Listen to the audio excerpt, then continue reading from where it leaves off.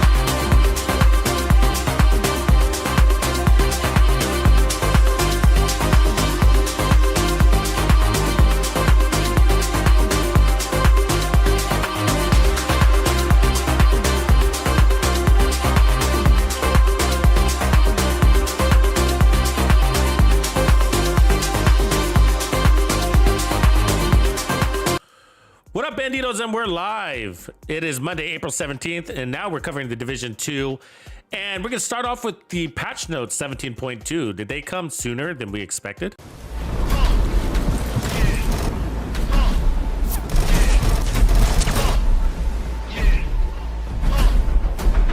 It was all a dream.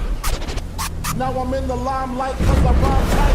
Time to get paid, blow up like the world trade. And if you don't know, now you know. Born sinner, the opposite of a winner. Remember when I used to eat sardines for dinner? Used to raw G, Lucy Beach, it's the freak. Brand love, it's the Brooklyn way. Funk master flex love. And if you don't know, now you know. Star ski. I'm blowing up like you thought I would. Call a bitch, same number, same hood. It's all good. It was all a dream.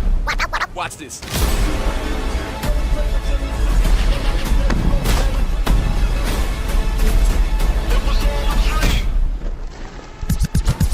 And if you don't know, now you know.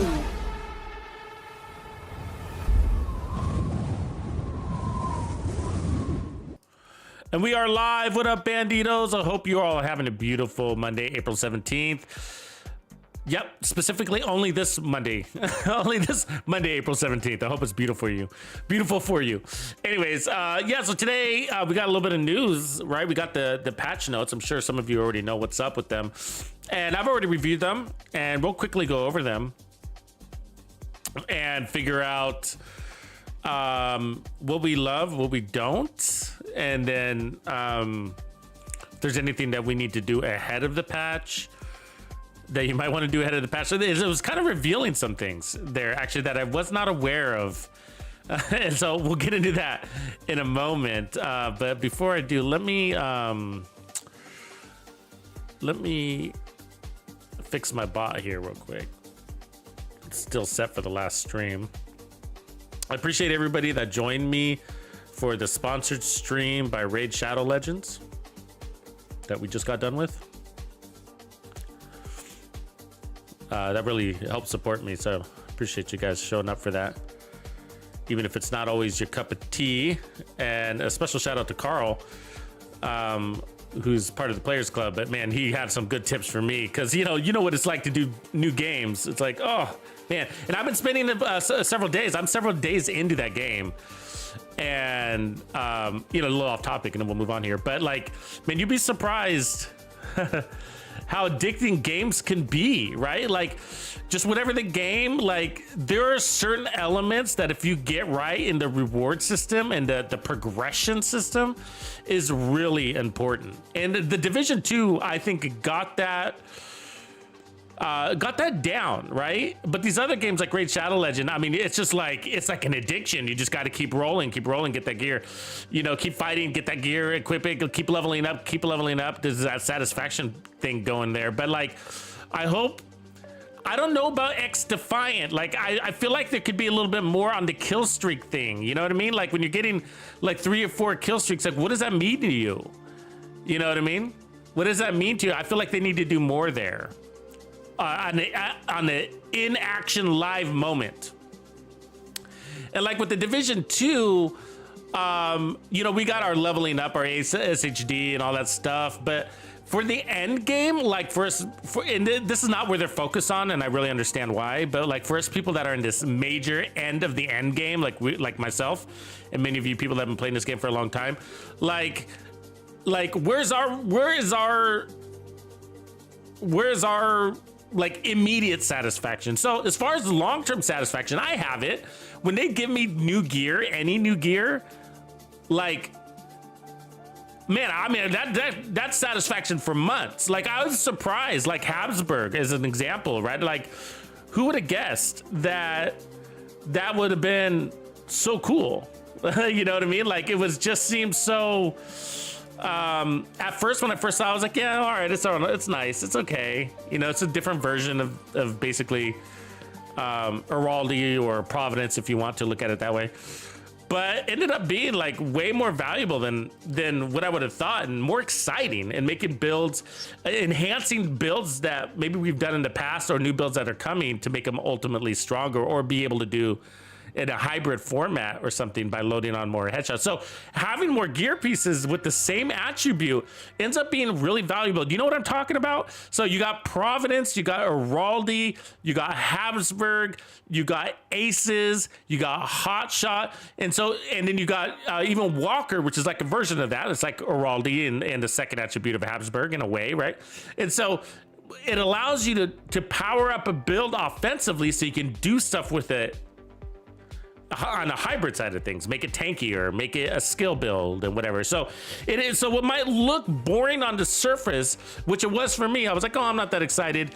In the end, got really exciting, and it's paying out as you explore more. Like Hot Shots wasn't that exciting on day 1 and day 2, and as we explored and got deeper into it, it's like, wow, it's amazing.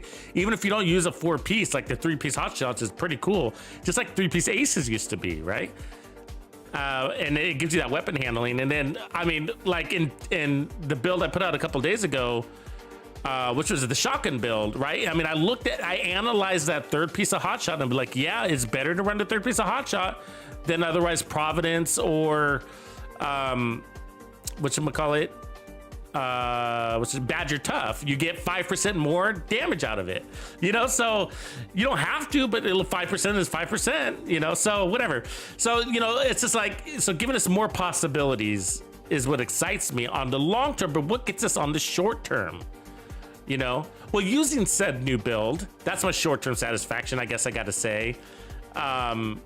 And of course, when we have global events, but I think we need some more short-term motivation. You know what I mean? It's sort of like what our headshot builds do. That immediate satisfaction that once you get to the next kill. I think we need a little bit more of that. That's that addiction element, not in a cheesy way. So I don't really have any suggestions off the top of my mind, but maybe you guys do. Not in a cheesy way. You know what I mean? But like one thing is like, the like reward systems like requisitions, that could be something, you know what I mean? Like how countdowns gives you credits for the special caches and stuff like that. That's, you know, like more named item cache kind of thing, because every time you open up one of these, it's sort of that, you know, potential dopamine drip that you're looking for, right? Exotic drops, like, you know how exciting it is to see an exotic drop even though I don't need an exotic, you know what I'm saying? And those exotic drops, guys, they took away the reward system in our game, right? So you have these projects where you can get the exotic caches, but that's not as exciting. It's functional here, but it's not exciting. When you see that exotic beam shooting through the sky because you killed somebody, that's the immediate, I get excited with still when I see that. I'm like, oh, awesome, an exotic. I don't need it, but let's go see what it is. You know what I mean? Like, it's just exciting, you know what I mean? And so we need more of that. We need more of that, I think that they really, when they brought into this cache system through the projects and whatnot, and they did it in Legend on all of our missions, like the control points, now you got to open the cache and all that stuff, right? Like they consolidated the gears drops that way, and it just makes it a little less exciting, you know? It's functional though, no doubt, but I would like those little micro awards that help our brain. But hey, by the way, that new countdown video is pinned up there for you. And so it's really got my go-to countdown build. I really like that build. It's easy. You don't have to think about it. Actually, I have it on right now. And so this build is featured in that build, and we show us hitting up to 1.6 million. Of course, countdown does crazy things to your build. But before you go into countdown, you're going in there with 1.1 million potential. So, and crazy bonus armor. It's easy. You don't have to think about it. You know what I mean? You don't need a shield if you don't want to. You don't need any skills if you don't want to. And so, yeah, definitely recommend this build. But otherwise, there's some strategy stuff in that video and why it's the best XP farm. And I made it because I got some really good comments on that video, like why we remember that video that I said, this is why we do what we do. This is why we take advantage of those global events. And then I opened up all those named item caches to show you guys, hey, these really pay out, right? That was the point of the countdown video. Like, number one, I'm like, it's just the most efficient way to get loot. But those requisition credits are really valuable. It's basically a global event worthy type system, right? Instead of red stars, you're getting these type of credits. And so last night, I purchased 20 named item caches for that video.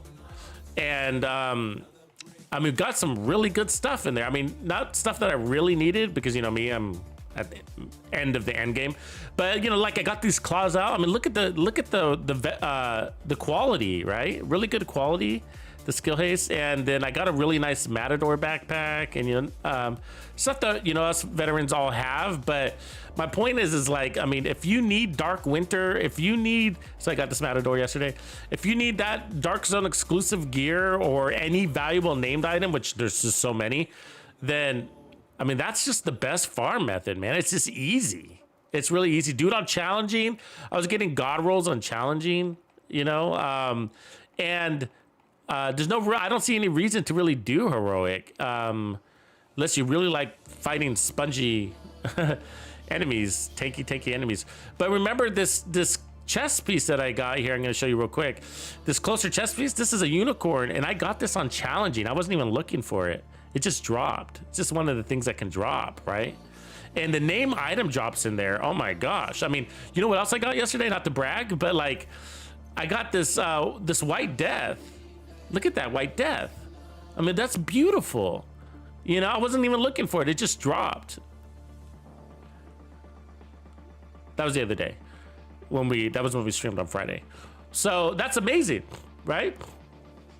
And so this is what came out of the cache. So just lots of really good gear is my point. And this came out of the cache too. Everlasting Gids, look at that, almost a god roll there. And all you gotta do is reroll the attribute, you're done.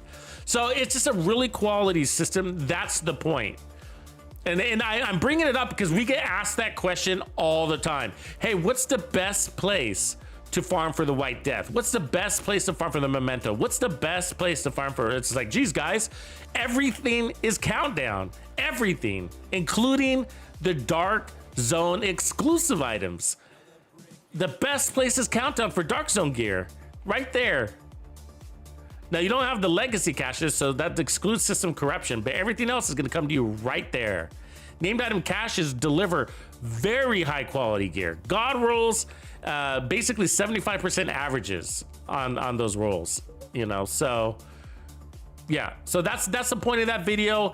You know, it is gear orientated to newer players, but for you people that have been around a while, you might want to know some of those details. It's not that long of a video, it's 13 minutes, but also, especially when the build is a big section of it. The introductory stuff goes quite quickly. So appreciate you. As always, the support of just hitting like and watching it and commenting it just really does help the channel. Those little things help me. What up, Dark? Matt? So anyways, that build video, or that video is pinned to the top. So can we get into patch notes? Okay, so I'm gonna kind of, so I'm gonna throw these up, I think. Yep. Oh, wait, it wants me to do this. Why do you want me to do this right now? Wait, where am I? I shouldn't be having that.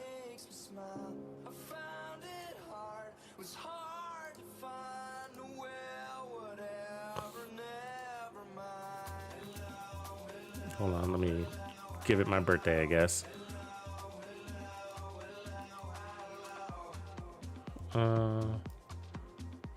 Yeah, I'll just do that. 1999 sounds good, right? All right. There we go. Okay, sorry about that. To figure out what's going on. These are the wrong patch notes.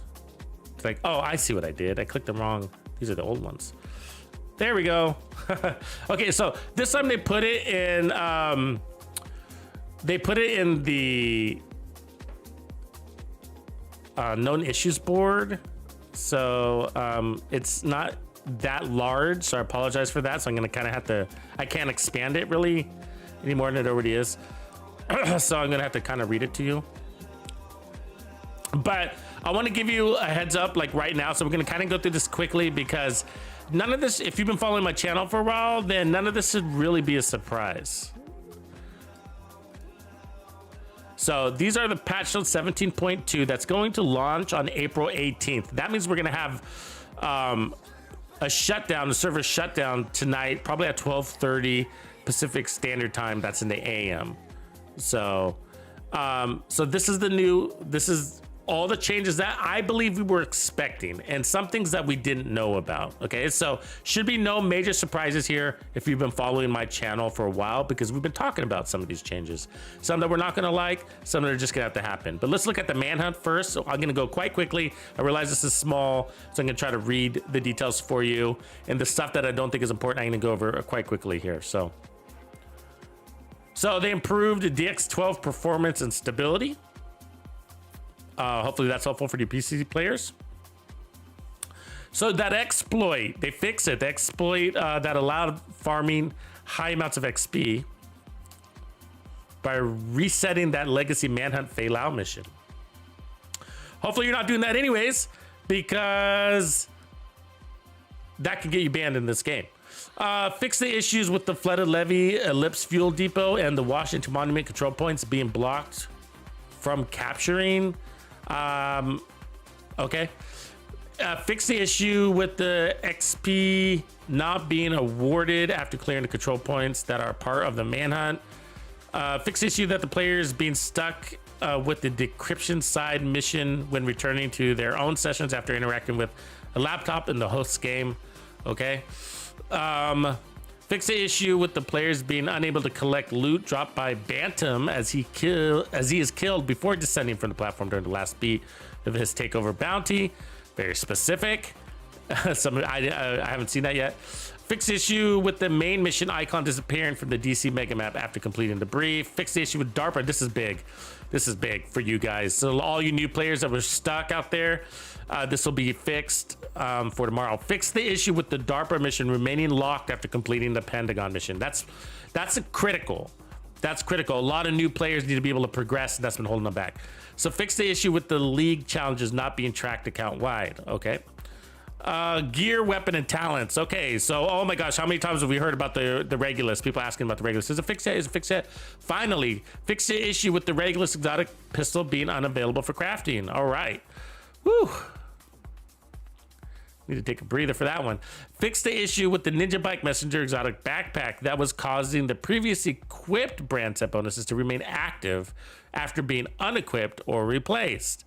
So we all thought about it differently, and maybe they are thinking about it differently, but we always thought about it like, oh, it's not being enabled, that first attribute on this gear piece, but it's really retaining the attribute on the previously placed gear piece. So, you know, the bananas, but you know, interesting, right? So the backpack bug they're looking to fix, and also when you're scrolling through the stats, where all of a sudden the stats disappear, is also going to be fixed. And then they fix the issue with the Hazardous Guard brand set named gear pieces, the Courier and the Cherish not giving brand specific materials been deconstructed. Fix the issue that allowed, this is the stuff that I didn't know was going on. Fix the issue that allowed crafting the hotshot gear set pieces without using the hotshot wires. Did you know that? Fix the issue with the relic named Marksman Rifle having no materials required for crafting. What? Like, did you guys know that was a thing? Okay, because that's crazy. Like, if you knew that, you'd probably be not leaving the White House, right? Let's see here. Let's go to crafting, and let's go to, I guess, rifles as a starter. Rifle, relic. Do we have the relic? I mean, I don't understand. You can't craft the relic. So fix the issue with the relic named Marksman Rifle. Oh, okay. Sorry. It was on rifles. Okay, I need the blueprint first. Let's go buy our blueprint. How do I not have the blueprint? Hey, is that Fugget right there? What up, Fugget? Fugget's always on the pops on the streams. If that's the same Fugget, I think it is. You guys know Fugget, right? He's always on the streams. Let's go talk to Naya, but why don't we have our blueprints? That's the real question. There's no blueprints to buy. And didn't the blueprints come with the season pass? So let's look at our rewards track. So there's the rifle right there.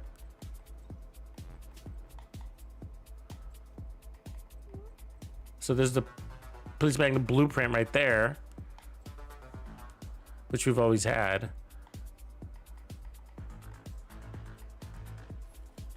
Huh, that's confusing because it says I don't have the blueprint. I should have everything. You know what I mean? Like, I'm all over this game. Let's look at the pistol.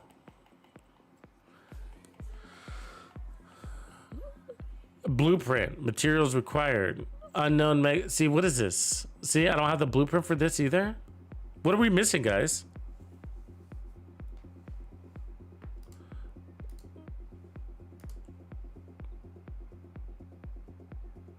Yeah, I blocked him.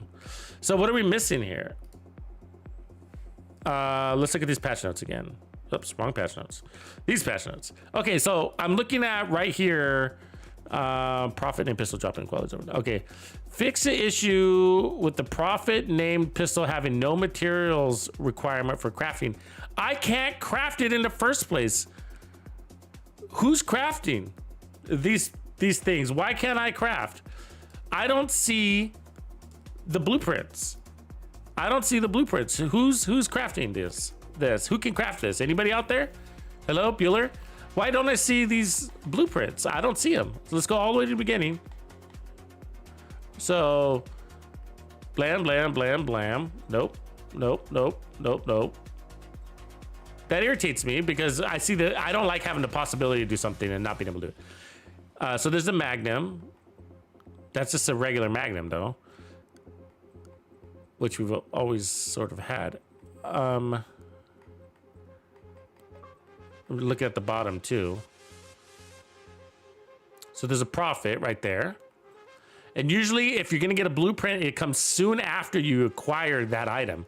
So there's the G28 rifle blueprint, but not the profit blueprint, right? And maybe I need to look at the unnamed versions and see if that's where the bug is. But anyway, I don't see a bug except for the fact that I can't craft it in the first place. That's the bug. See, that's a police magnum blueprint, which we've always had. So let's look at the non-named versions and see if that's where the bug sits. But I don't see the bug here. Let's look. Maybe so I got 2 police magnums here. This would be the one that we just got, but there's resources required, right? We got polys, carbons, and it's consistent with the other one. And then the real profit, I have no blueprint. It doesn't exist. It says blueprint is not available. Yeah, I missed the porn bots too. What happened to those?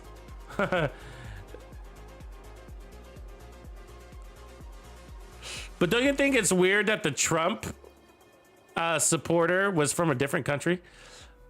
Okay,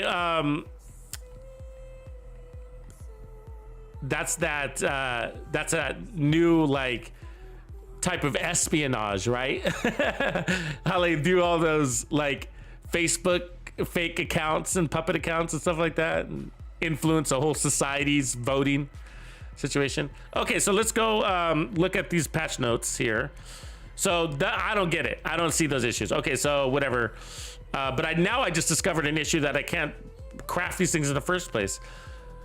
Okay, so fix the issue where landing and killing body shot empowered by the determined talent or its perfect talent replenish the talent. So that's the determined bug that they fixed. That will be implemented in tomorrow, and that's what we're looking out for. So big deal, big deal. Fix the issue with a, but I'm excited to just have this, to be honest with you, because then I don't have to insert that extra statement in all the build videos. Let's just get it where it's going to be now, you know?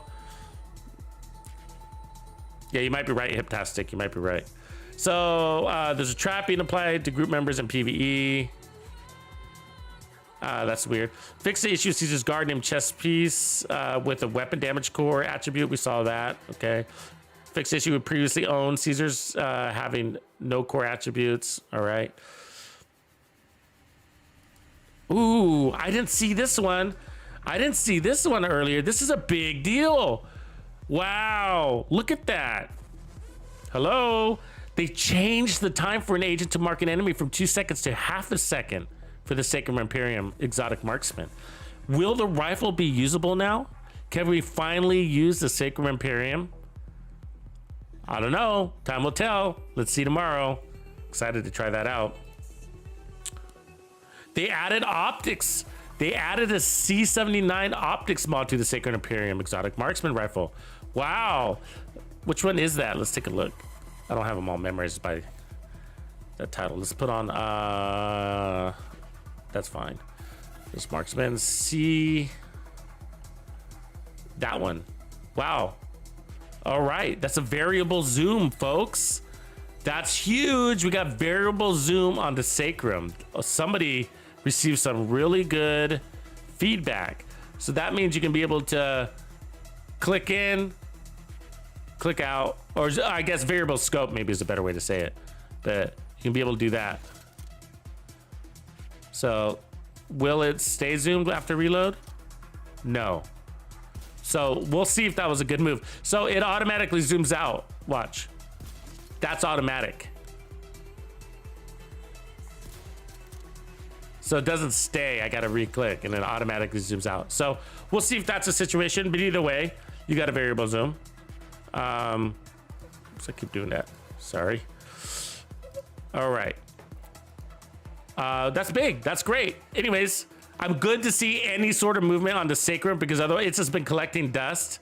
It's a trophy gun. Okay, fix the issue with the aggressive knee pads of the Heartbreaker gear set missing the appearance die slot. All right. Oh, this one makes me sad. I like that one. That was fun. Fix the issue with the headhunter talent being triggered by headshot killing wildlife. Why is that an issue? Why is this an issue?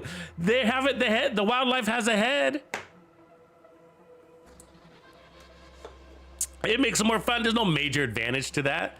I mean, the odds of your wildlife being there to right before the engagement is, and it's not always an easy shot when that deer runs away or whatever. Okay, fix the issue with the determined and perfect determined talents being triggered by killing wildlife. Okay, fine. Fix the issue where activating the rules of engagement talent on ongoing directive set by deploy equals. Okay, so this is a kind of a very confusing one and long-winded, but I think that's where ongoing directive is giving amplified damage to skills.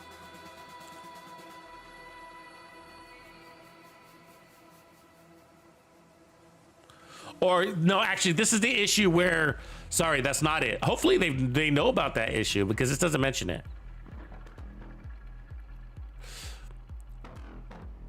It's basically saying after you use a skill like Riot Foam, you can run out of ammo, of your amplified damage ammo, your bleed ammo.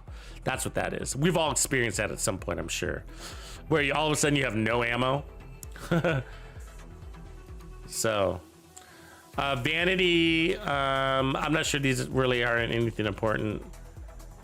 They're just clipping issues. UI, fix issues with global difficulty, UI element being misaligned for Arabic languages. Expertise system, maybe a little bit interesting for you guys. So fix the issue with the information panel on the highlighted item not being updated properly for the mods and die fields. Fix the issue with the insufficient materials message being appeared in bench level. If it's not high enough for the upgrade. Now you see bench levels too low for new players. Exclamation mark punctuation things. So nothing interesting there.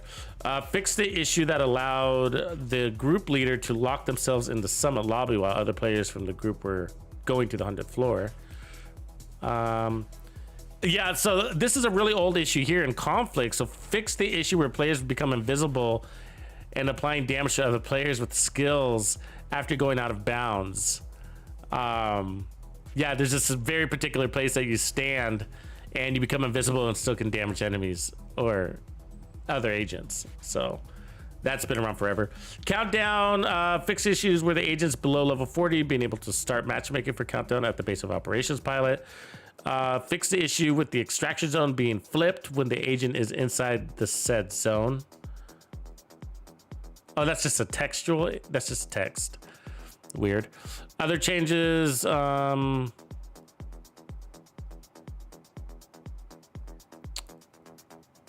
no, these are just, those are all just, yeah, nothing important. So, wow, I think so. Okay, so we've known, first of all, there's no PvP changes, so expertise is still in PvP. So that change does not make 17.2. We'll see if it comes around in the future. We've known about the determined changes with the calling to fix. So that'd be good just to have that finally, just so it's said and done and we can adjust accordingly.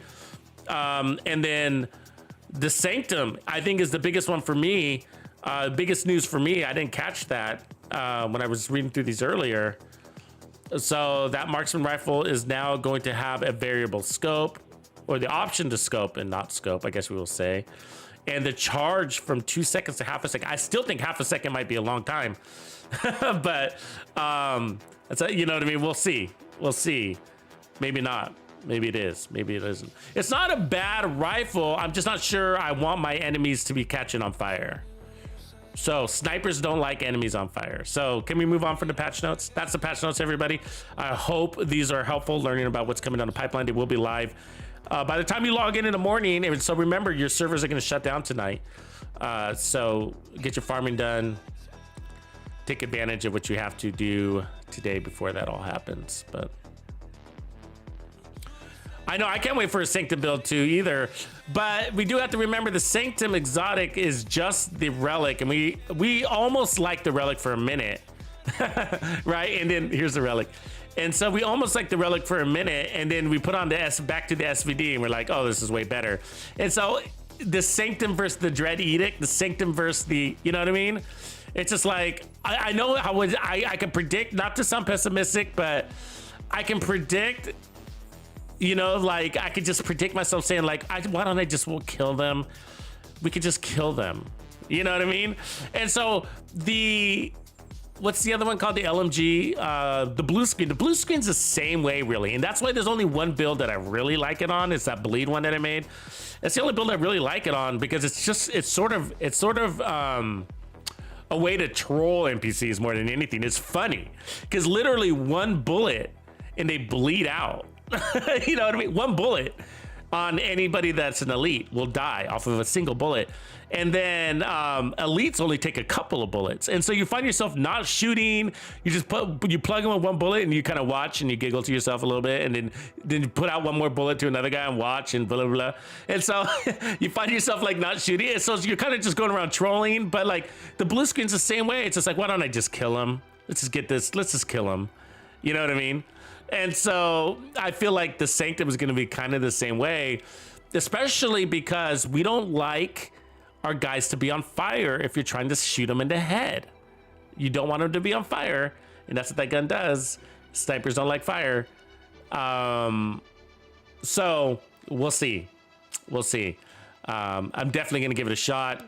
I like to think that every weapon in this game deserves some Tux sauce. So let's take a look at what else we got going on in the pipeline and what can we expect tomorrow. So 17.2 is coming a little bit earlier than we expected. We expected it to come with the Resident Evil event, which is a week out.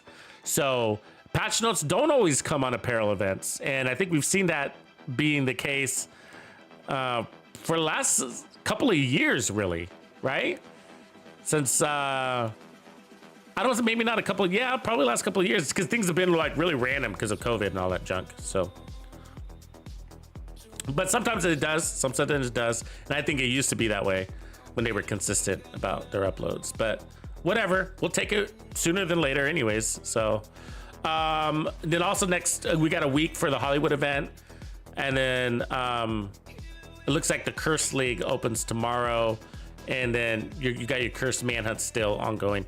And so I still haven't done those. But I am saving all my manhunts for you guys, so that we can get a squad together. So if you want to be on my Xbox squad to take out the manhunt targets in a single session, all of them, including the final target, then let me know.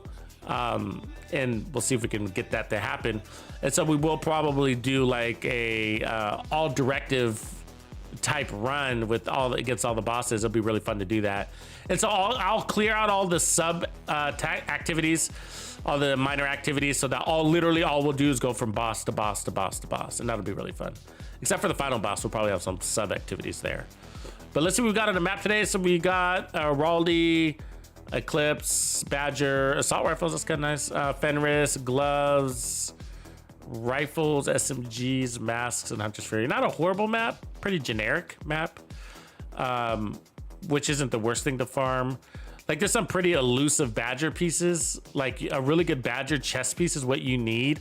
I'm sure you have all the Badger backpacks that you could want. I'm sure you have all the Badger knees and mask and holsters. But what you need are really good Badger chest pieces so that you can wear it with like Hunter's Fury and maybe put Headhunter on it or something like that. So good options there. So yeah, we'll be teaming up. We'll be teaming up for sure. So I'll probably, so like if you wanted, the best place to hook up is probably on Discord, because I'm sure I'll create an event for that. And then, you know, I'll say, hey, you know, first come, first serve. I need 4 people to sign up to go kill these guys. No special requirements. It's still play casual. I will be probably running some sort of headshot kill build of some sort. So let's take a look at, let me take a look at my, what do I gotta look at here? My, my build sheet here, and to see what we have to build. We got a lot of things that we did. So we did the burnout the other day. We did a burnout build the other day with little success. I was just feeling like the burnout was just not really doing it for me. It's not bad, but the talent just really wasn't jumping out, and compared to like Steady Hands, I think is a lot better. And then so it's just kind of falling flat. We did a sniper max regen build, and then realized, you know, it's sort of like, what's the point? You don't need that kind of regen because it's so easy to you're either staying in cover and not taking a lot of damage, or the 3% armor regen is just fine. You know what I mean? And if you are getting out of cover, then you're gonna need the bonus armor anyways, and so too much regen doesn't make sense when you have all that bonus armor. So it was just kind of like blah, it kind of fell flat again too.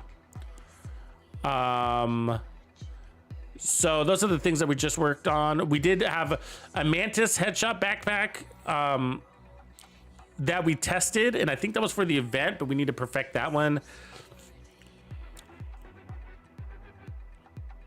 I want to do another assault rifle build for the community. Any suggestions out there, guys?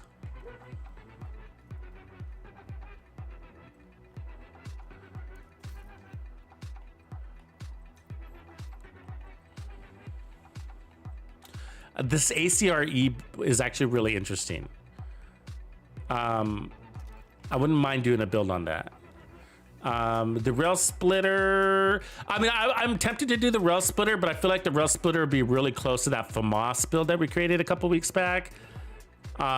This converted SMG, I'm excited to showcase this one for you. So we could do that one in a later video. Oh, the swap chain. Yes, I wanted to do a swap chain video for you guys. Let's do that. Let's do that. And then the ACR. Okay, we'll do ACR swap chain. How about them apples?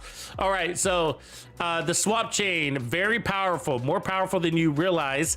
It's got a 81 base damage the way I have it set up, but that'll be greater when we change it. 950 RPM, which is really high, right? Really high. Think about that. So that's faster than MPX, not as fast as a Vector, so it's somewhere in the middle there. And it's got a nice size mag at 40 rounds. There is no mag adapter, but it is what you need it to be. And then how many mods we got? So we don't got a full set of mods. That would be your downside on that weapon, but limited on the mods. But I think we're gonna be okay, and you'll see why. One of the things I want you to notice is that this thing can take an 8x scope, and it's gonna blow your mind what you can do with it. And this is what we're going to toy with today. So this is the part that people don't know about. And I used to run this as it used to be always my secondary weapon. It was back in the day, I did a live stream on best secondary weapons, and this was always on one of them. This was actually my primary on most builds. So the thing, there's a timer on it, so you can't have two weapons with unwavering. Wouldn't that be great? But so you want to you know, just go around and get your thing here. But watch this thing. So when you switch to it, you can blind fire. Oh, look at that. Look at that. That's with an 8x scope, right? I'm not holding my thumb, so you know. That is thumbless. That is thumbless. That is insane, guys. You see, do you understand what's happening here? Okay, I'm running an 8x scope that forces you to scope in. Do you understand? Okay. But because of unwavering, I can blind fire and have 100% accuracy on the head. That's insane. Okay, sorry for keep saying that, but it's true. Every time you get a kill, you refresh it. You refresh it. You never have to get out of cover. You can blind fire. That's no thumbs. That is no thumbs whatsoever. I wish I could show you right now, but I can't. But either way, you just have to test it yourself. So my point is, if you were to scope in, if you were to not blind fire, it forces you to scope in, right? And so what's amazing about it is you're getting the extra 30% headshot damage. And then once you get your kill, actually, I think it needs to be active in order for the kill to work, right? Let's see. Yeah.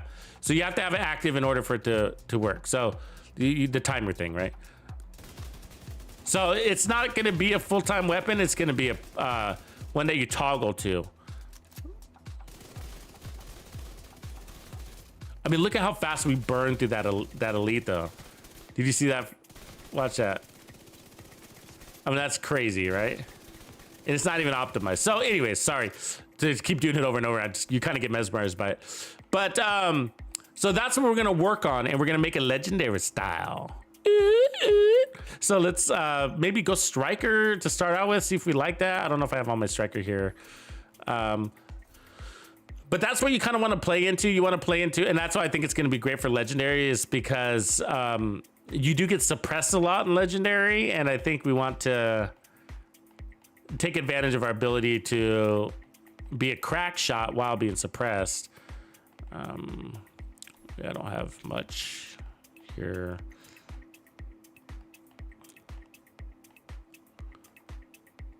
I mean, Heartbreaker is not bad. We could keep Heartbreaker for this, but I want to make a little bit of room.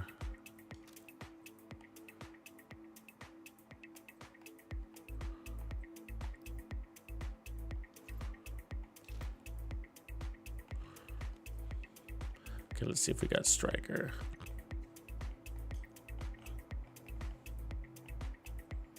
Yeah, there's a striker. Take it. I don't know if I want to go striker chest. I'm not sure it'll line up with that, so.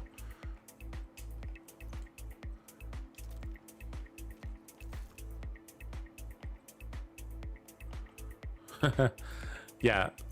Sometimes you got to look at these ridiculous things, and maybe they don't work out, but they give you, they'll come in handy down the line somewhere, you know.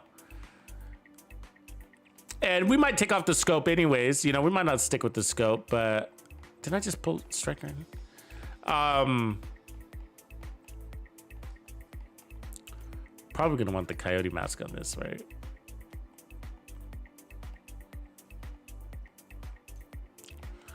Could go striker chest. I don't think the striker chest is that great though, personally. I'm missing a couple of striker pieces, right? I need the holster. No, I've got the holster, so I need the knees. Okay, let me put some pieces in that box. I mean, actually, Sawyer's could be really strong if you're just holding your ground. I don't know, we'll have to see. But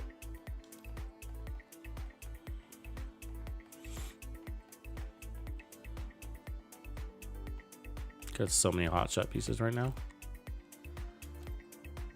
I mean, what if you put a Ninja Bike backpack with weapon handling on it too? That'd be crazy. It would be kind of pointless, but fun to think about.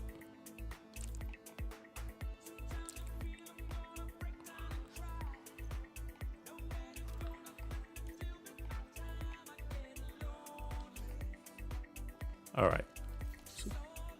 Pulled a couple pieces of striker. I think it is. I think it might be Grumpy. I think it might be. We'll see. We'll see.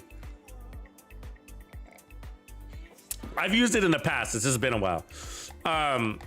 We're like when a Chunga comes rushing up against you, when you're close to a Chunga, like those big targets like Chungas, tanks, Warhounds, that thing cuts them down. We'll go do some solo legendary with it.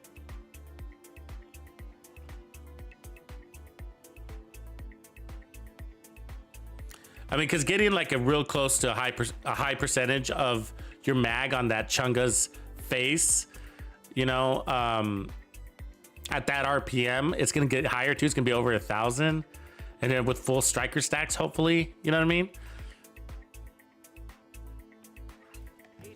We'll see.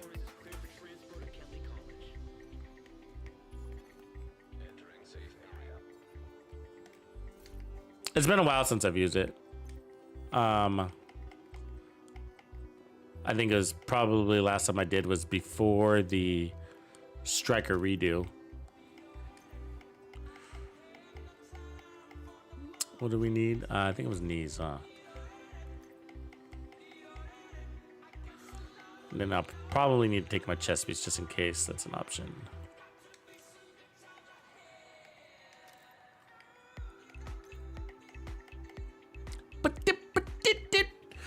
Maybe the negotiators could be good with that too. But I think we're looking for power to go with that speed. So we'll go. Cool.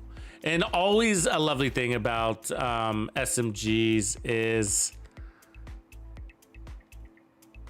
they come with all the crits that you need almost. So it comes at 21%. Then you got a mod, 26, and you got your watch. So we just need a little bit more.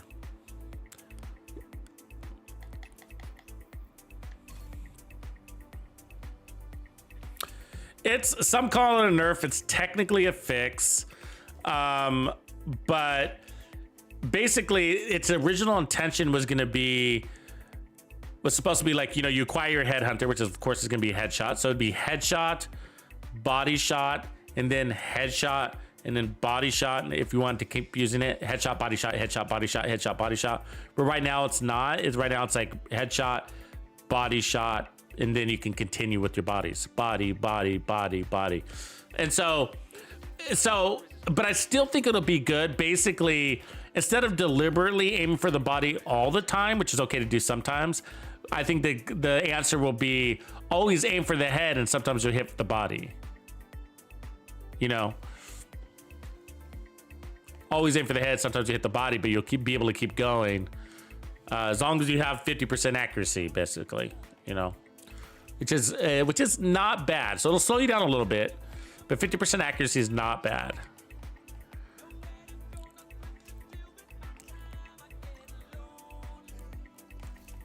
So do you think we'd run vigilance with this? I don't know.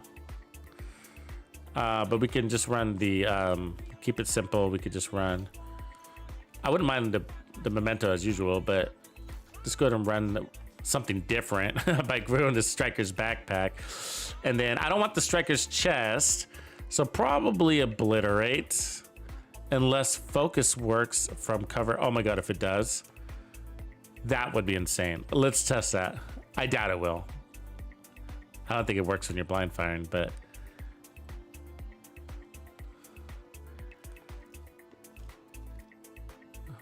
so, because you got to be aiming in, right? And so, yeah, it doesn't work when you're blind firing. You need your aim button on. Wouldn't that be fucking badass? I might not run the scope anyway, so the scope part is a part that's questionable. Either way, the accuracy is amazing. And so, but the scope part is if we decide to use it as a full, closer to full-time weapon because you're chain killing, because let's look at it closely. So swapping to this weapon grants 400% weapon handling for 5 seconds. Kills refresh the buff. And then if you decide to swap away, you got to wait another 5 seconds to come back to it. So kills refresh the buff. Because of that, you might not want the scope. Okay, and I probably have too much armor for the way we're gonna be playing, but the coyote mask could be good. And then I guess for the chest piece, where's our crits at? 33, we're gonna put mods on. So probably Cheska. Good old fashioned Cheska chest, probably obliterate. Or can this thing run the laser pointer? I wonder. Probably not. Needs a long rail, but yeah, no. That'd be nice. Okay, obliterate.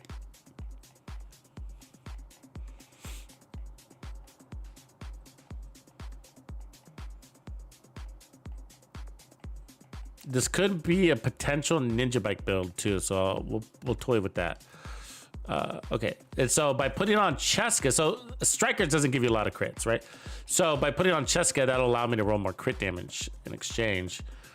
So we're at 49. So with a variable 0 to 15 plus 25, so we're gonna want to push this up to something in the middle. So let's go and get 1 crit chance mod there, and then oh wait, was I looking at the wrong weapon?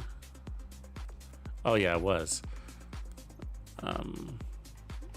So I want to put this at crit damage.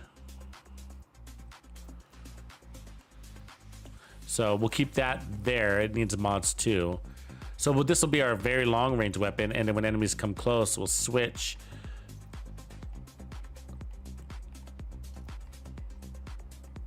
We'll go ahead and put this to crits. Keep the scope off for you guys. I've been meaning to not run a scope. Give you guys a break. Okay, and then so 59 there, and then 60 there, which means we'll move this one to Probably crit damage if I have the ability. No, that sucks. Because we don't got any other mods to put. So maybe we put a Grupo here if I have it. I don't have very many Grupo chests.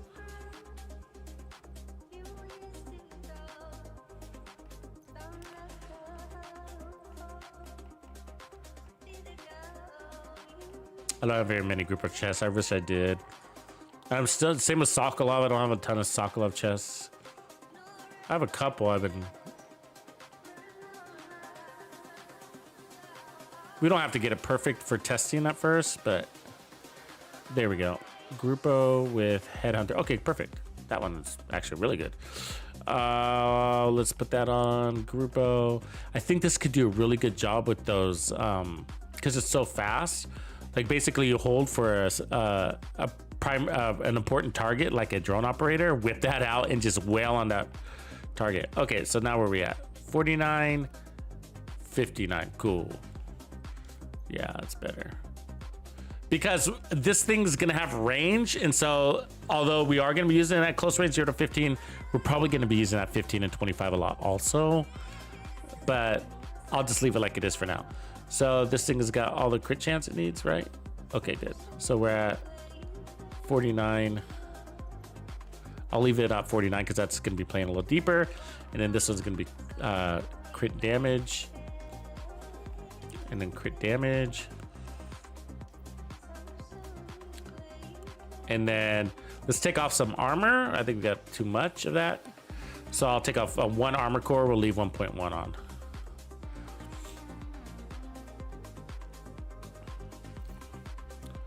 Sally Mae's back. What up, Sally?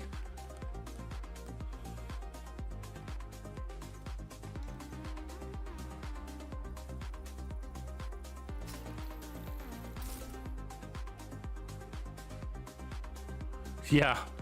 It's still pretty. That's a good point, Scooby. Yeah, shooting in the leg. It should. Should still work for the Warhound. And then probably obliterate.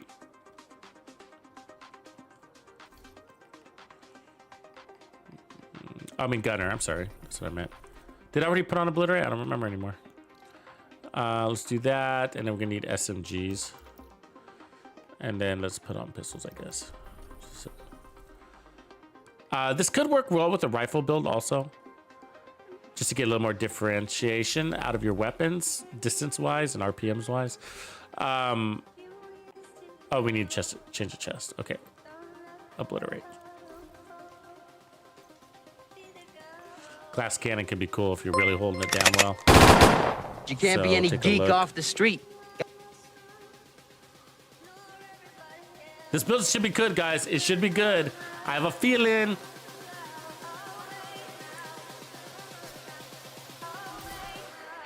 All right. There we go. This is just a starter build, though. So this is just to get us a feel of where it's going to be, and then we'll fine tune it.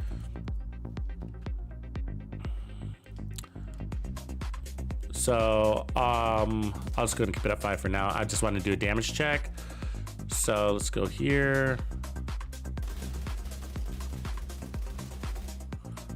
So this is our steady, slow but strong and steady gun. It's got Ranger on, so that's, we're gonna want to use it at more distances. You know, Ranger's not the best talent. It's really not, but I don't mind it. Over 1 million right there. Remember, it's good. The farther the enemy is, the stronger it is. So we're at 1.1 with this one for sure. At close ranges. So 1.150. Okay. So then what happens is this. Oh my God, that's insane. So that's hitting at least 900,000. 964. That's with the scope.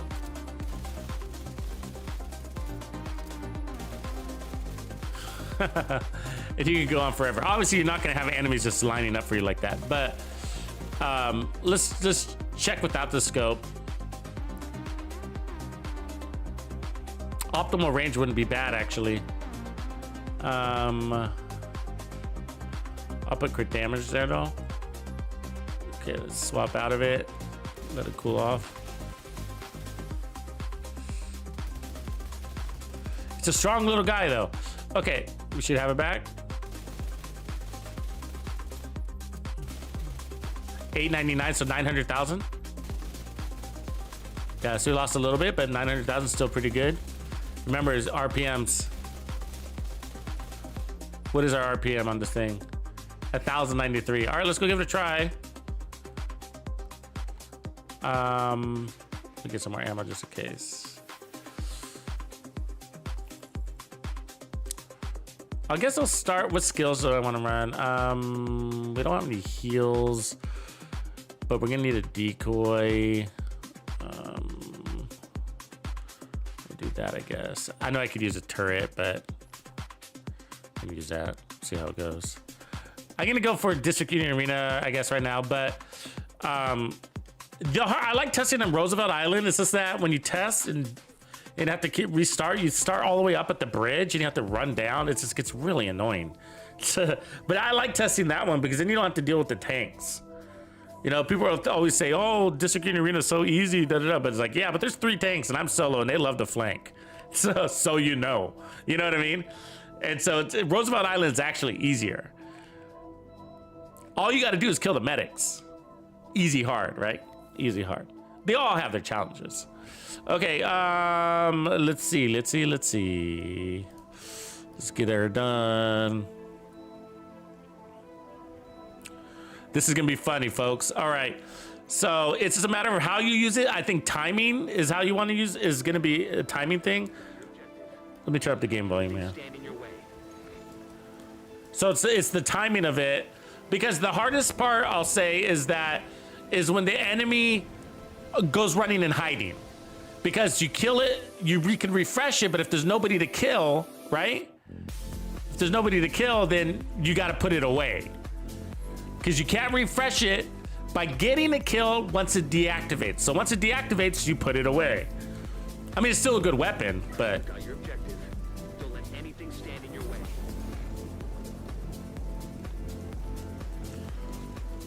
So I should have had it away at first. So like, this is a great time to be using it, actually. Let's start off with it. We don't have any stacks, so remember that. We're still building stacks.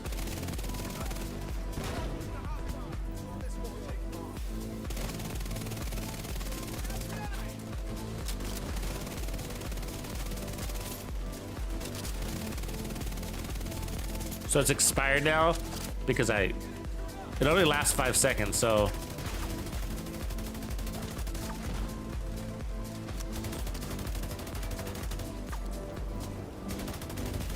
Take. Blind fire that. Look at that. You gotta be kidding me, right? I mean, you guys saw that, right? I mean, look at this beast. I can't tell if it's active though, right? Because there's no thing on my gun. So that's making it difficult.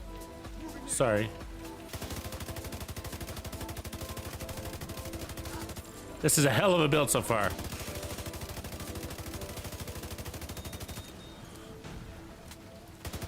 I mean, the RPM of that weapon just really got us to where we needed to be.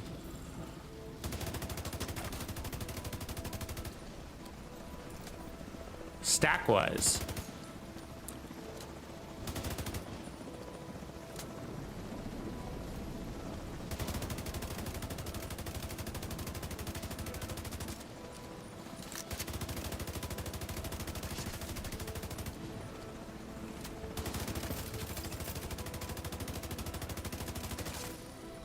Switching.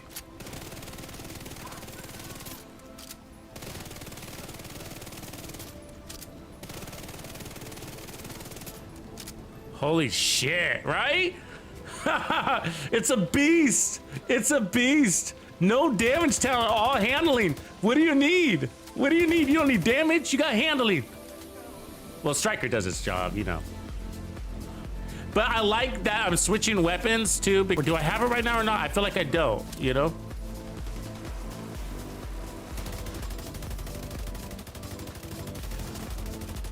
over 1 million right there on that chunga.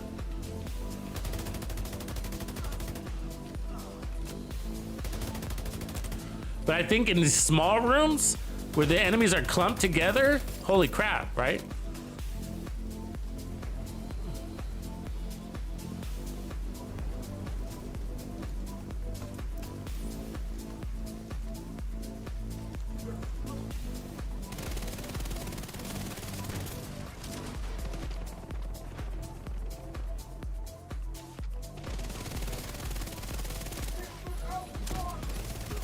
There it is.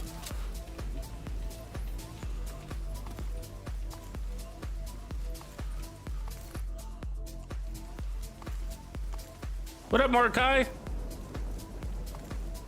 I love the weather too. I just wish it snowed, but the lightning is so cool. So the thing is, like, I'm not seeing an indicator that I'm refreshing it, and I don't know if I'm missing it and you guys are seeing it, but all right, let's go.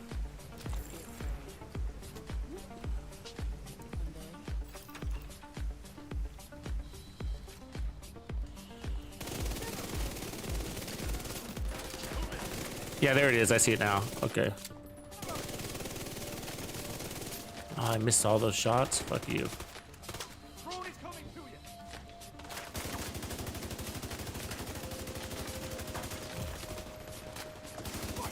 Oh, are you fucking serious right now? Wow, I pulled up my shield. What? That was dumb. That was annoying. I switched to the weapon and then I don't know. The shield took 2 minutes to come out. It's annoying. So otherwise, do we have too much armor then if we're playing that way? Do I want the backpack if we're playing that way? We weren't taking much damage, and I don't... Or would we be better off with vigilance, right? Which is more damage than this backpack, so you know. This backpack can't get disabled, but it is tied to stacks. And then chest piece, we could go glass cannon. What if you had glass cannon, you know? I love what this thing did to those tanks, though. Holy crap, what it did to those tanks is amazing. Okay, let me get some more ammo because they stuck me with no ammo.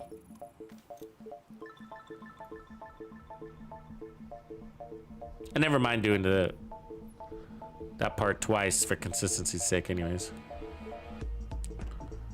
Yeah, Mordecai, it's easy, right? Point, shoot, kill.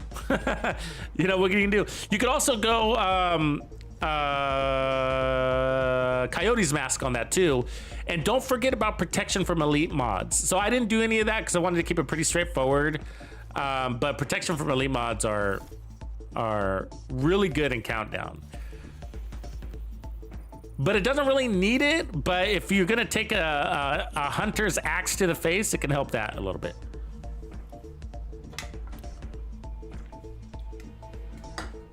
He doesn't like taking a hunter's axe to the face from time to time.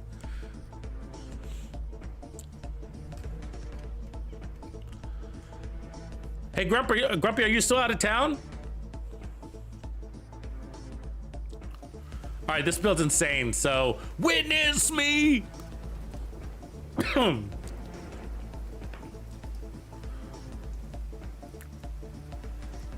So I kind of want to put on the 8x scope, actually. I play well with the 8x scope on 15 meters is not hard for me. So You've got your objective. Don't let anything stand in your way.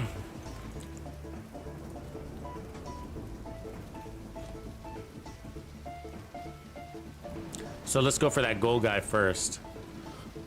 So what I'm gonna do is whip it out and then I'm gonna blind fire. Oh, too late. We don't have any stacks anyways, actually.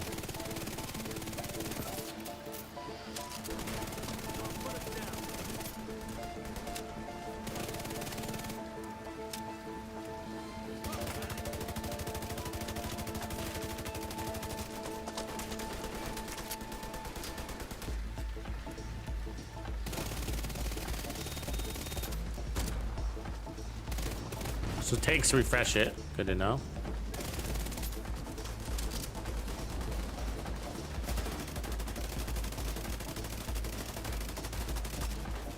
God, that ACR is so strong, guys.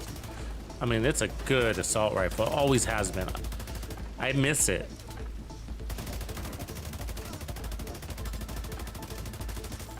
It's such a good assault rifle.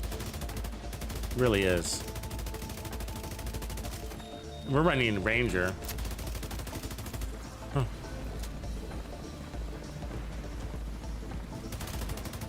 Which is perfect for like right here, right? Because we're about to get deep enemies.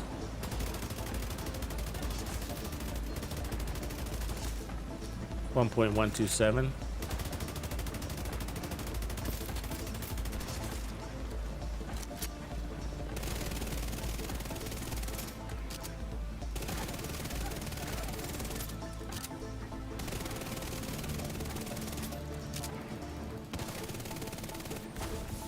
Oh no! God damn it. Vital signs critical. It's my bad, I didn't see shotgunner standing there. Let's heal up for that one.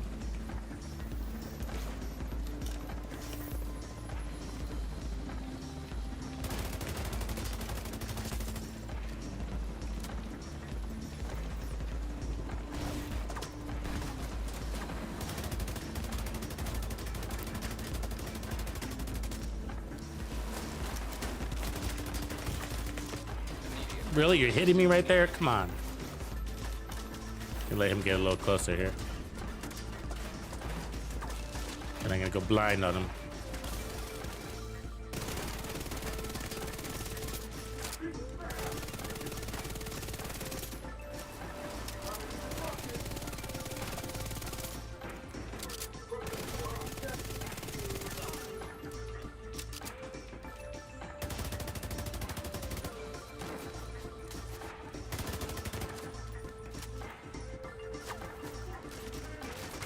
Oh, I didn't mean to do that.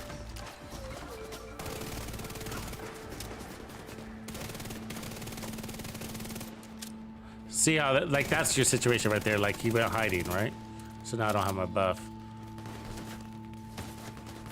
So they're fast.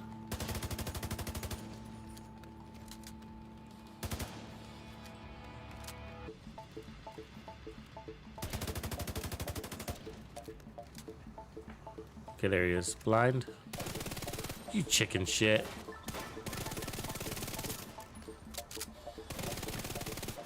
There might be a little too deep right there.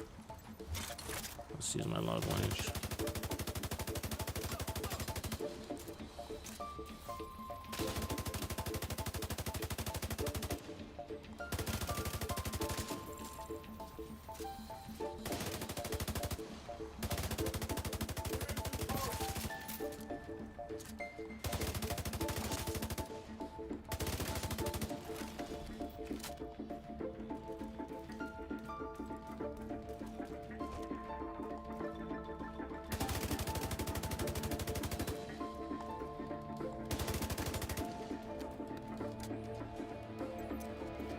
Ah, stop doing that. What's wrong with my bumpers, man?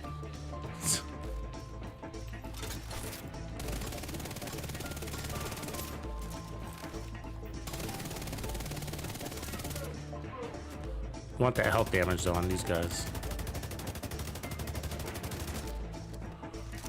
941 to the chest. Wow. We'll take it.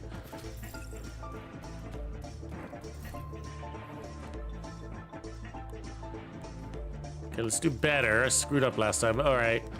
I'm just trying to figure out what is the best weapon to start out with. I should probably plant it and let them come forward. I like to do corner glitch. I do. I call it corner peek because it's been in the game too long to be called a glitch. No, I do, but I'm not running the scope, so I'm trying to give people a break from the scope. You can do it with this one though too. You just got to zoom in. But yeah, I prefer to run scopes and legendary. I think it's the way to play. But not everybody's comfortable with scopes, and so the last assault rifle build I did was a scope. So That's the only reason why I'm doing it now, just to give people a change.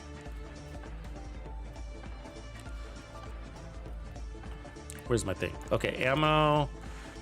Let's do this right, play it tight. So this time I'm gonna try to do decoys. It's still gonna be risky, but we're gonna try it.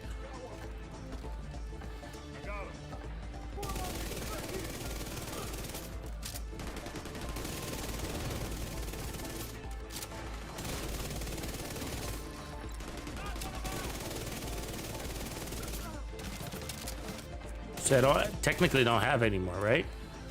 Can't tell sometimes.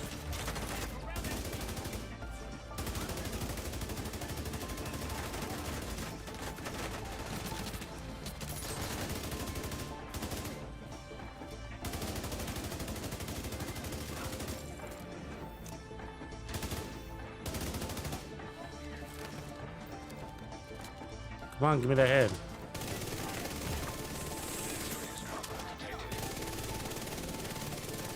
Fucking took too long.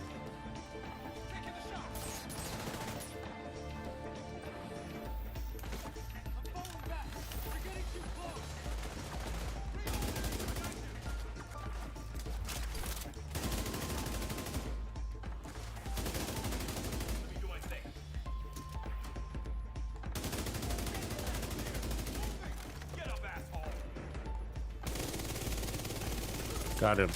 Yeah, it burns. Come on. See, that's what I'm talking about, the hiding part, right?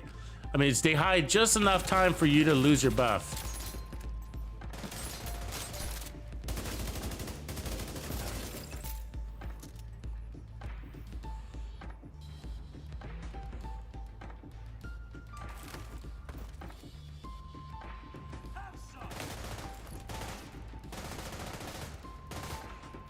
See, right when I switched weapons, he fucking hides. I'm not even pointing at him. You know what I mean? Chicken shit.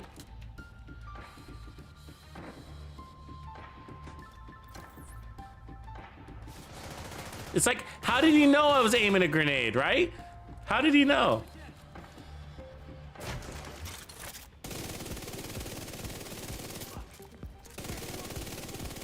You fucker. I mean, come on. That's so fucking unrealistic. I was wailing on him with that. That thing gets your stacks up real nice though, dude. See how fast they stacked up? Because my stacks are depleted. Because he's just hanging out.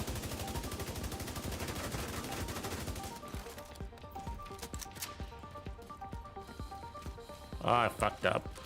See, that's the thing. I'm kind of a habitual reloader. Weapon swapper.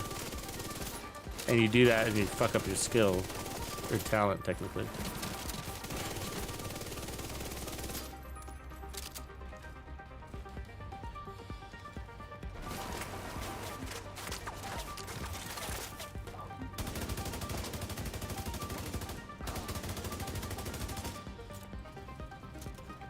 Oh, here they come, the beasts.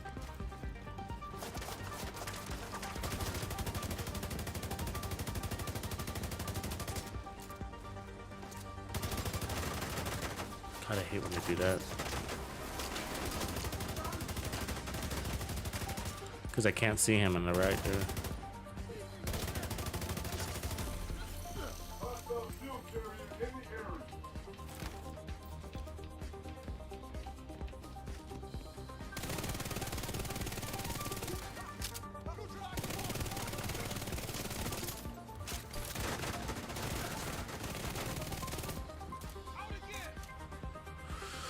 Here, kitty, kitty.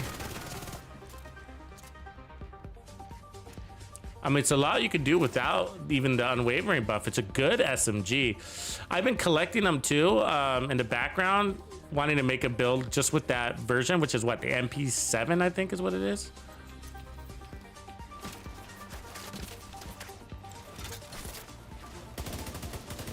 Oh, you little fucker.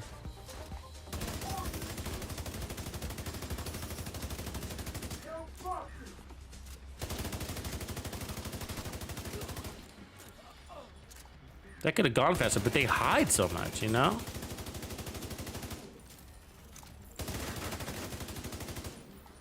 I mean, that Chunga was hiding in the corner. Just like in the first wave, they're hiding. And those heals. Those heals are really annoying, right?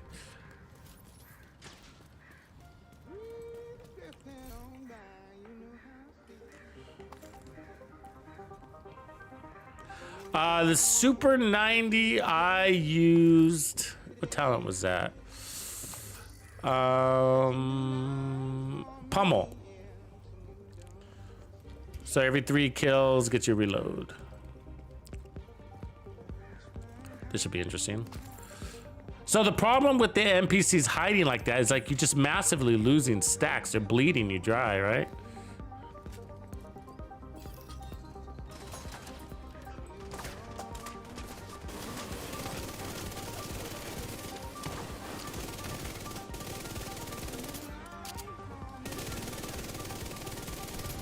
Oh my god, that turret. Fuck you and that turret. You know what I mean? Like he's bulletproof behind that turret. Play deep, it's all good, bro.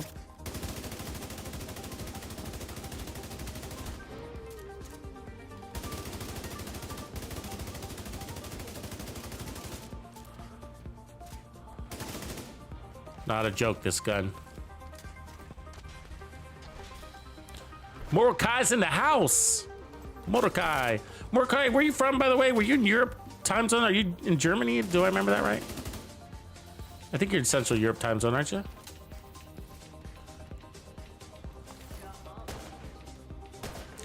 Blind it.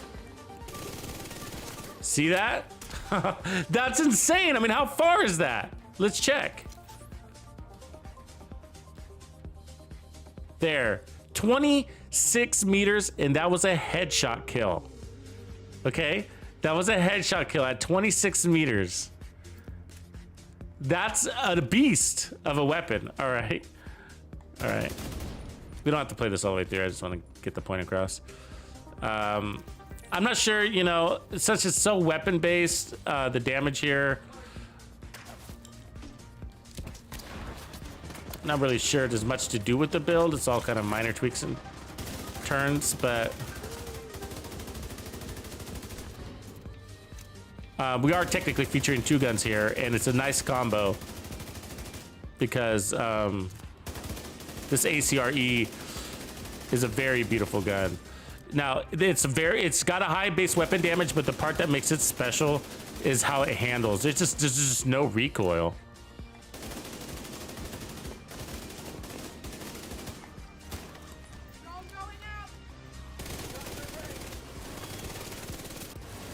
See that accuracy?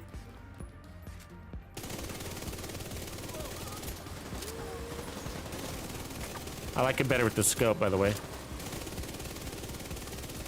I mean, because there's a lot of times where you just need it for its blind fire capabilities. Give me that drone. I know what you're thinking.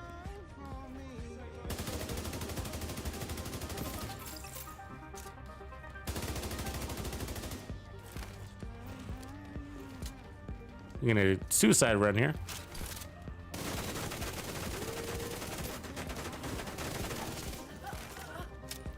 Should have started on our head, of course.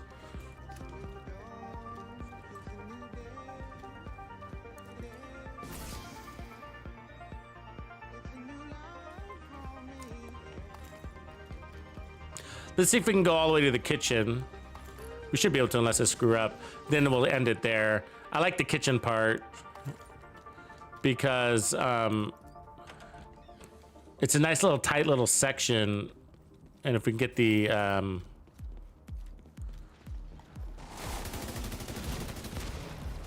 NPCs down that funnel, we can kill them nice and fast. It'd be a good demonstration for that weapon.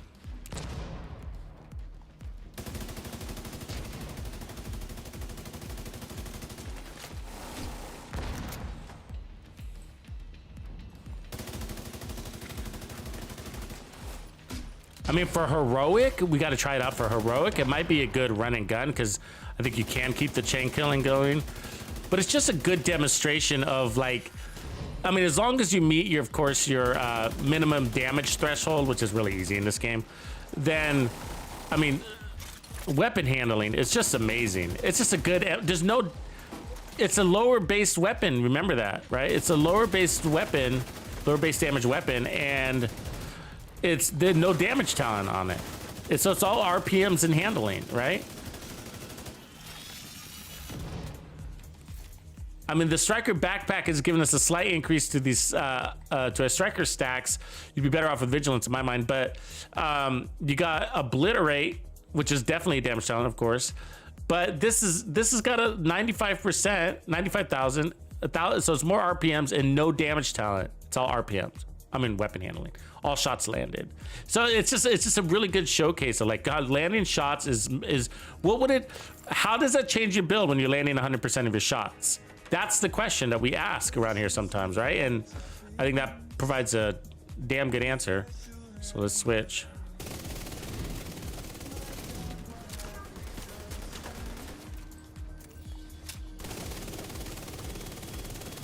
I should have a turret here, so that might be a fatal mistake.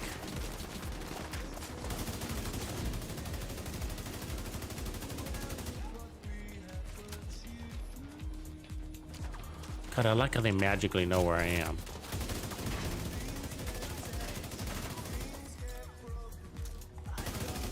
The one thing I like about Ranger is that these enemies are always playing in deep, you know?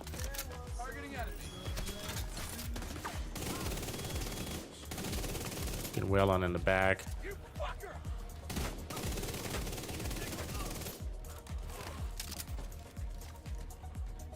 See, that's the fatal mistake part. Like, I should have I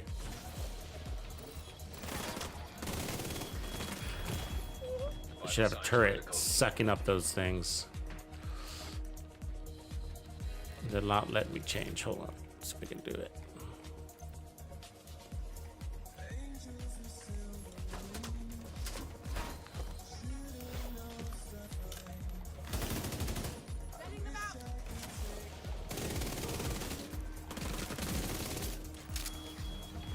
Constant with those things, aren't they? No, not that. That.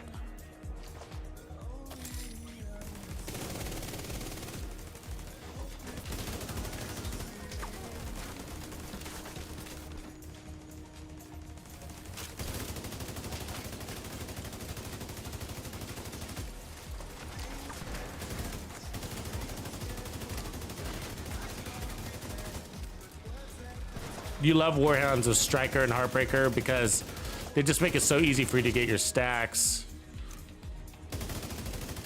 And tanks, technically.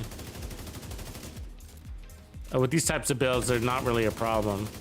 They're more of an ally.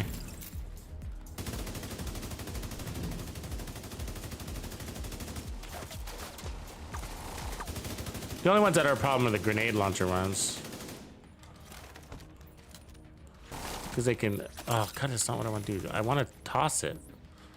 My bumpers are sucking right now.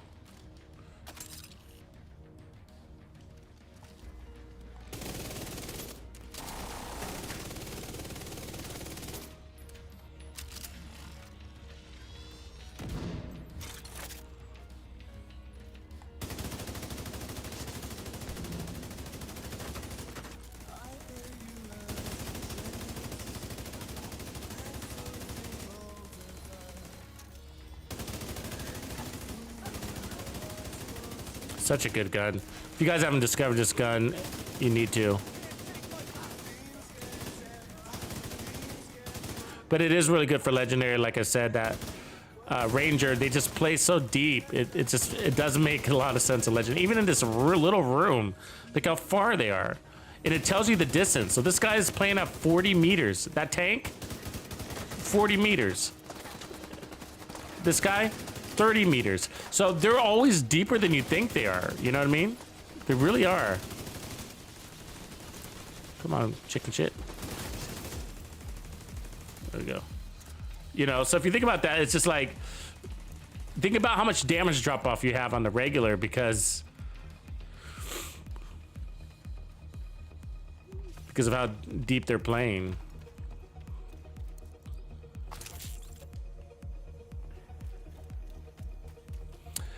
The chatterbox would be a little tough in here.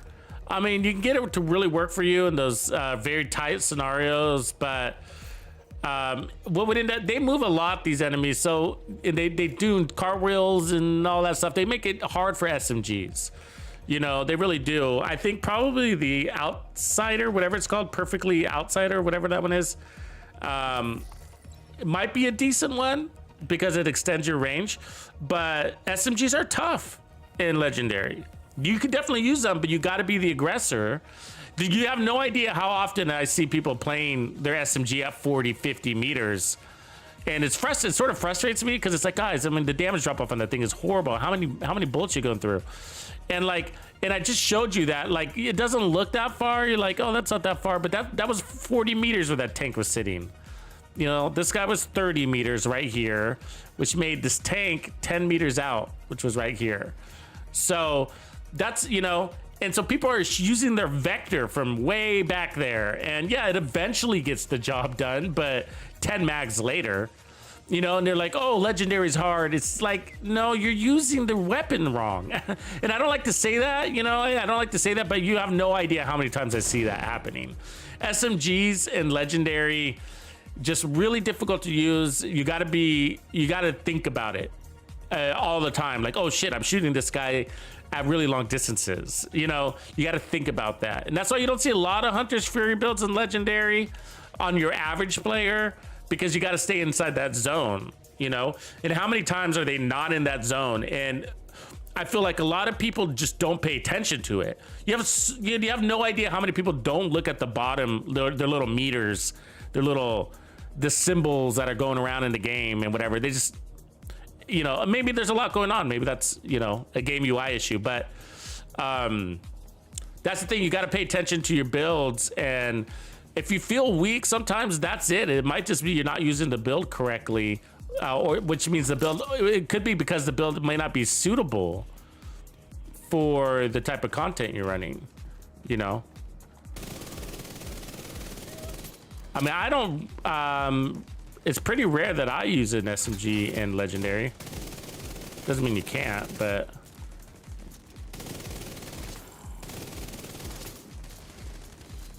so here, the Chunga is a health target, so I'm switching to my assault rifle for that reason.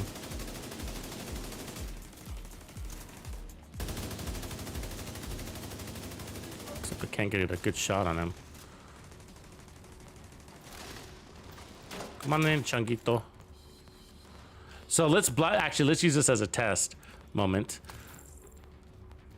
Yeah, the Dark Winter's even harder in Legendary because it's only got a 10-second buff on it. So that makes it really hard for agents to use because you rarely get that 10-second. Yeah, you really get it to chain kill, you know. And so I'm waiting for him to come in here because I'm gonna use this blind fire thing.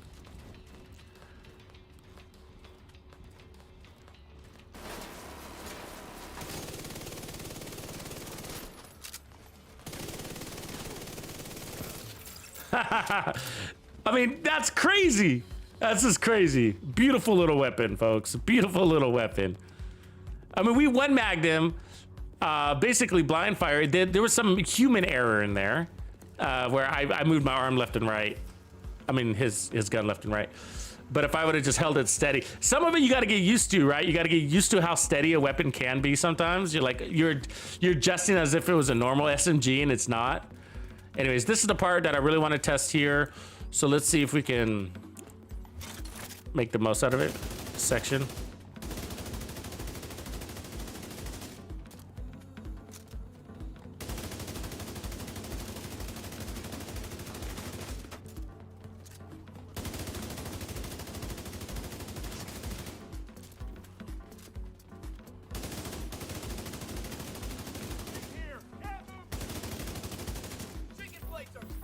Oh, those fucking heals, huh?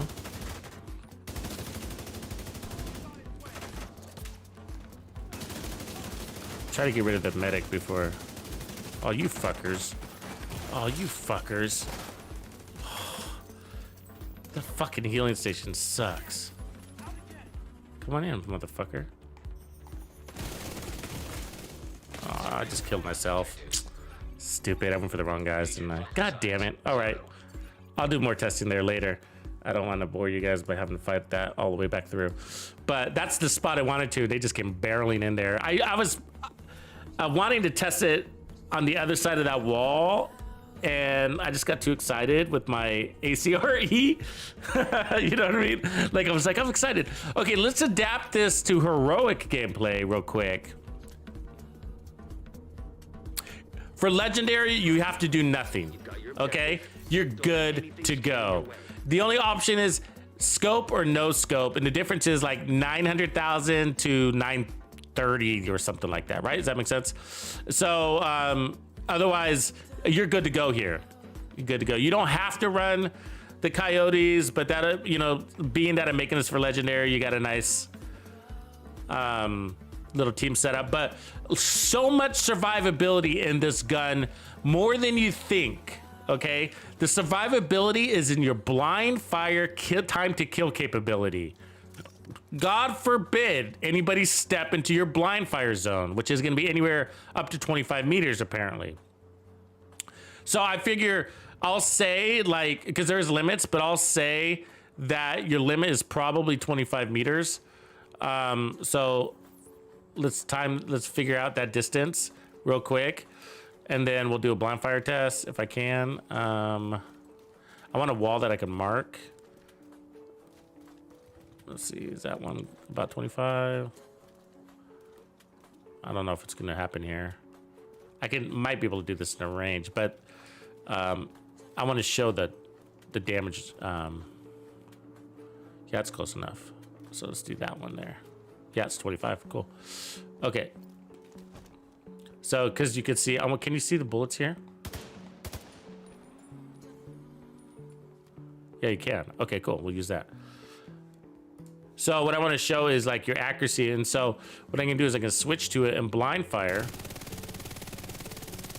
And it's just show the grouping on those bullets. Right? And so look at the grouping on those bullets. These ones in particular. You know? So that's 25 meters out. And so that's probably your limit. And so if you go closer, let's see where we're at now. Let's push this to about 15. There. Is that 15? I think. Yeah. All right there. All right. Now we'll switch to it. And quite a bit. The grouping is insane. I mean, it looks like you only shot 4 bullets. And that wasn't blind firing, but let's blind fire it now. See what this distance is. That is about 10 meters, right? Okay, so, which is gonna be like extremely lethal zone, right? So that's no thumbs, by the way. That is no thumbs. So that's no thumbs, that's no thumbs, that's thumbs. Because I went ADS on it. So, but I could do it no thumbs there too, I guess. Doesn't really matter now, does it? Yeah. No thumbs. No thumbs but ADS. So that was no thumbs. So quite, I mean, dang, it looks like you only shot 4 bullets. So that's why it's so crazy and powerful, because if for no other reason that you use it, okay? Because ACR, I gotta say, is like, I had a hard time switching out of this ACRE because it was so strong. A very hard time switching out of the ACRE. So it's like, it's more like, if there's no other reason to use this gun except for when somebody steps into you and starts pressing you, suppressing you basically, then you just blind fire them and it's gonna be an easy fucking kill. You know, I mean, that's gonna all be on their head. So I mean, you got a basically 100% accuracy on their head with the striker build, plus your 25% damage boost from your crit hit damage, which is why this is an interesting piece for this build. You could also run Sawyers if you're gonna hold it down, either way. But the ACRE is also just as much to blame for it being a really good build. This is a really good gun, and it's undervalued extremely. But it's just, there's just no kick on it. It's just steady right off of the bat, and then it's got a straight rise, easy to compensate for. And so, but where the FAMAS has an immediate burst and like that, and then you kind of having to like struggle to get it steady. But with these guns, there's a few of them that are kind of close to this too. The MK16 is like is close also. This one was determined to be better. Just really easy to get control of it, and because you have such control over it, you can do a good job on enemies that are very far away.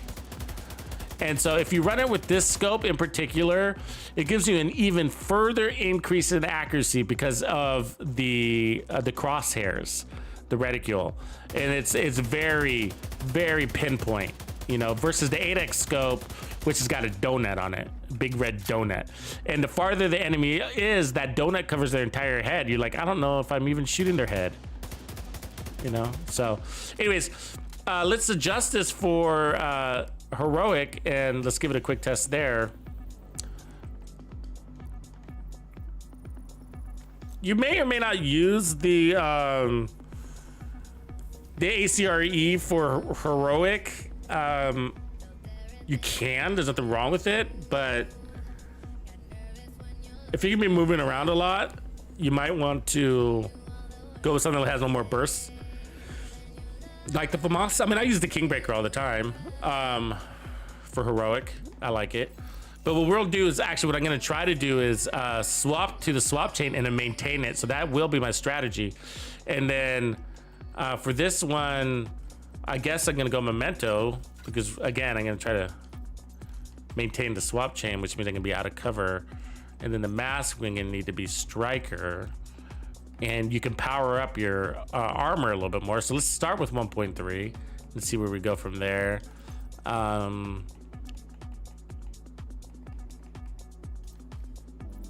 so everything I roll in is going to be geared towards that SMG. So I'm going to be looking at the SMG stats, which is at 47 right now. Yeah, okay. And then I'm going to take off the 8x scope, even though I like it.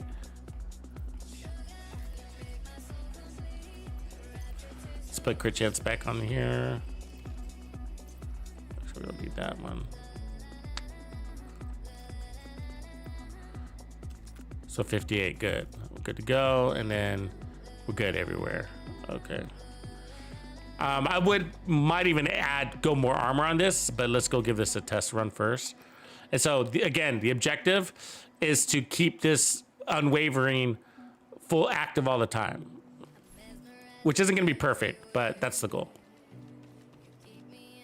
Yeah, CTAR is great. I like the CTAR. Actually, the CTAR used to be my favorite assault rifle, Bobby. For the longest time, the reason why it just never really held this spot is because you can't equip a scope, and I just really like scopes, or at least having the scope as an option on my assault rifles. So, you know, the police. The Kingbreaker definitely made its way to the top end of my list. I'm not a big fan of the slow and heavies, but that one is just really strong, and once you get used to it, you kind of make do. Police M4 has always been a good one though.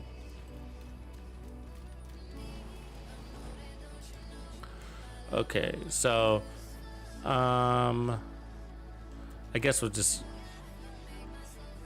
switch to this first. Yeah.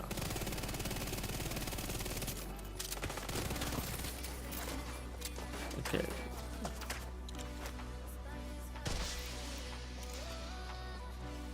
We got a wrong skill here.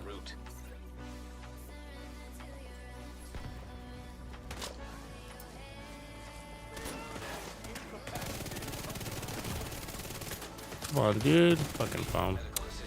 Ah, that's what you get for putting on the wrong skill. Let's try that again.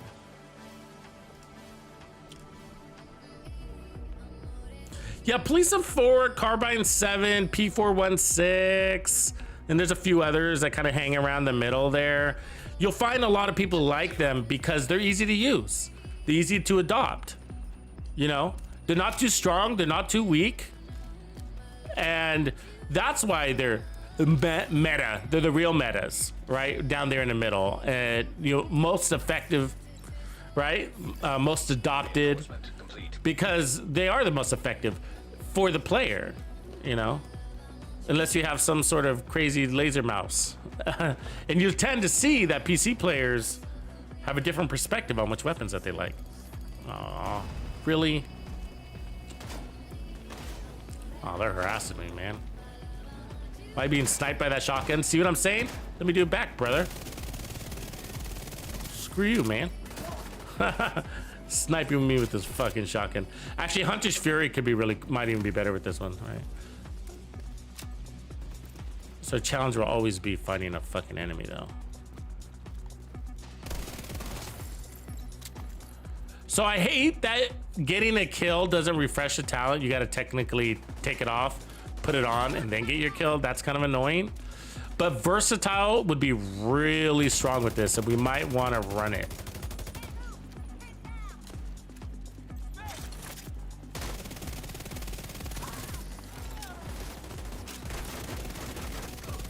Holy shit.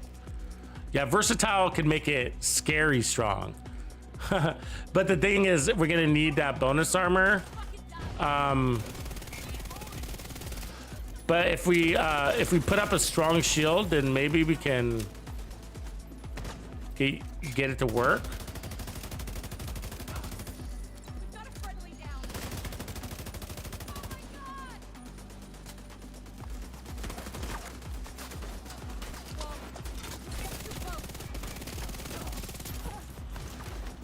And sometimes you don't get credit for the kill. Like, I didn't get credit for that kill. They gave it to the grenade.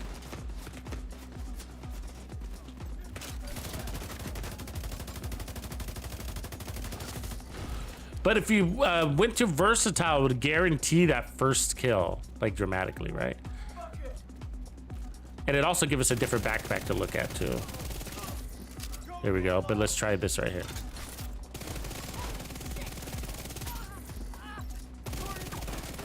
Five seconds goes by really fast. See how it's not active right now? It says it's not active. It feels like it's active though. You know what I mean? It says it's not, but it feels like it's active.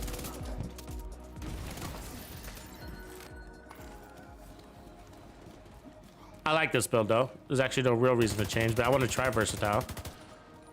Let's see if I have it already on my backpack. Then swapping weapons becomes less annoying and more interesting. Here's a Habsburg. We could just run that one for a second.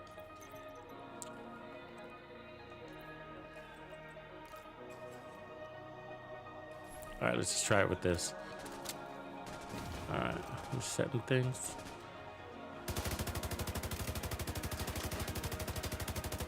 That's 75 meters right there.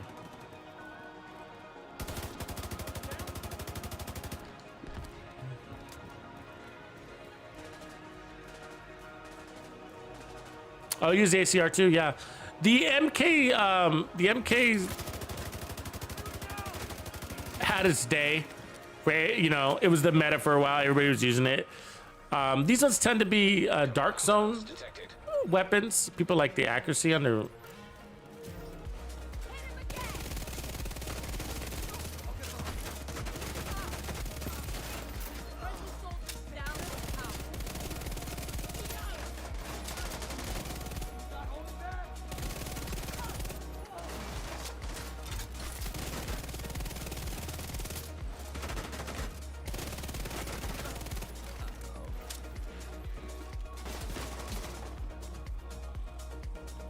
You have to hide more because you don't have any bonus armor. That's the only downside, you know?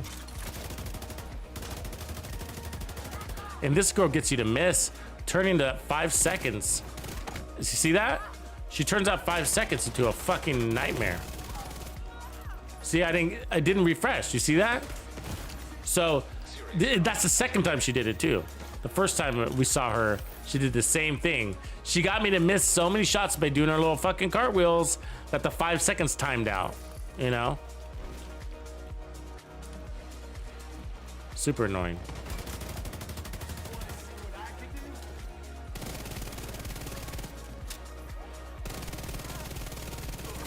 Good, if you had a team running this with like riot foam.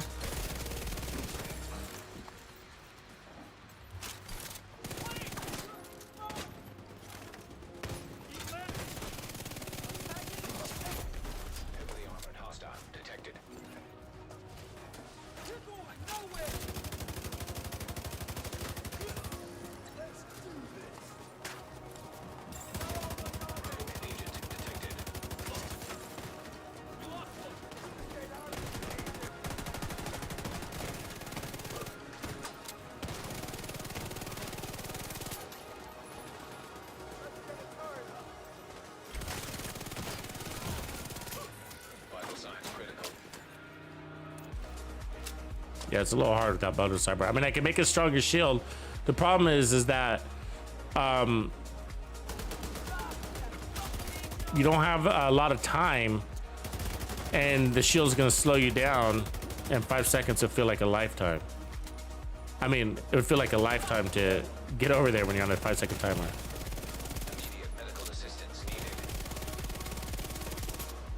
So we're gonna have to play with bonus armor. It's an SMG. Some people don't. You know, some people don't, but just because you can doesn't mean you should. You know what I mean? Just because you can play without armor and bonus armor doesn't mean you should. It's the difference between enjoying your build, I feel like, sometimes on an SMG build. Supply room access unlocked. Oh, I'm sorry, Rory. That sucks, man. I don't know if they're doing rollbacks. Hey, we have there's other people that got banned. You're not alone. They didn't mention rollbacks, but most people haven't came back yet because of the 2 weeks since they started. It's about to be 2 weeks, though. I think on Tuesday for a lot of people. Anybody know if they did any rollbacks? Anybody get banned and come back already? They didn't mention rollbacks. It wouldn't surprise me if they did, but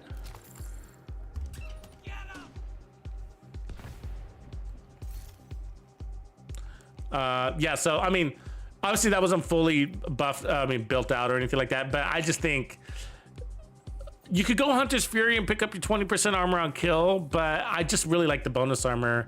Helps you move faster and compensate. If we really want to play shieldless, oh, you don't think that? Yeah, that's good. Can't. I mean, if you really want to go shieldless, we could also go Heartbreaker because we've seen how strong Heartbreaker can be, and we could then keep Versatile, which is not a little thing. That's 35% amplified damage.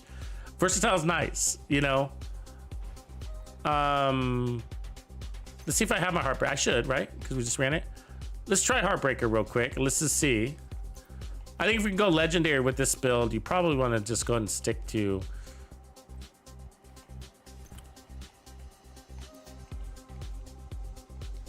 Striker.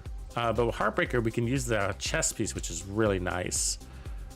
And then that frees up our mask. Ooh, yeah, that could be cool, actually. Hold on a second. Go Heartbreaker.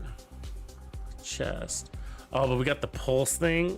And it doesn't take the laser pointer. I mean, granted, we can get the headshot thing. I just find we could try it real quick, but I just find that it just doesn't hold the stacks or accumulate them as fast unless you're pulsing. I mean, we could try with the ACS shotgun though. Actually, let me switch this build real quick. We're gonna end up having to go to the White House because I gotta put on technician.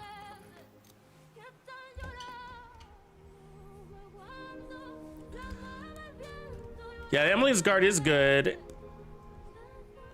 I like it too. ACS shotgun is a must nowadays.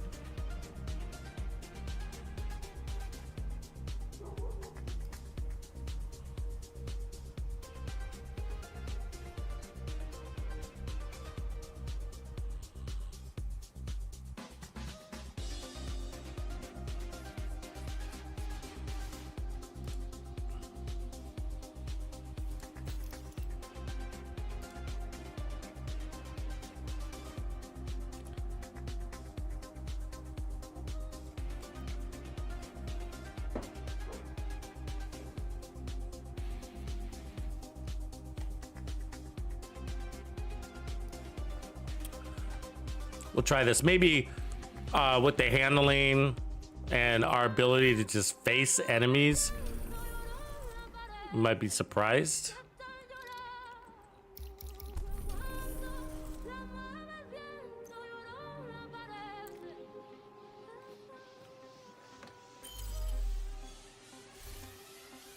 And so we can use the shotgun, of course, to stack up, and then we'll keep versatile there, and then we'll put. And we can still go catharsis, but I'll go to put coyotes on this one. That's a lot of armor. Let me pull out my other. Should have a versatile backpack. Probably my other character, of course, like it usually is. Could run a Bellstone for the regen though.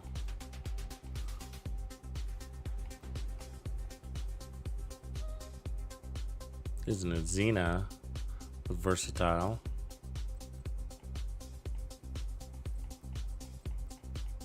I know I have some grouper ones and stuff, but they're on my other character. I don't want to switch right now. There's a Badger. We could do that. Power up the shotgun. It's not the worst. I mean, once you got 35% amplified damage, it doesn't really matter.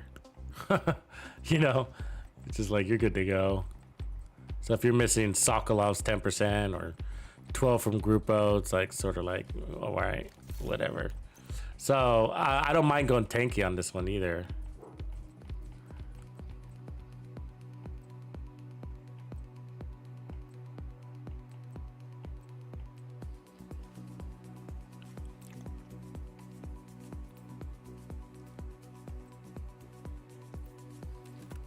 So we got all the crit chance we need. So let's push this crit damage.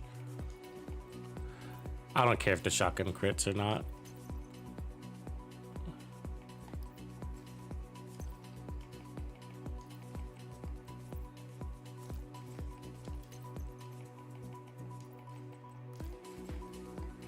And so this could give us a ton more survivability. Plus that shield is going to be a tier 6 shield. And if we want to add the memento to go even more survivability, this could be fun.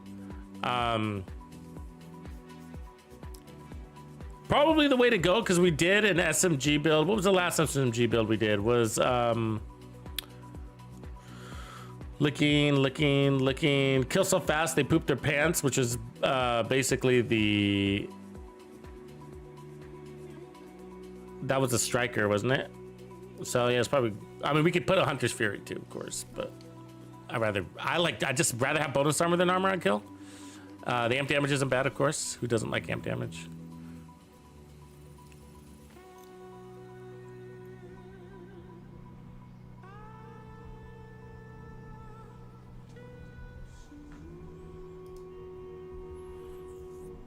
Yeah, so it's gonna be a big week for the Division 2. I'm sure you guys all know we got some secrets to reveal that we're not allowed to talk about, but I figured maybe we'll be able to do it starting tomorrow, if not Wednesday.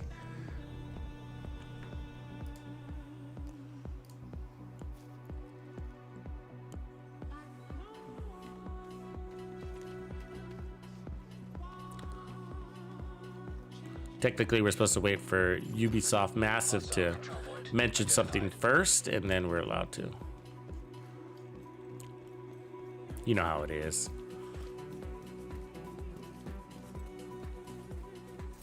No, I didn't. No ninja bike on this one. But that's a good idea. We could. No, but I want to play in the versatile first, see if we like it, and then at least we get bonus armor with this one. And then since we're missing crits on the ACS shotgun, it's not a bad idea to have Badger off the back. Did I keep Striker on? Oh, good call. Good catch, brother. Woo, PD man. Got some eyes. That's what you were asking too, huh? Mike, that's basically what you were saying, huh? I was like, did you know? Yeah, that's the thing with all this green gear. It all looks the freaking same. All right.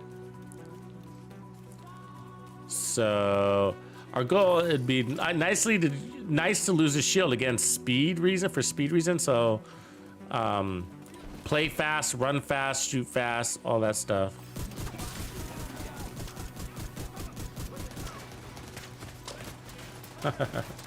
I saw an opportunity, I took it.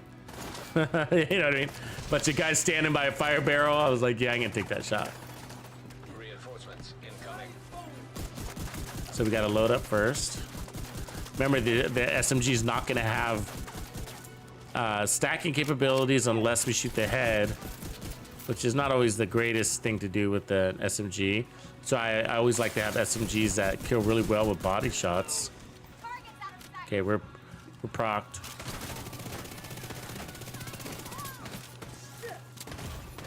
Shot in the back though. Ah! Really? Do you see how far away he was? Ah! That shotgunner was way over there. M870 too. Shooting me in the back from a mile away and taking me down. All right, let's try that again.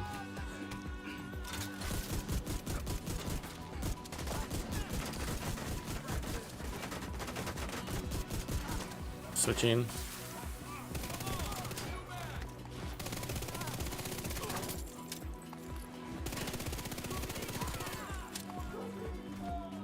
One sec, sorry. Got distracted by something. All right, let's try that again. Yeah, amp damage to your ACS is not a bad thing to have either, you know? Mean enemy to kill. There we go. Oops.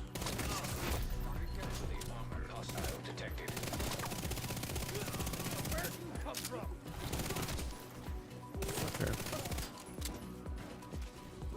So I'm missing the RPM. I can feel the RPM difference in the from the striker to this.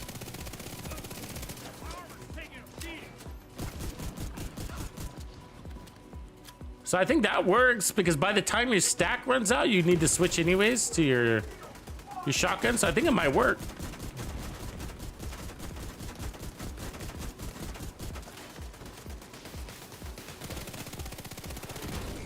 Oh, whatever, dude. I'm just sitting here shooting the fucking barrier because apparently you can't shoot over the barrier. Oh, God, it's so fucking annoying.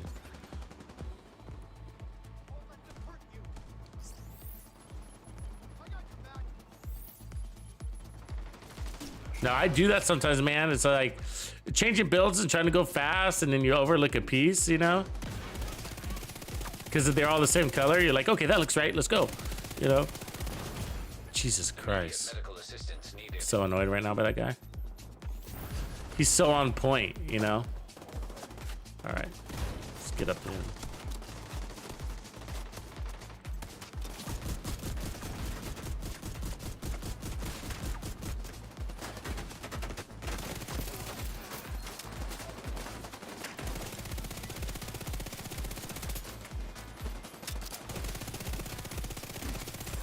Yeah, you just don't have enough time to be shooting at distances like that with your perfectly unwavering because the misses will make you time out. You really do want to use it close range unless you're in that legendary scenario. You know what I mean? You're just using it for one enemy or a couple enemies out of cover and you're not moving, you know? But I think, I mean, 5 seconds goes by so fast. That does give it a synergy though with versatile, because what is versatile? Is it 10 seconds? Yeah, 10 seconds. So an extra 5 seconds sticking to that weapon, if you're not chain killing, is not a big deal. And then if you are chain killing, you're not worried about your amp damage because you're chain killing. Does that make sense? And so it ends up being a synergy. The problem though is with control points is there's always this gap, right? Look. If I'm looking for my enemy, I'm not running any directives, so I know where they are. And I can't find them, and I got this red guy confusing me. You know what I mean? There's something out here, and I don't know why I can't find it. What the deal is. Probably downstairs is what that means. In this sinkhole. I don't know what's going on, but I can't. I got you covered.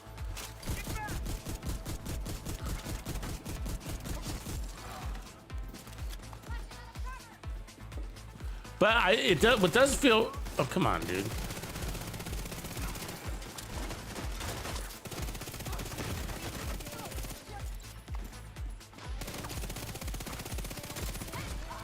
Vital signs critical.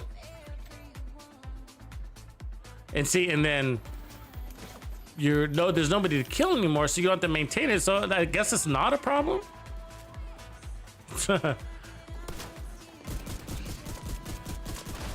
There's nobody to kill anyways. So I guess it's not a problem. Yeah, see, there's a guy downstairs. You see that? 2 of them. It's gonna throw off my mini map. I'm just trying to think it out. I'm just trying to figure out like if it's gonna be better than a Memento. I think, like, do we really even need it? Versatile, you know? It's not. I like the idea of going with something different, but we could also just go with a backpack that gives us more bonus armor too. That also works. Or go back to Striker, which I kind of like the RPMs with this. Make that fast SMG a little bit faster.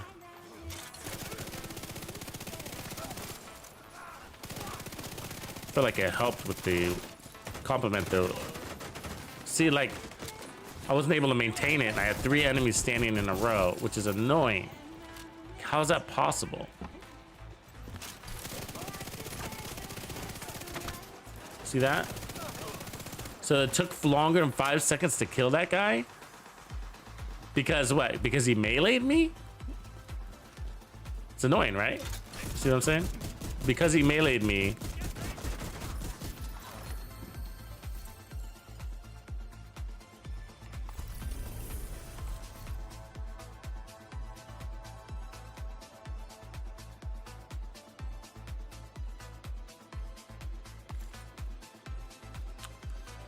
Yeah, that would work too. Well, the truth is that Perfect Bloodsucker would work, and we have used it actually. I used that when with we do have that build where I ran it with the Lady Death, and I felt like Bloodsucker with the Lady Death was a really good combination because the Lady Death allowed you to run faster, which was helping you keep your Bloodsucker alive. Because Bloodsucker has the same problem as Versatile or Unwavering, and so you just got to remember, Unwavering is just really short.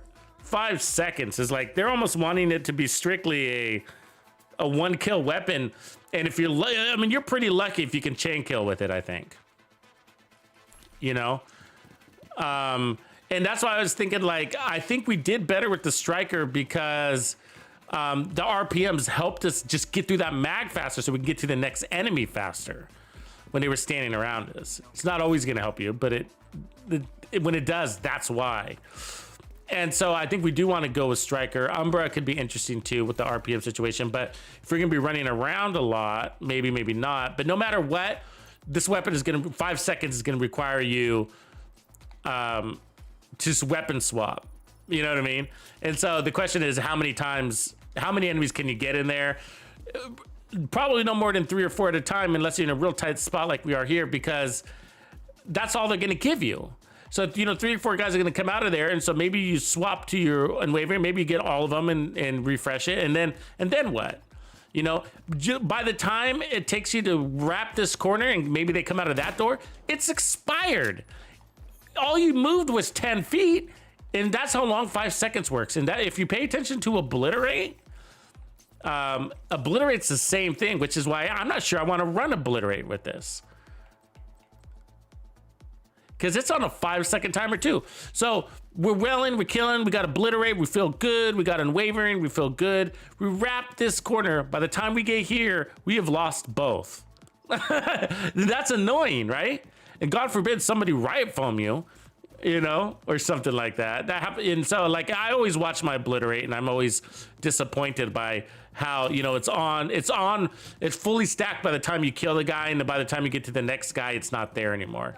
And you never see that in the testing range, right? In the testing range, it's always there. It's hunkadory. It's full time. You're like, it's so easy to maintain, you know. And then you come out here, and in reality, it's just pay attention to that little meter, and look how many times you started from 0 and you're building it up, and it builds up by the time you're done because you only get in at 60% of your shots, right? And so it's like 60% of your shots to stack it, right? Because it's based on crits. And it's not nothing wrong with the talent. It's the content spread. And so it's all spread out. And I feel like the devs know this or they're not thinking about it. One of the two. It's just like, look, everything they do is stacking, and the timers that they use are 10 seconds and 5 seconds. They always expire. Always expire. Always, always, always. I mean, and that's why you don't see me running around with the Dark Winter a lot.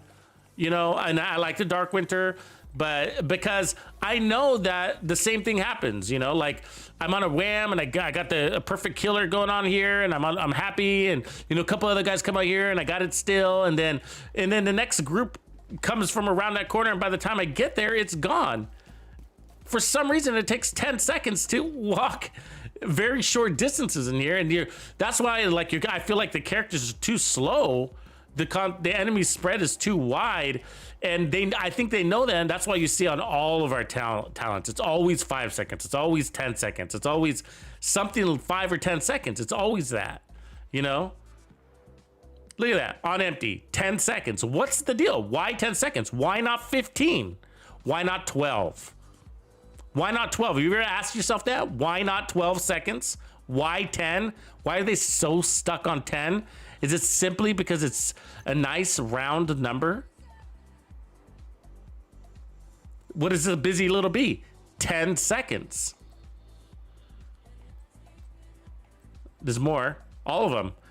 Perfect finisher. 10 seconds. Why are they so fixated on 5 and 10 seconds, right? And I think it's because they either know or they don't know, right? And obviously, those are the only two options. But it's just like, it's either they're not aware that these talents expire too much, and that's really why sometimes we don't feel strong. Is because everything's on this short little timer. So you only feel strong when you're already strong. You know what I'm saying? What do you mean by already strong? Well, I mean, like, you're already chain killing, and that's why you're maintaining. So you're chain killing 1, 2, 3, and so you get a killer stacking in there, but you don't even need killer because you had to chain kill in the first place to get killer. You know, and if you think about it that way, you know, yeah, that's a good point, Cookie Monster, about burst damage. That's good, but do you need it? And that's why, you know, you can start making some really strong builds, because if you think about it, it's just like, well, shit. If I'm chain killing with before I even have killer or obliterate active, if I'm already there, like, what else could I put there instead? Well, you don't have very many options for the chest, so that's why we don't put anything there, because we don't have any other options except for unbreakable, and nobody really uses that too much in PvE. I mean, I don't. It's not bad, but I find it's never there for me, because sometimes I'll go into cover right before my armor breaks, and then I'm like, oh shit, my armor's not broken. Let me get out of cover and let them break my armor, then I'll get back in cover real quickly. And that's how unbreakable works for me. But let me put back the striker one, I think. Let me go just do a random one with I don't have gunner on any of my loadouts. All right, back to the warehouse. And so if you think about that, it's just like your build's got to be strong enough. I mean, that's just a good thing, a good habit to create into your builds, I guess is another way to say it. Is just like, if you have these timers on your build, just make sure your build's got already meets its criteria at the low end of optimal time to kill, at the lower end of that. So that way, when you do finally earn killer or finally get obliterate stacked up all the way, that it doesn't go to complete waste. You know what I'm saying? So what I'm saying is, like, if your build is already really strong, and that's why you're able to kick in killer, you know, then killer is like, then you might ask, why am I even running killer? Which is why you see a lot of people on striker builds run, what do they run on their weapon, guys? As an alternate, preservation, right? A lot of experienced players that have been in the game a while know that the striker's overpowered. You don't need any more damage, and so you're starting to see them put preservation on their assault rifle talent for that 20% armor and kill, or at least 10%. Plus gunner, they're going to be at 20% all the time. It's a very good solution. Totally smart. I get it. I get it. Right? We ran steady hands the other day, right? And so it totally makes sense. And so And you can do that with any talent. So if you want Rangers to stay there or whatever, then look at your chess talent and say, instead of obliterate, I'm going to put, unfortunately, there's not much else, but we need more chess talents. I mean, with any RPM weapon, what else is there, right? Well, you got your striker chest, but who wants 100 stacks? Let's see. I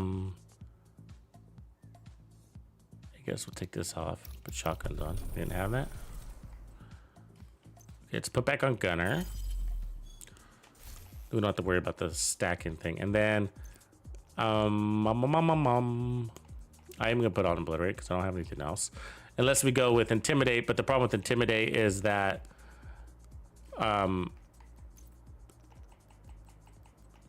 you really are worried about your bonus armor too much, which makes you use your shield too much. I'd like to get rid of my shield. We could do ninja, but then we're not gonna have any bonus armor, which is usually off the back, except for Heartbreaker, but then we're back to a basic Heartbreaker build. Single Memento. Oh, I was gonna say this earlier. The reason why I like Memento better than Bloodsucker, because I'm also getting a power up. The 30% damage plus any red core bonuses. And then I get bigger chunks of bonus armor. But I like Bloodsucker, but that's mostly the reason why I'm gonna run this. And then you get the regen, helps out that. So 52, so one mod, one crit chance mod is all we need. Then crit damage here. We could also look at protection from Elite to help us see how to cover, but we'll see. So this is, I also like this because it keeps it closer to what I would recommend as the legendary build.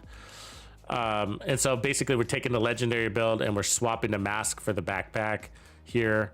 So,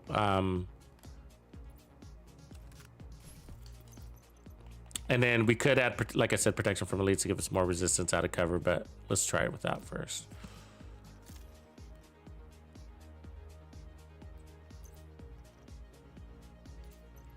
I guess we can keep the shotgun.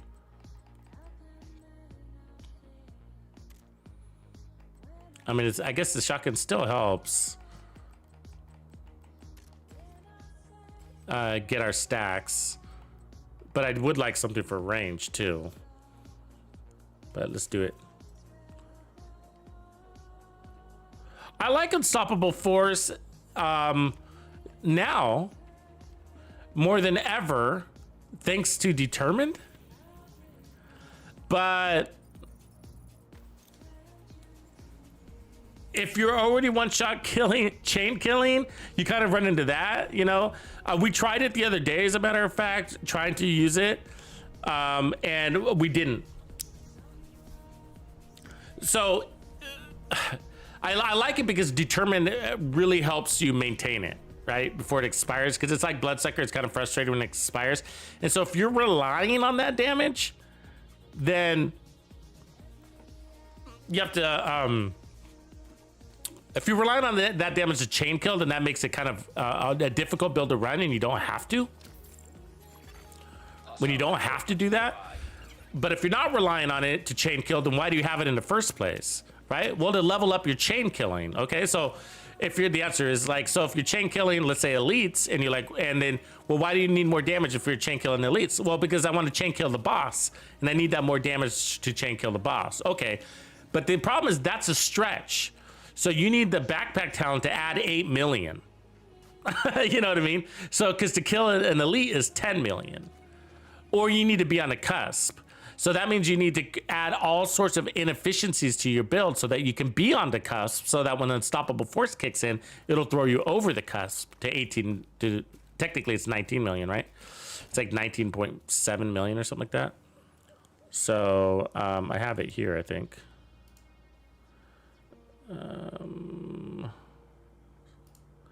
Yeah, so 19.7 million to kill a boss. So heroic there. So the heroic named. So that's, you need basically 19.8 million, let's just call it 19.8 million to kill a heroic boss. You only need 10 million to kill a heroic elite. So you need 8 million jump in damage, and that backpack isn't going to do it for you. So that means in order to get that unstoppable force or even vigilance or whatever to do it for you, you need to build in at about like probably at about 18 million in damage on your build. So you're already running around. That means you're running around with 8 million in excess damage that nobody can use, right? Because they're dying at 10 million, except for the boss. So you're running around with all this excess damage just for 2 enemies that you have to kill per control point, when you could be running like major armor and bonus armor and armor on kill and like bloodsucker or whatever you want to do. And so, but unstoppable is nice. I do like it, but that's the use case that you have to work around, or you just don't care and just put it on anyways, which is what you see a lot of sniper builds like. I gotta be honest with you. A lot of sniper builds are like that. They're just running with vigilance and they don't need it. And you know, oops, we don't need that. And be like, oh, but I'm hitting that 60 million. Be like, but why? Who's taking 60 million? Not Chungas. Do you think Chungas are taking 60 million? No, they take 18 million plus 10 million in 2 shots, you know? So you don't need to hit harder than 18 million.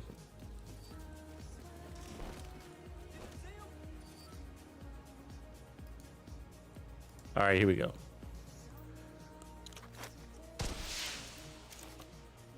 Which is a great problem to have. And so speaking of timers, and Headhunter has got a 30-second timer, which is one of the reasons why I say that it's the best chess pieces in the game. It really is a good chess piece. Okay. Get off me, bros. God damn it. Why do they keep doing this? Give me back. Give me back. Oh. That was close. You guys noticing how many elites they're starting out with? Now, at first I thought, look at, these are all elites. Oh, there's one non-elite.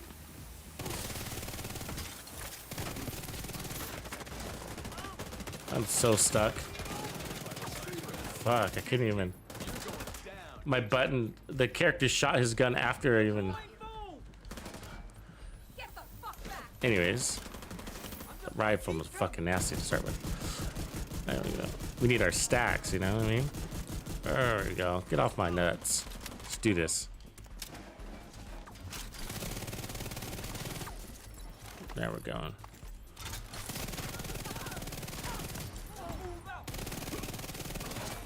Yeah.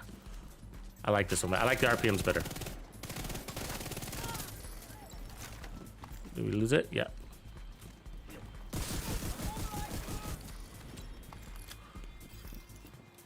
And that's why versatile would be a nice synergy, because of that. Did you lose it? And then you switch, right?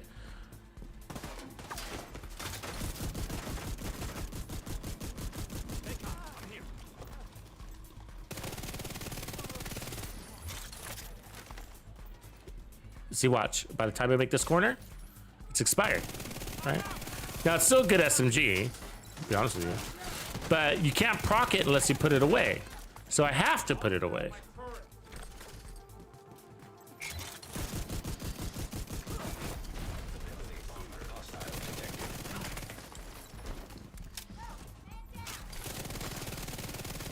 Got it. We're at range. It's a laser beam. Yeah, I mean, it's all about that reload speed, really. Not so much the accuracy, it's about that reload speed, you know?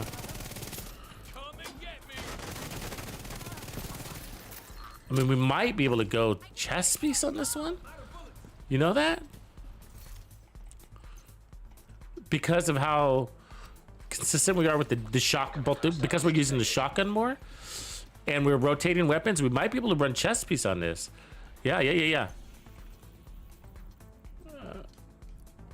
Let's go to the castle.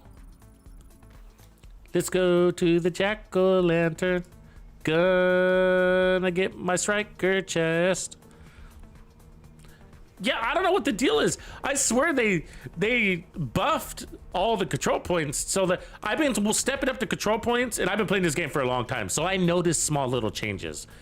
And you ask the devs, they're like, no, we didn't change anything. But obviously, they're not always aware of the changes that they make. Can we agree on that? Can we agree on that with the devs? They are not always aware of the changes they make. And so my point is like somebody's just like, yeah, let's buff the control points. Level 4 control points should have more elites. Lately, I've been stepping up to these control points and they have like sometimes pure elites on the first wave. And it's never been like that. It was always like maybe one, you know? And then you'd have some purple guys and some red guys, you know? And then all the elites came out in the second wave, mostly. There'd be elites in the first wave, but mostly, you know? I think this might be one of the better reasons to run the chess piece, to be honest with you, because we're constantly switching between the weapons because this one requires you to. I'm not always a big fan of this chess piece. I always find that it's a little. Where we at 1.3? But that also allows us to go tankier because it's just stacks are so crazy. All right, and then what do we do for mask? You think? Do we go Picaro holster? Get a free core? I'd be down for that. We don't really need more crits. My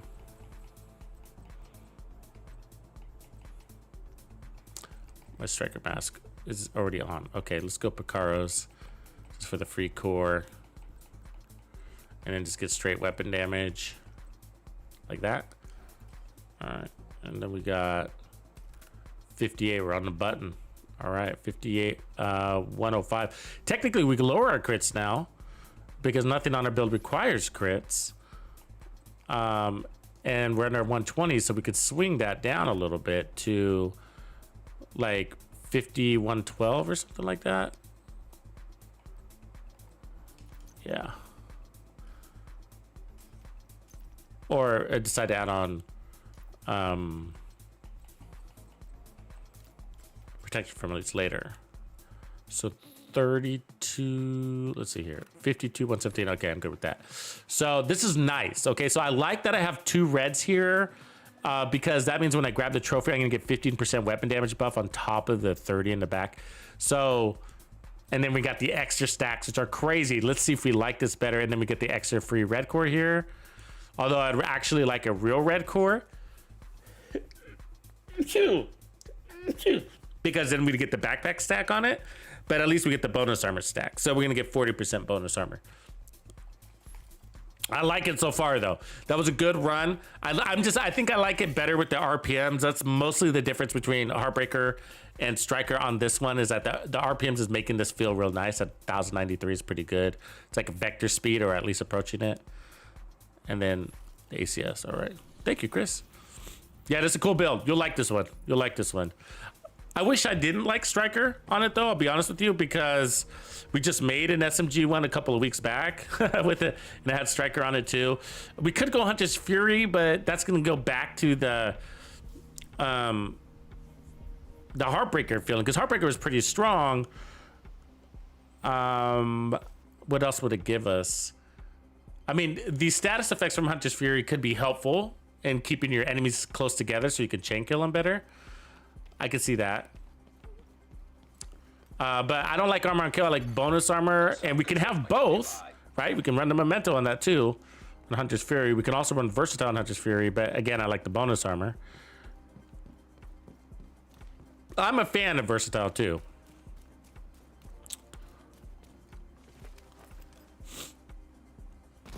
I've used it in the past. Kentucky, Steve, right on. It reminds me of the movie The Edge of Tomorrow. He says, "You're an American." "No, sir, I'm from Kentucky." Have you seen that? Science Hill, Kentucky. Why do they call it Science Hill? Don't know, don't care. All right. It's gonna get real here in a second, all right?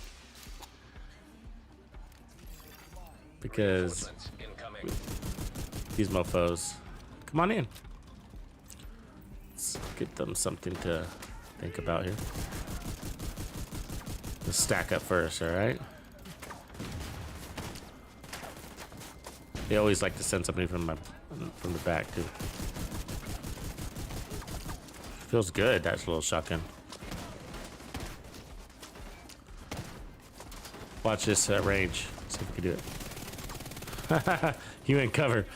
He's like, wait a second. He's got 400% accuracy. Really? They're not going to come in? Chicken shits. They're gonna stack. They're gonna time me out. They love timing you out. They're like, let's wait here until he loses all his stacks that he just earned. Okay, I'll go get them then if that's how they want to roll it. Do it.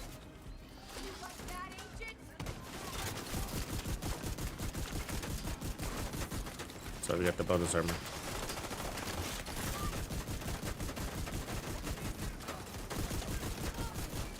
Detecting additional hostile contacts. Reinforcement complete.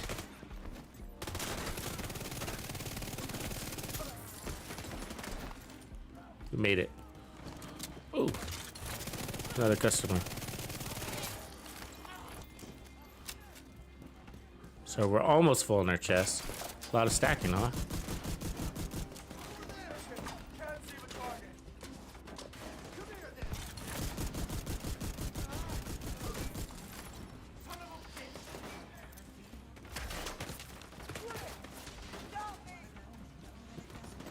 Where are these guys? Why are they so spread out?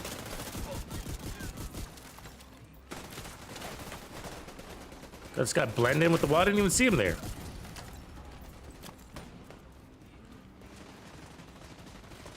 So it's like you load. I like this one. This one's making a lot of sense because you're holding on to the shotgun until you're ready to chain kill, like now, you know?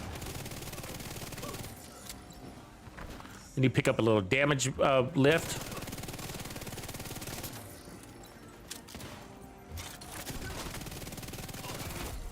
Heavily armored hostile detected.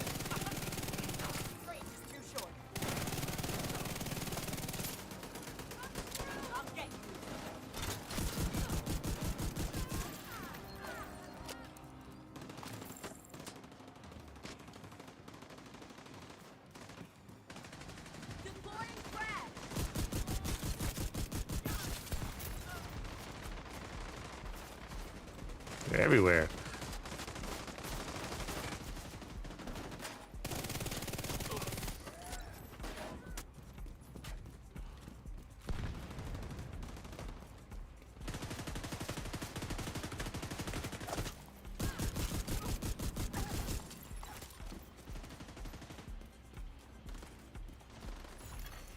Incoming hostiles detected.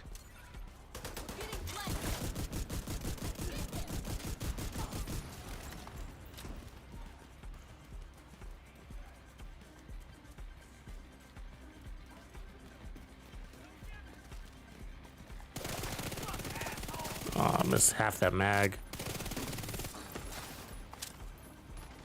Yeah.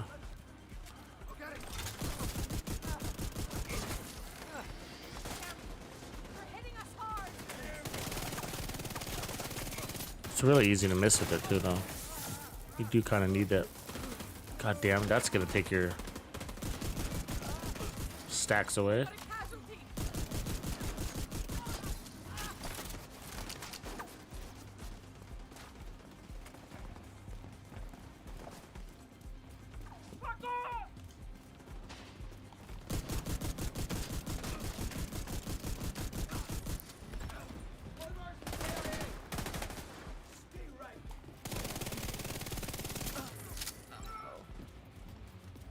See how as soon as I switched weapons, he turned around and ran away? It's like, ugh. See, this is not a lot of engagement, right?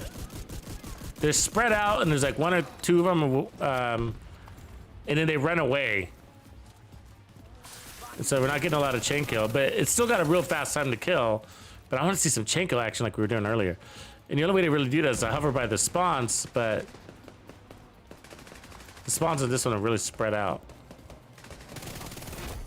Heavily armored hostile detected. Luckily, 5 seconds goes by fast, so when you do switch out,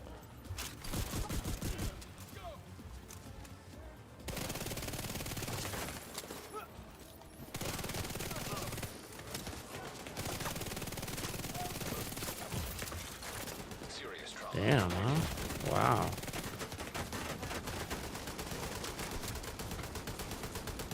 Heavy gunner. Let's see.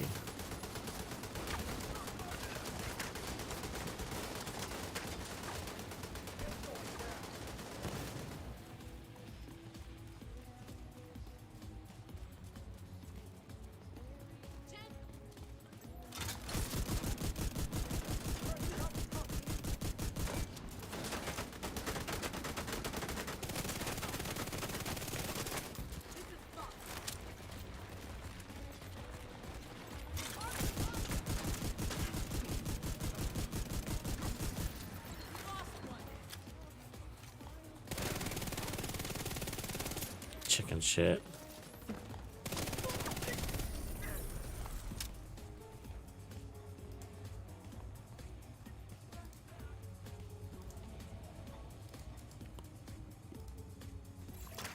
Supply room access unlocked.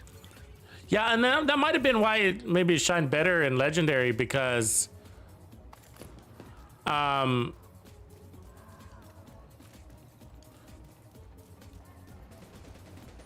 they kind of come out running at you more clumped together. Or like a helicopter drop, they're all clumped together, you know what I mean? Like, it's a little more predictable. That's what I always say, heroic in many ways can be more challenging to the average player than Legendary can be, because Legendary is prepackaged, right, to always deliver the same the same variables, which makes them not variables. But when the NPC's behavior is a little bit different, but is it? I mean, look at that second control, that second checkpoint, for example, in District Union Arena, right when you right when you go inside and you fight those medics and everything like that. Like, they always run into that back room, and it's so annoying. But it's predictable, and you can counter that by throwing a fire grenade behind them or at them to keep them from running. So because it's predictable, because they're predictable, you can counter it. Anyways, for this one, I think we need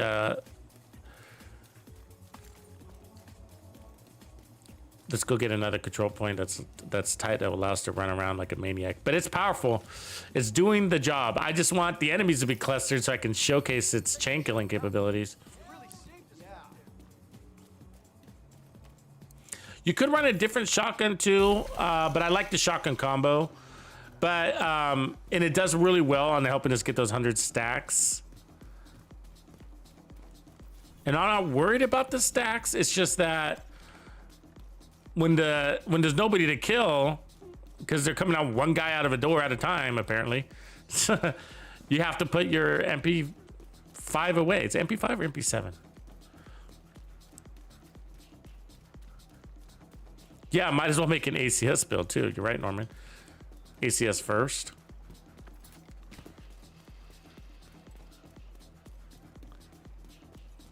They're both actually really good for spawn killing. Both weapons are. Like, the ACS is a little bit longer, but at least it's damaging more than one target at a time. It might make a really good run and gun negotiators build if you think about it. You know what I mean?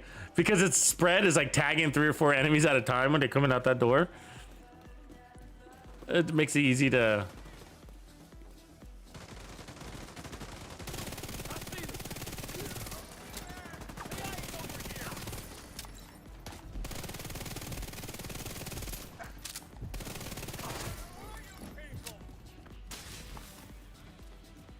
So that was without striker stacks.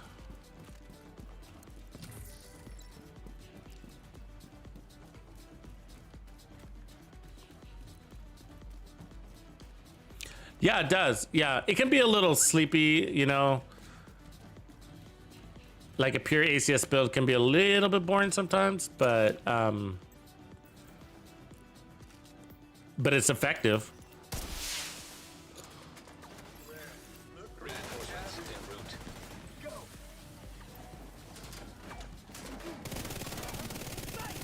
I forgot that we actually wanted to start with ACS shotgun. This does a pretty good job at getting stacks too, though. But yeah, I think you want to start with the shotgun mostly because you want to ensure that you're getting that one mag kill every time. So that you can keep prolonging it in those tight situations. One enemy you don't one mag kill, then you've now exhausted your 5 seconds. Come on, shield.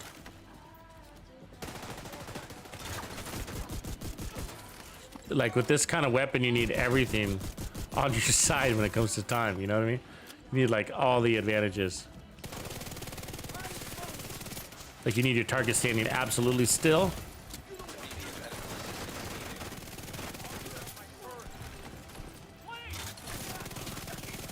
We're maintaining though. Now we lost it because they're gone, and that's the problem with it. Which is a good problem. There's just nobody left to kill. It's just how it is. Nothing really you can do about it, right?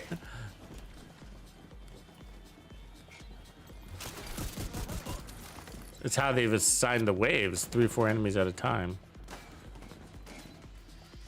Whether you like it or not. Okay, so we got a boss.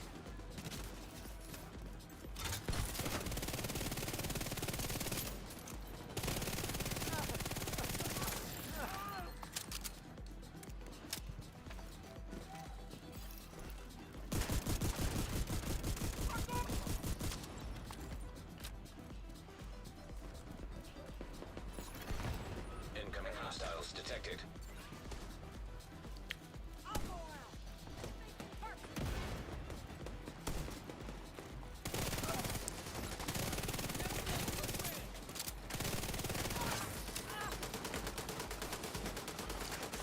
I wish it gave you more running speed too, like the Lady Death. I mean, you could pair it up with the Lady Death. Nothing's stopping you from doing that.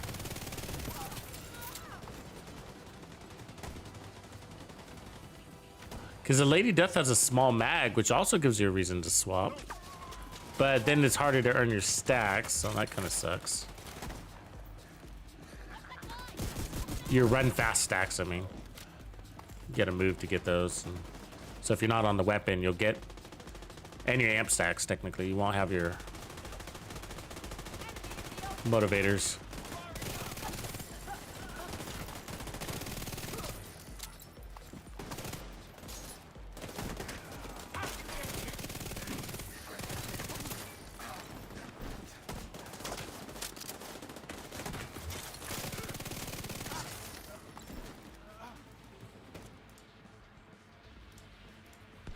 See, it worked there really well. So what it really is that you're using, I mean, you got the accuracy and the stability, definitely helpful, but we're playing pretty close. But what really is the part that makes it shines? It's the reload. It's the 400% reload. But the reality is that, can you tell the difference between a 400% reload and a 300% reload? No, you can't. I know you can't. Detecting additional hostile contacts.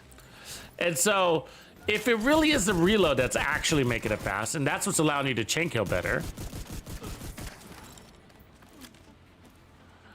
because it cuts down on the reload so much that you're able to get to that next enemy before he even gets a shot off on you sometimes, right?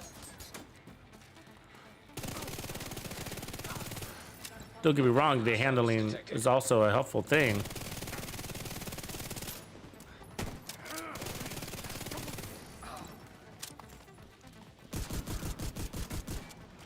These fuckers. Come on in, guys. I switched out of it. Come on. Oh, I can't shoot over these, huh?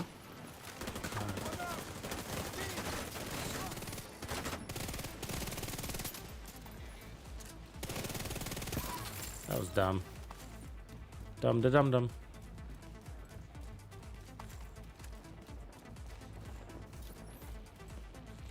And so I guess what I was getting at is this, like, if you can't tell the difference between on the reload side of things, and if that's because that's what I'm saying is, like, I think that's what makes this gun special is its reload, Unwavering's reload. I mean, weapon handling, of course, does help, especially in Legendary. That did help with that blind firing, there's no doubt. But in heroic running and gunning, it's the reload.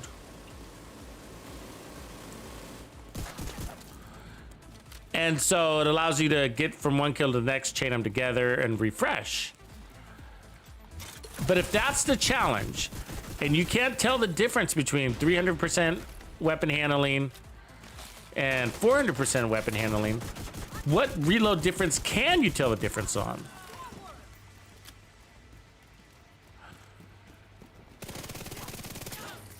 And my point ultimately being, once I get there, is would we just be better off with fast hands in a heroic scenario? And I'm tempted to say yes.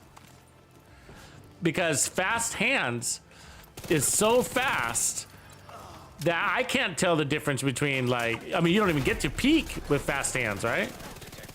Because your mag isn't big enough to peek out fast hands on the SMGs and assault. I've used it all the time on assault rifle builds. And I mean, I use it in legendary as a matter of fact, and it's very effective.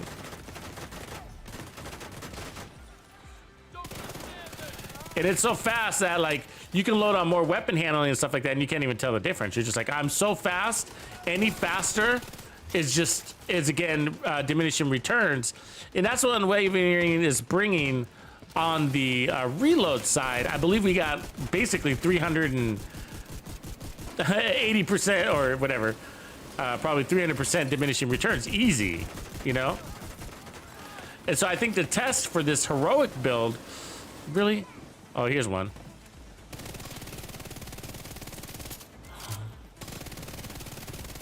I mean, right? But the thing is that on that kill shot there, it had expired. You know?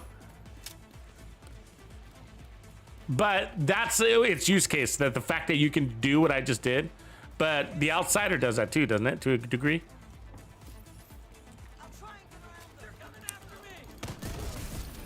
So I think that's the test. I think that's a test for the heroic version. I think I might have the same SMG. I do like it. I've been meaning to use it. It's actually a very good one. What is its reload normally? 1.6, so it's already fast. So, I mean, if I find, and I'm pretty sure I have it, go grab this other one, this non-named one, and put on fast hands. We might like it better because all fast hands requires is a crit. You know, and so you don't have to worry about refreshing and swapping weapons. You could just stick with it.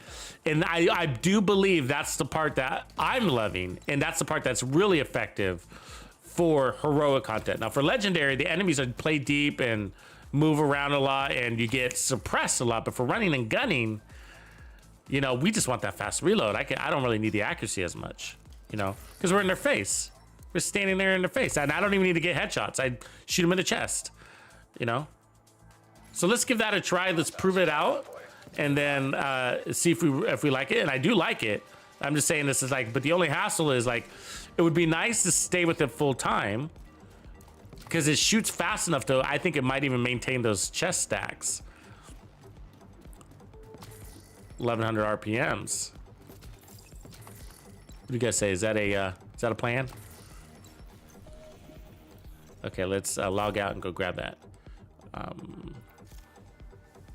Now, I literally have been saving these versions. Hopefully I didn't crush them from stash space issues, but I've been saving these SMGs because I was like, I know this SMG is good. And I personally haven't even spent much time with it, but with the perfectly unwavering one I did a long time ago. And so I knew it was a good variant. And I was like, it's fast, it's nice. I was like, it's got 40 rounds. It seems good, but I only use the unwavering version. And so I think it could be a really good weapon. With steady, what did I say? Not steady hands, fast hands. I think if we put fast hands, it'll mimic what we're doing with unwavering, but we're making use out of the part we care about the most. What's going on, Sheriff Bike Lady? I saw you pop in a little bit earlier.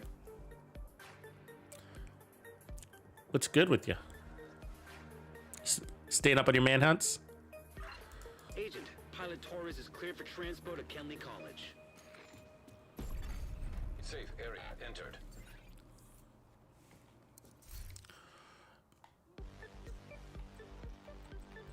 Okay, cool. Unwavering. Or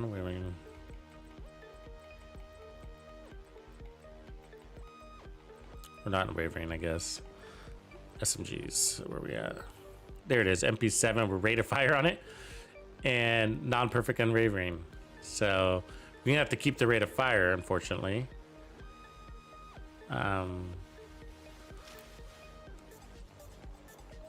Because I think that's the only one I have.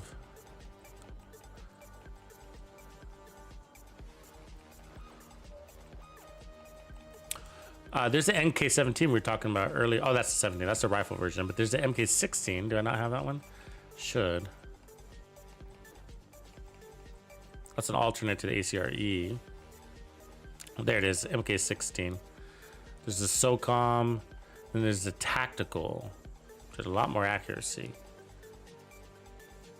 No, the SOCOM does. It's got more stability. Yeah, anyways.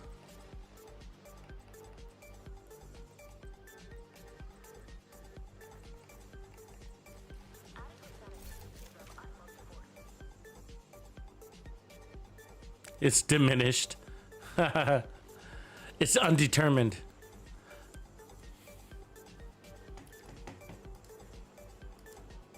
That's tomorrow. But yeah, so overnight they're going to implement. Is it misleading, Kaiser? Is it no good? I've been saving it because I got a nice one there and I was like, oh, maybe I'll like it.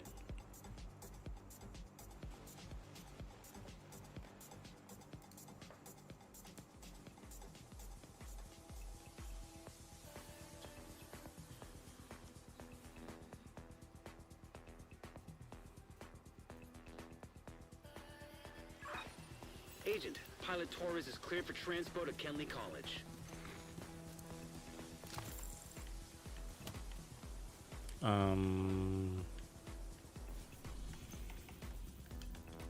Guess we're going to go back to the castle. Yeah, tactical and the ACRE technically. The ACR also. Because I was using the ACR on Legendary a few minutes ago. And I really like that assault rifle. I just don't get to use it.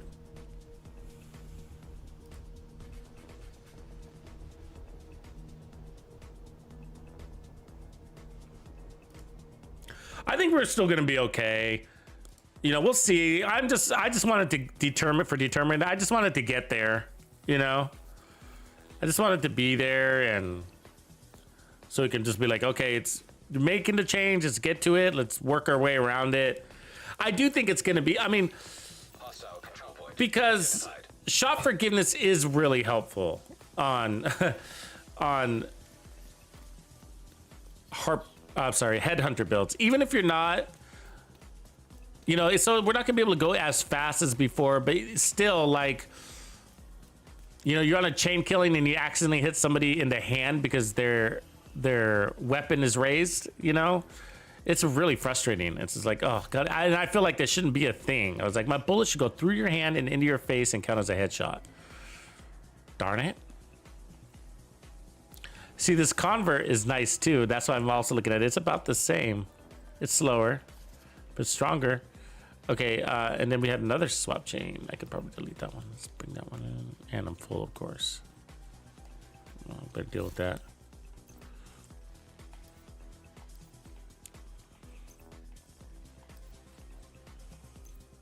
Yeah, so I still think it's gonna be okay. It's gonna be nice to have that forgiveness so you can maintain your headhunter more.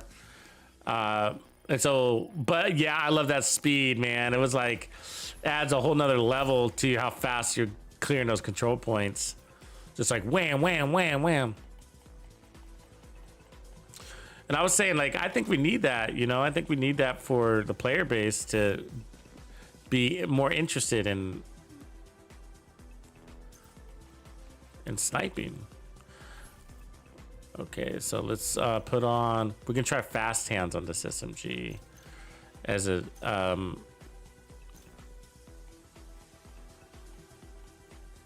so fast hands, critical hits adds a stack of 4% reload, back stack is 40. So I think, I can't remember what we max out on with a mag of this size. So we're not gonna get the full 40, I don't think, but that's 40 stacks, by the way. That wasn't, so max stack is 40, not 40%. Okay, that's max stack is 40. So that's 160%, right? And it's so lightning fast that I don't think you can tell between 160% reload speed and 400% reload speed. Or can you? I don't know, we'll see. That is the question. So let's load up with crits. now we gotta peak our crits. Okay, so now we're interested in doing that because we got a stat that is dependent on our crits. So we need to make sure this shotgun, I mean this thing is peaked, which it is. So we're at 58% crit chance, 117, and then everything else is good. Okay, rock and roll. And now we'll be able to maintain it full time and not have to switch weapons. So we're still gonna switch a little bit because I want the shotgun to load up, but I think the RPMs that we have on this weapon, which is now a little bit faster, actually, it's at 1140 versus 1093, so 50 RPM more, might make it even easier to maintain those chest stacks, which are massive amount of stacking.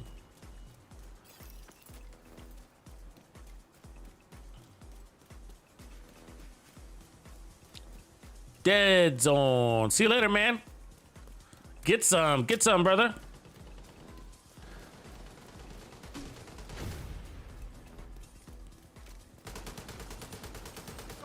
So I'm just gonna check the reload speed here. So we got 10 stacks.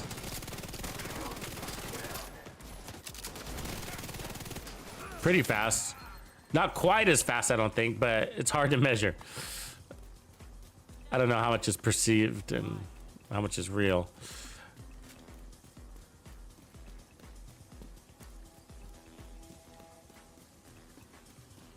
Probably not quite as fast. I mean, it shouldn't be. Shouldn't be. It's not supposed to be, but I'm wondering how much is detectable.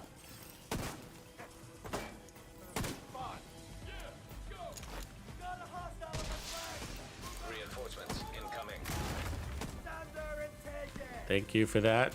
Always appreciate a good blind grenade.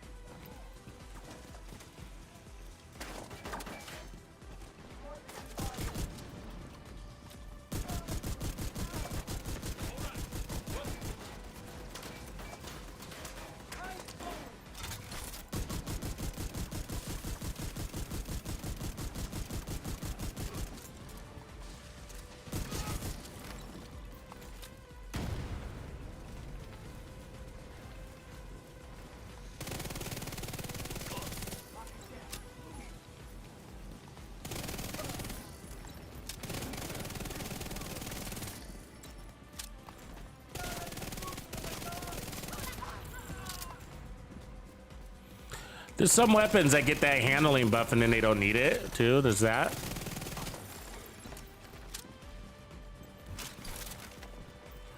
It's like they chose the wrong weapon to put the talent on.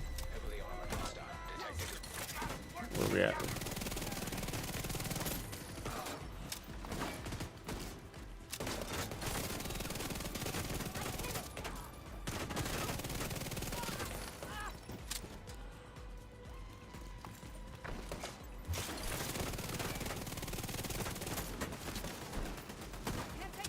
We're doing decent on the stacks. We're not full, but we're not low either.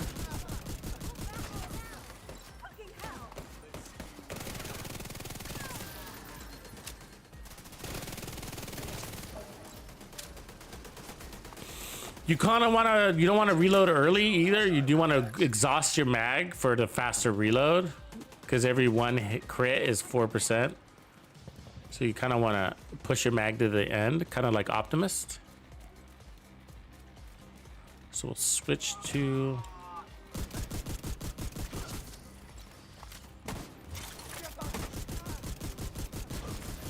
That's one of our stars.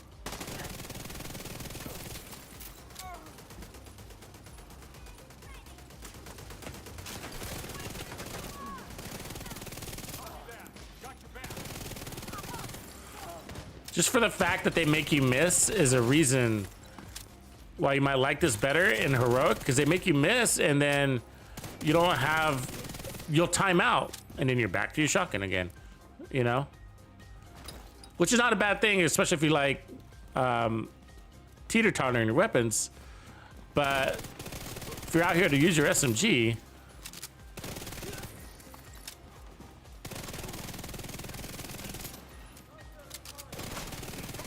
I'd almost like that reload to be faster, actually. You can't make your mag bigger, though. And that's how we would do it. Can't go greater than 60% crit chance. So it'd have to be from a bigger mag. God damn it, they always do that.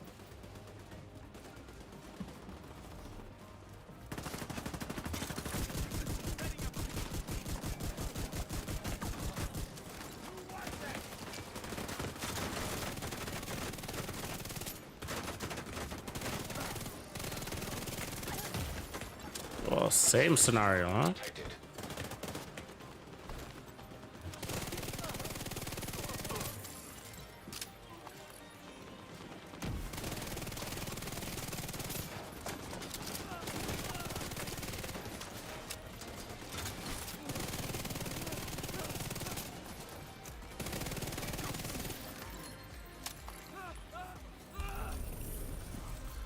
So we're basically getting, what, 40? I don't know. I'm kind of torn on which one I like more. I mean, I like not having to worry about the timer, but who's back here?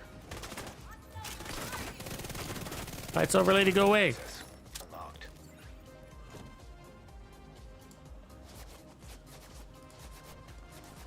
But I could feel moments where that weapon handling would have been nice, you know? Because, I mean, even when they weren't that far away, like these guys here, like at about that distance, it feels far away for an SMG sometimes because the scatter. And so I felt that weapon handling missing in those moments. What if we put the swap chain on one side? So let's swap the swap chain. And then let's make it a bright color so I know which one I got.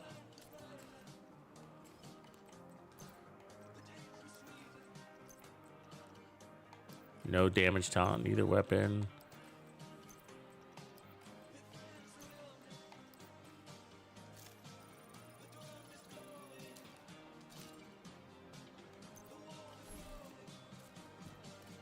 Yeah, Tupac. We were noticing that. We were just noticing that.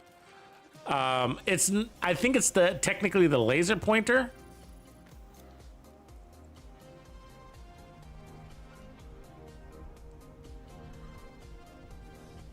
But there was one. I was looking at a fight, and there was a fight where, I mean, I had a boss at like point blank range with my ACS shotgun. I had the laser pointer, and I had no stacks, and I was wailing on him, and there were no stacks accumulating. Control point. I had no stacks, and I was getting no stacks, and so I'm trying to analyze the situation. I think when I don't know if you're playing solo or not, but I wasn't. I was in group, so I was thinking like maybe the enemy was already pulsed, and so it didn't count it as my pulse, which has always kind of been a heartbreaker bug. I don't know if you guys have ever seen that. Like it doesn't really, somebody else's pulse doesn't, you don't get credit for it, and so because it wasn't my pulse, I wasn't getting the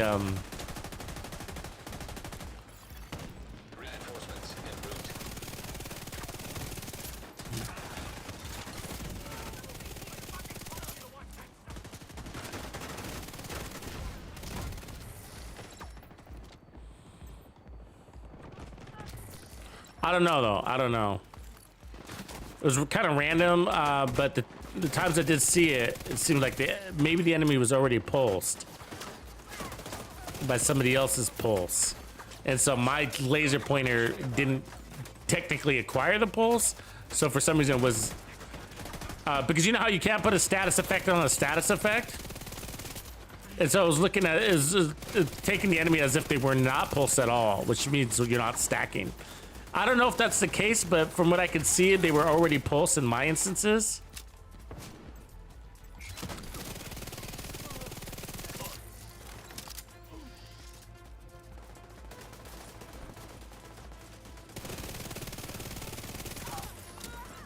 Oh yeah, that reloads way faster. I can't now sit. That's what I'm testing here. This fast hands is a compromise for sure, but if I'm switching to the shotgun anyways because of my stacks, it's not a big deal. Just don't worry about it. Maybe I'm just being a perfectionist. Just rotating your weapons, you know. I think it'll be worth testing Hunter's Fury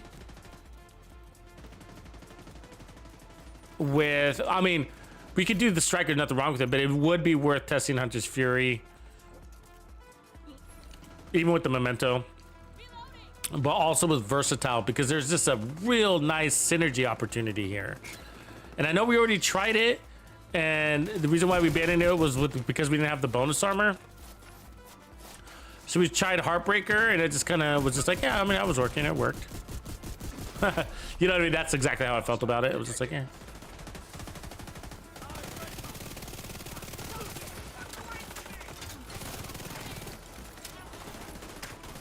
But if we put Versatile with Hunter's Fury, maybe we'll have enough survivability to make it work for us, even if we don't have the bonus armor.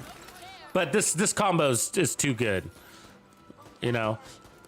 And so either there's still a synergy with Striker, because we need the shotgun to get our stacks up and to help maintain them. So we do have a good reason to switch weapons and not regret it, right? And so, but if we can get Versatile on top of Hunter's Fury, which I already know is strong, there's no doubt there.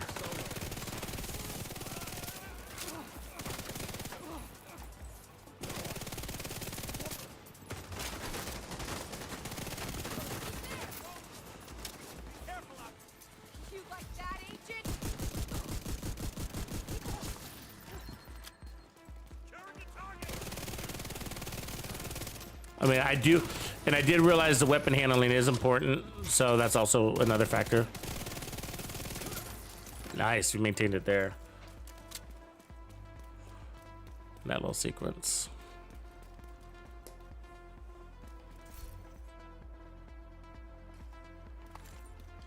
So let's finish this off. I like this build. We're good to go here. I don't think you can run Versatile with this one. You have to, I mean,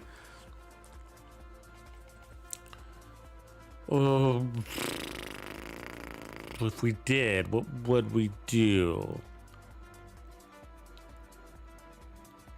What would we do? How do we increase the survivability? I mean, we'd have to put on some armor on kill. We don't have the slots for it, so it'd have to be a Bellstone armor on kill.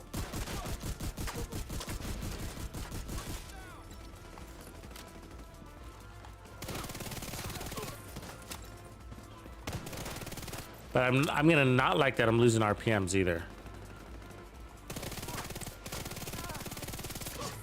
You do, oh, but I meant to say we could probably put this on a vector and be all right with it also. That might make up the difference. That would be a good one, because I'm not gonna like that I'm gonna lose. I'm liking the RPMs of the 1,000 here, and so I don't think we miss the extra 100%, you know.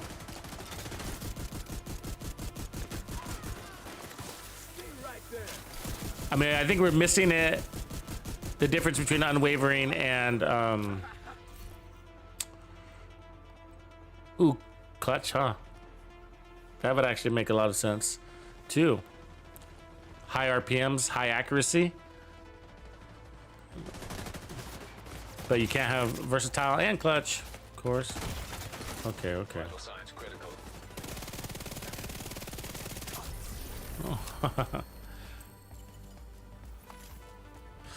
And so, logically, sorry, I'm thinking out loud, so sorry if everything sounds so random. But logically, like, high RPM, high accuracy is going to be really important. So we talk about that in a lot of our other build vids. Which is like, you know, when you got a high RPM like a Vector, or even this weapon that's over 1,000, technically 1,100, that you also miss a lot too, right? Because the rounds per second is like, man, you're expensing a lot of bullets into the air in that short amount of time, which is causing you to reload more. And so the accuracy on the vector would still be a big deal. It would be a great improvement from a simple factor of just gonna be landing more shots on target.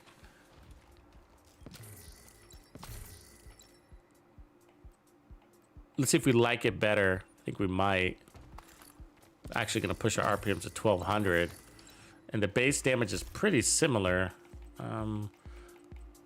Okay. Anyway, so we're gonna try the vector.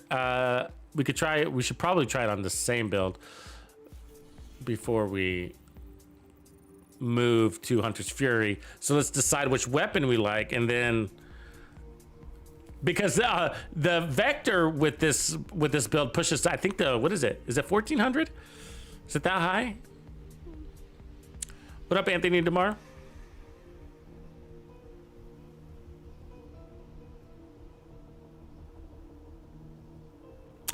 Heartbreaker, 2 pieces of shotgun air damage.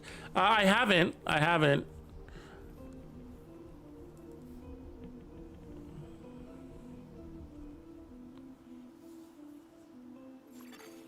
think you'd be better off with, because that's giving you more weapon handling. I guess that's what you'd be after. But I think you could just run 1 Fenris and get your weapon, your reload speed with your assault rifle damage, and then run 1 piece of hot shots and get 30% weapon handling.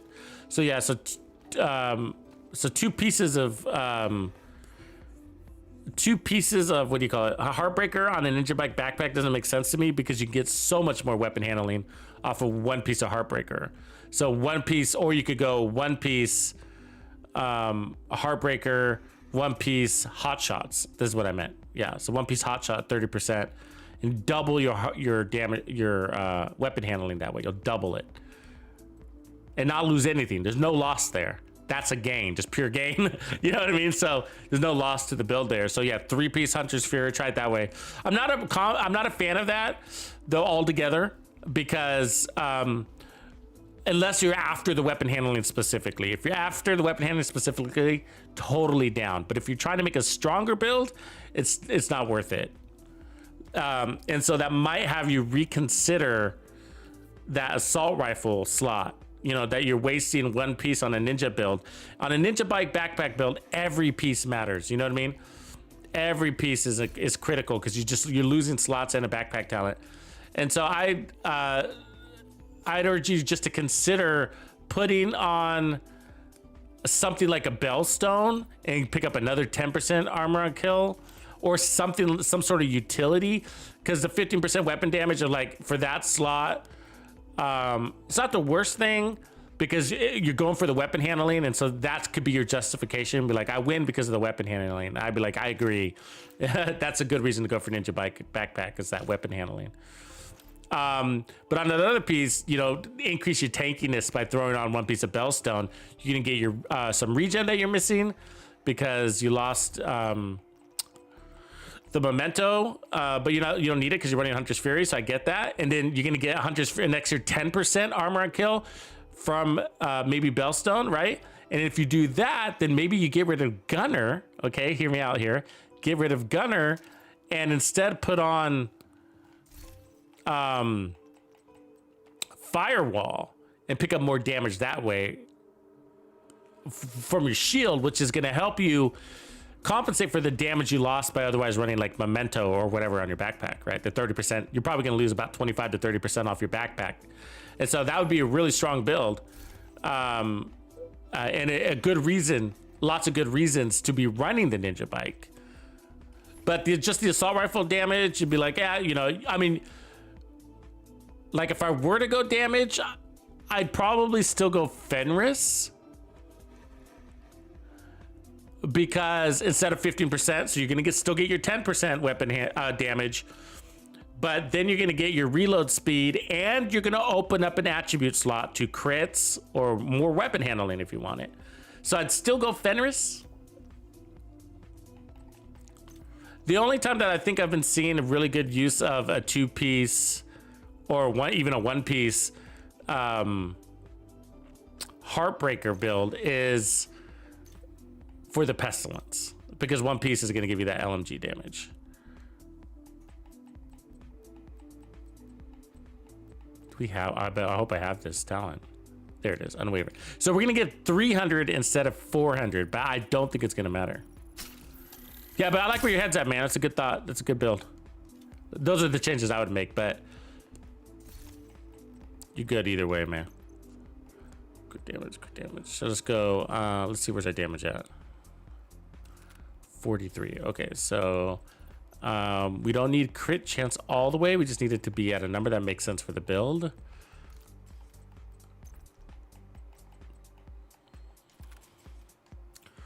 So, because we don't have full stacks. So we got 53, 122 there. So if we're going to be that high, then we got to go all the way, I guess. Unless, no, we're peaked out. 53, 122.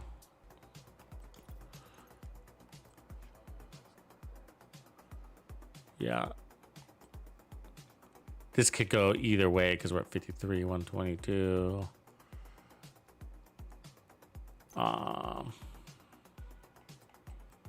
I'll just put the crit chance, keep it consistent. Ooh, with this one, you know what I like about it? If we can do this, is that we can put on spotter. Ha ha. Ha ha. Because if we put on spotter, then we can get rid of that extra stacking, which is always nice. And then we get that immediate burst damage of 20% amp.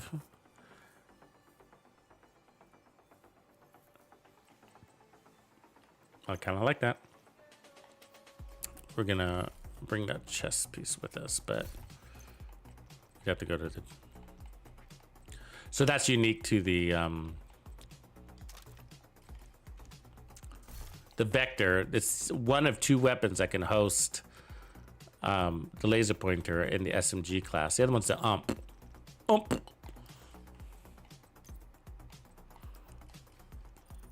Which people really rarely use. It's not bad. It's actually pretty strong. Okay, let's give this one a whirl.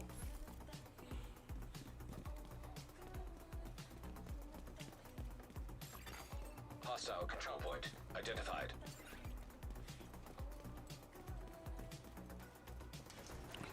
All right, let's do this. Oh, look. Food.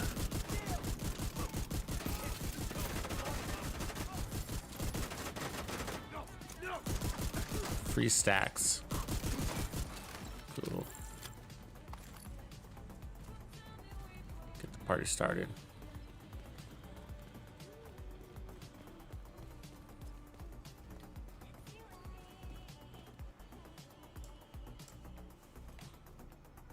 Vector test. Here we go.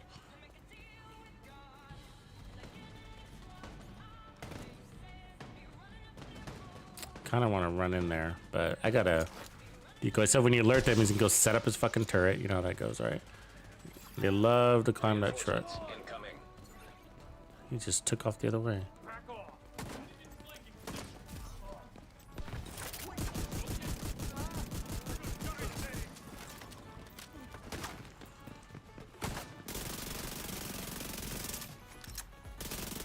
Yeah.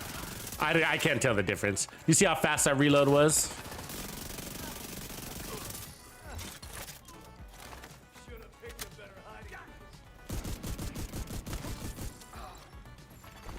Hostiles guarding location nearby. Oh, he's upstairs, I'm sure. Annoying.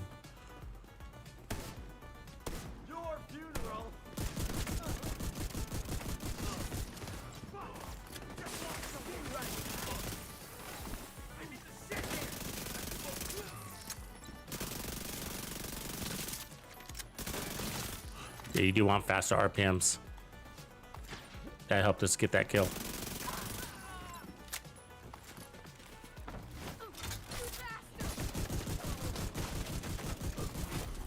Taking a lot of damage from the back because of how fast I want to play, and god damn it.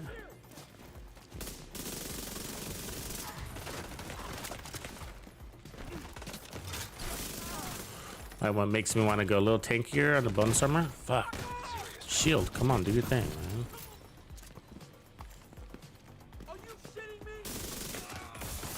you fucker. Agent down. I mean, why do I feel so squishy, right?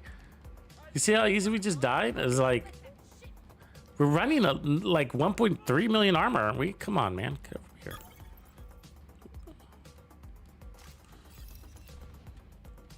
Did I lower my armor on accident? I mean, I know our trophy's expired, but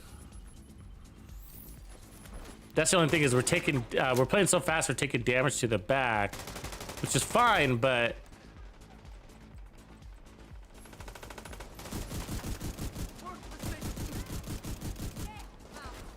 hey, pendejo. Answer me. Oh, he stole my kill. Detecting additional hostile contacts. So we might want more bonus armor, I guess. Maybe one more core. Or protection from elites. So if you go protection from elites, the good news about that is that... Am I still running? Yeah, gunner. You wouldn't lose the damage buff from the trophies, which would be equivalent to 5% per red core.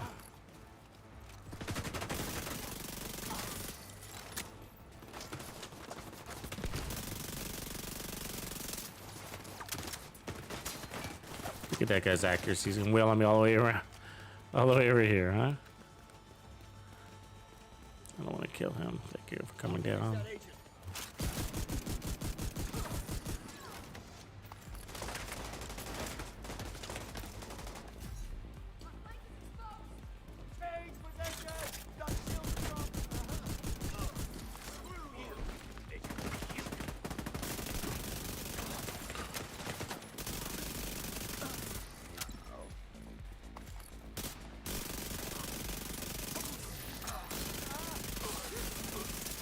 Holy shit, that's what we're talking about. Guarded by hostiles.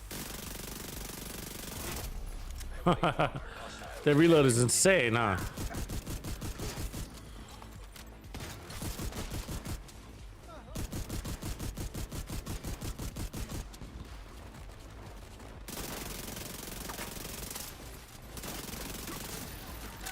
Crazy, crazy. Feels good. Yeah, that's the build. RPMs makes a big difference. It is better.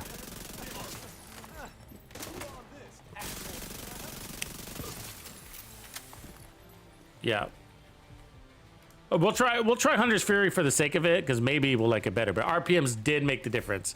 So now Hunter's Fury is going to slow it down, but we still might be over that effective threshold. So 1380. 45 in the mag, that probably made the difference too. So if we look at the, yeah, we get 5 more rounds, right? Totally worth the trade. So you get 5 more rounds and you're putting them into enemies faster for the loss at a loss of 100%.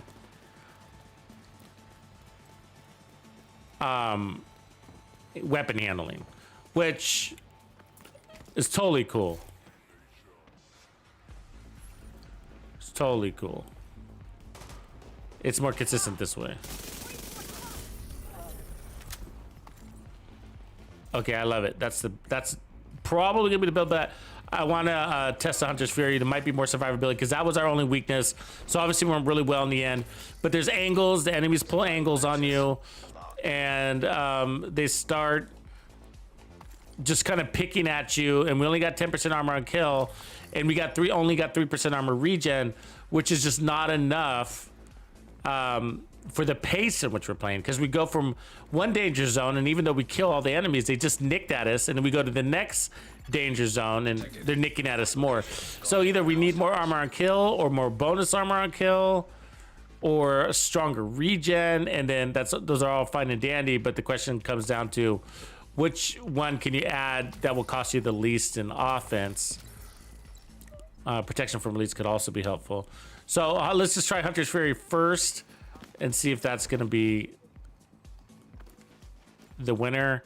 And And let's see if we don't mind losing those RPMs. But that was a cool build right there. So let me save that. I'm not sure if I have Hunter's Fury in here. But with the Hunter's Fury, you could also go... so we're going to have 20% armor on kill, plus the bonus armor on kill. So those things are going to stack on each other.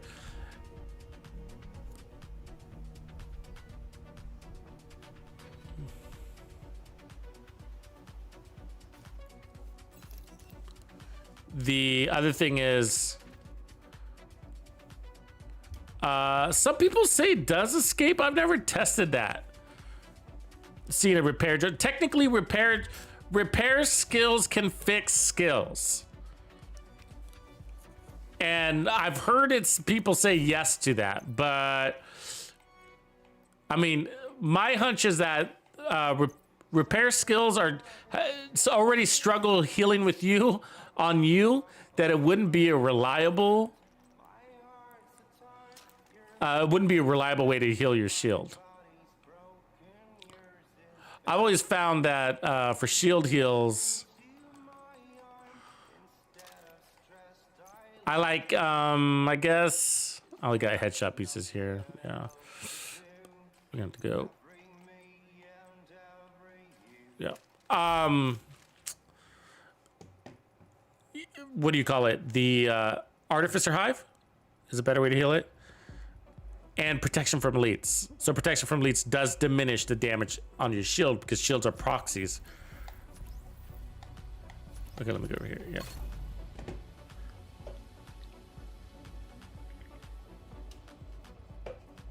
But as an example, if you have a turret out, an attack turret out, and you put it out, you can use your fixer drone to heal your turret as the enemies are shooting it, and keep it alive and then when your turret doesn't need it, you can call it back to yourself. So it's a two-way healer, where the Artificer is only a one-way to the skill. But of course, the Artificer has other benefits like more damage and duration and everything. So yeah, but I've done that. I've done both.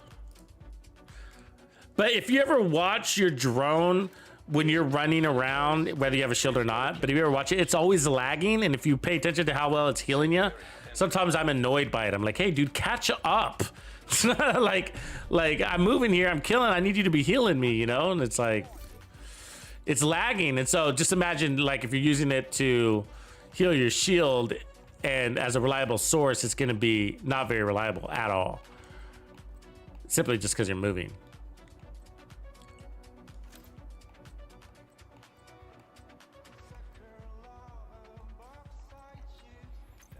So with Hunter's Fury, we could also try, we got a few tests to do here, okay? So because one of the things that we need to try is whether we can do versatile on this, because we got the 20% armor on kill, and if we keep gunner, it'll be 30% armor on kill. It's a lot of armor on kill. So maybe we don't need bonus armor, right? So the catch is, if you don't need bonus armor, then you don't need armor either. Oops. And we can use a Hunter's Fury chest. It's actually a very valid option.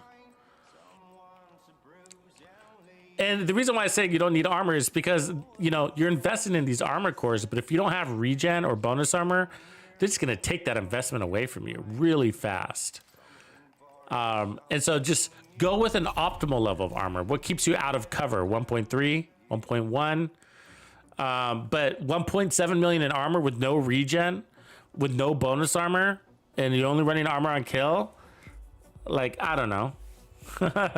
You know, you could probably be better off with that. Goes back to that old style of thinking where it does start to become a little bit true, which is like, oh, you know, the best defense is an offense. And in that case, it sort of is. You know what I mean? Because it's just like, you know, the armor is cheap in the Division 2. It's like, they take it away so fast. One bullet really is an armor core. One enemy bullet on average is an armor core from an elite. And so, and I think the non-elites are like what, 120,000 per bullet. So like, think about that. I mean, an armor core is 170. So one bullet takes it away. That sucks, right? But sometimes it doesn't feel like that. Why? Because you're running the memento and it's regenerating back. So that's the difference. That's the difference. And so,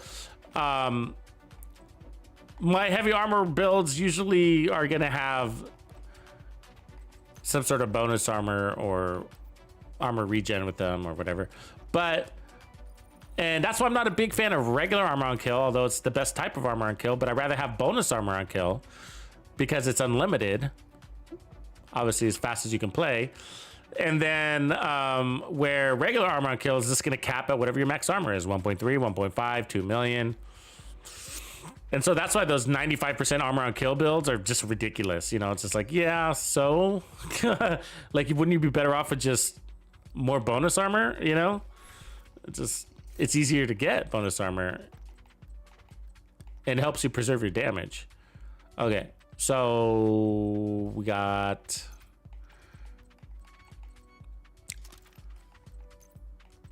and it's like that with some other things too. Like what else is like that? The protection from elites. The other thing that's like that is, I would say, I'm trying to figure out if I want the chest or not. I think I do. Explosive resistance. So protection from elites and explosive resistance without some sort of, you know, repair or regen or bonus armor on kill or armor on kill is really pointless. It's just delaying the inevitable armor kit that's going to happen 2 seconds later. It's like, so you got to have something to pair with it to make it effective. Otherwise, it's sort of a wasted stat. Oh, I keep forgetting to grab my better versatile backpack, by the way. But let's go with, well, I guess we can do the Badger. But in this case, we're not going to be using the shotgun as much because we don't need stacks, right? But we will be using shotgun because in order for versatile to work, then that means we can use another shotgun, a better shotgun, because we don't need stacks anymore, right? So like the mop, that's a great shotgun, and we can get more armor on kill with it. I don't know if that mop's got the right talent though. You could also use tsunami, but I want a talent that's got in sync. Okay, we'll make it work. So we can try versatile and then try to figure out if I want Hunter's Fury chest. We could also go gunslinger. Oh, actually, you know what? Both these weapons run spotter. We could do that.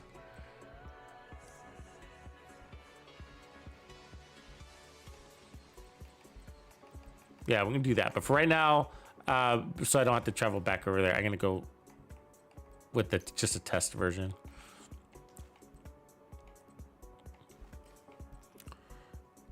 And then because we got that amp damage back there, and then amp damage on this, and so you're gonna get 30% 35% amp damage off of this, and this set's gonna give you a combined total somewhere around 50% amp damage actually.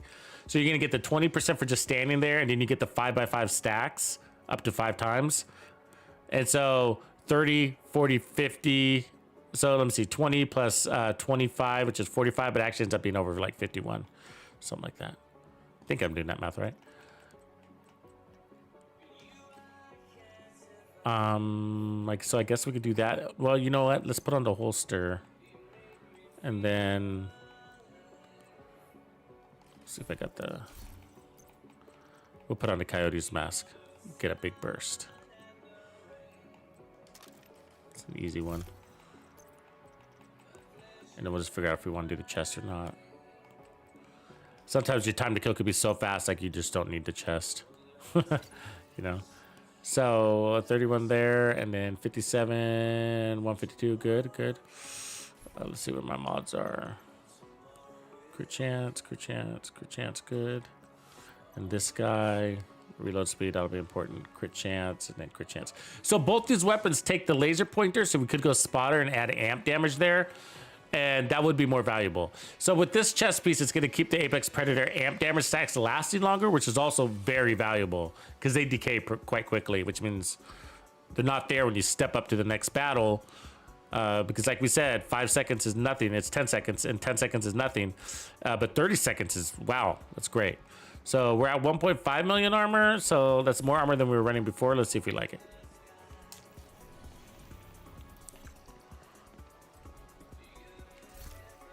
Oh, I'm really full. I better offload on 1 or 2 things here.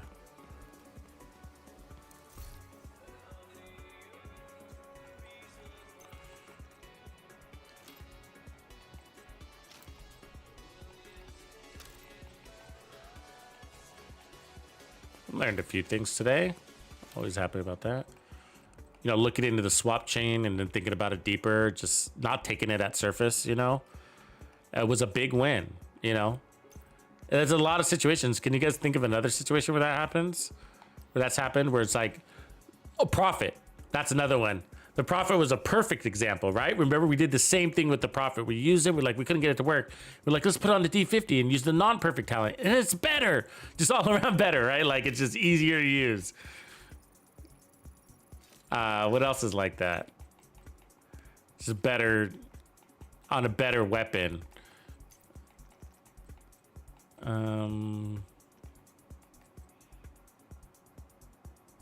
Probably a lot of things. I mean, you probably like perfect Ranger.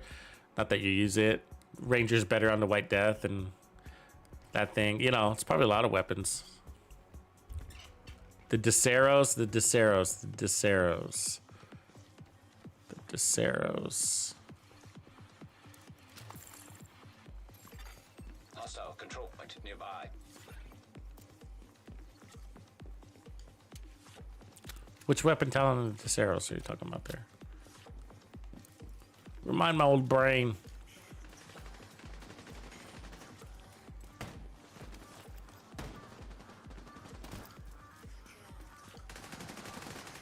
Perfect Headhunter, actually, in many cases. So Headhunter, for example, on pistol builds. Oh, I see what you're saying. Yeah, as a shooter, then please D50. Yeah. But like, so you got perfect Headhunter, but for pistol builds, you're better off with D50 and non-perfect Headhunter. Get more damage out of it that way. Versus perfect Headhunter.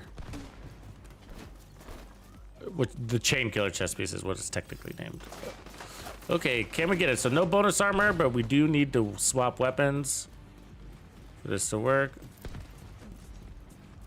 Let me get my flare off in case I die.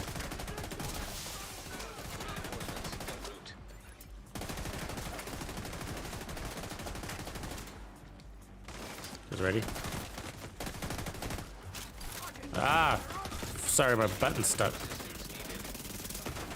Oh, so very good. Yeah, I'm gonna kill myself. I got a sticky bumper, and it makes it a little difficult on that right skill. Rifleman talent. Ah, yeah. What do you put it on? Or boomerang? Yeah. It's like that for a lot of weapons, huh? It's not an unusual thing. Reinforcements in place. Oh, pummel, perfect pummel is better on the M870 than the Tsunami because the Tsunami's on the mag reload and it's not that slow. There's no hiding from us. I've always found like, yeah, it's kind of nice, but I don't know, it seems kind of a waste to having this weapon.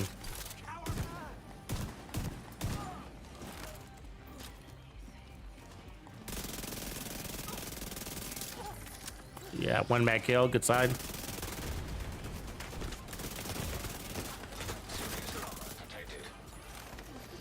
God, that's a 30% armor and kill, huh? Thank God for that mob.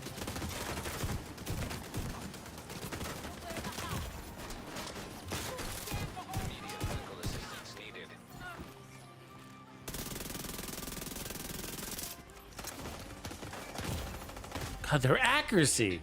That guy's accuracy as I was jumping. See that bonus armor? It's just like the armor on kill is not enough. We got 30% armor on kill, sometimes 40% armor on kill. You know what I mean? I mean, it depends on how aggressive you are. If you don't want to be as aggressive as I am, then of course you're not going to die as much. But with these guns, man, you got to get up in there. You know, it's harder if you don't play aggressive, I think.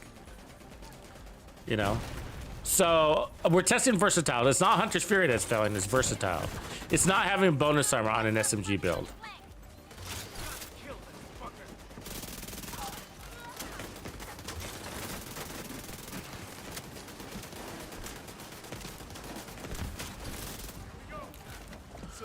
Does anybody out there like their, I like that part of it though, I gotta say.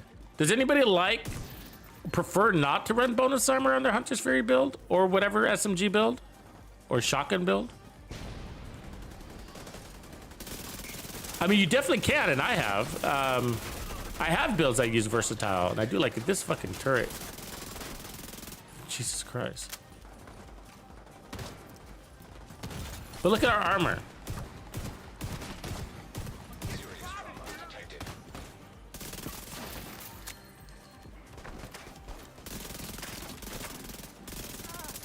I mean, he just outran my fucking 1200 RPM gun. And I was right next to him. But look at our armor. So we got no regen and a lot of armor on kill. So 20 coming off of the set, 10 coming off of that, and sometimes when we're using them up, which was half the time, right? And it's just not enough. That's incredible to me, you know? I don't feel stronger than that striker build, you know? Not yet, at least. I mean, we'll need to run this more, but I'm just curious. Sometimes I'm just like, I don't prefer the shield either. I prefer dark. I totally prefer not to run in shields also, unless I'm running the firewall shield, and I really like that shield. But if I'm running bonus armor, here's the deal though. Here's the catch to what you're saying, because I'm like that too, and I find myself in the same predicament. If you roll a bunch of armor onto your build, the best skill to run is a shield, because then you're getting more bang for your buck. Because the shield gets buffed by armor cores. You know what I mean? And so even if you don't use it full time, but you use it sometimes, it still might be the best skill for you. Like for right there, for instance. Like when you get overwhelmed and have to check it out, like I'm doing here. Yeah, but the bonus armor is a big deal. I mean, I even prefer Adrenaline Rush over this. The damage is just...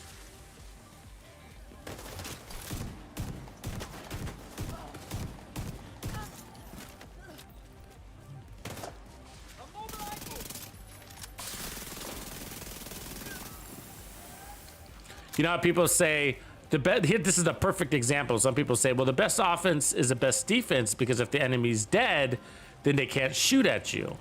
And be like, yeah, and if the best, and that can be flipped on its head. But if you're dead, you can't shoot at them either. You know what I mean? I always flip that statement on the head for people. I'm like, but if you're dead, you're not shooting either, right? So the best offense, the best defense is a good offense until it's not. Right? Until it's not.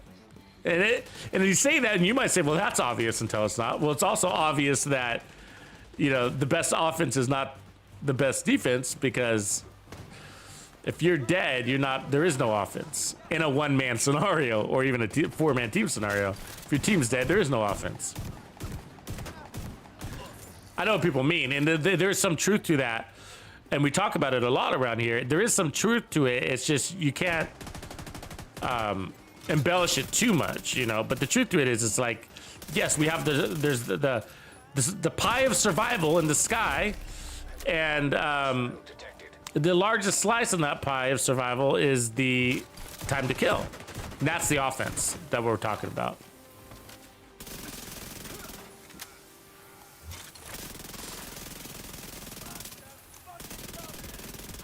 So that was a good demo right there.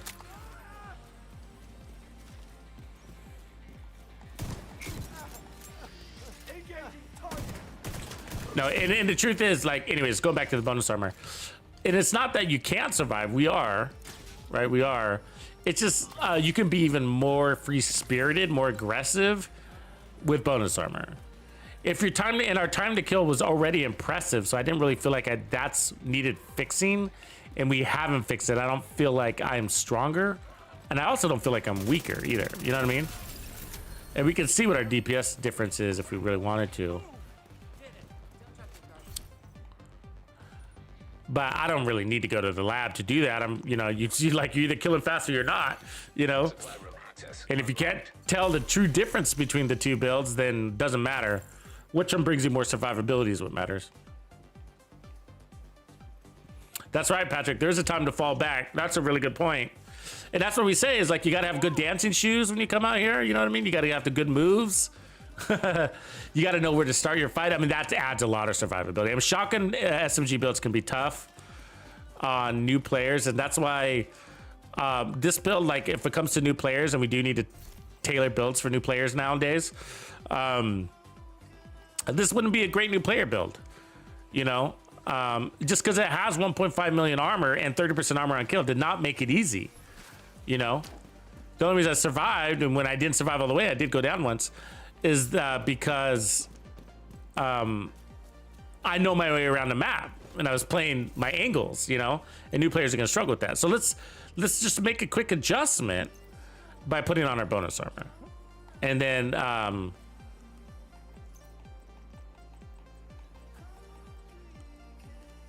let's throw whatever on my mask right now.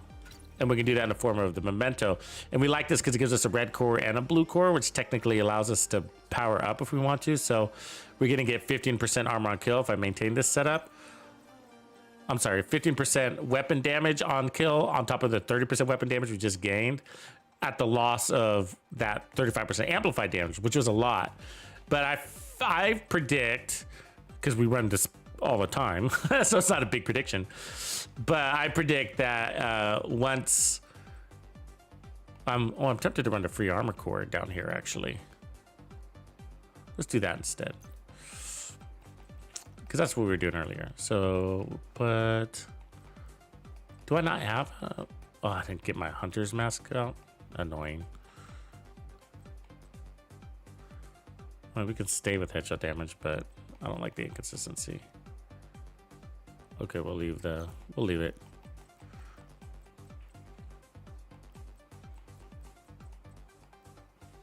That's fine. Where we at stats wise, but I predict that we're not going to notice a big difference in our time to kill, and it's going to be weird. It's going to confuse people. You can be like, why did you just take off 35% amp damage and your time to kill didn't change? All right. And it does. Of course it does. But you can't tell the difference. You won't be able to tell the difference once we get our trophies. That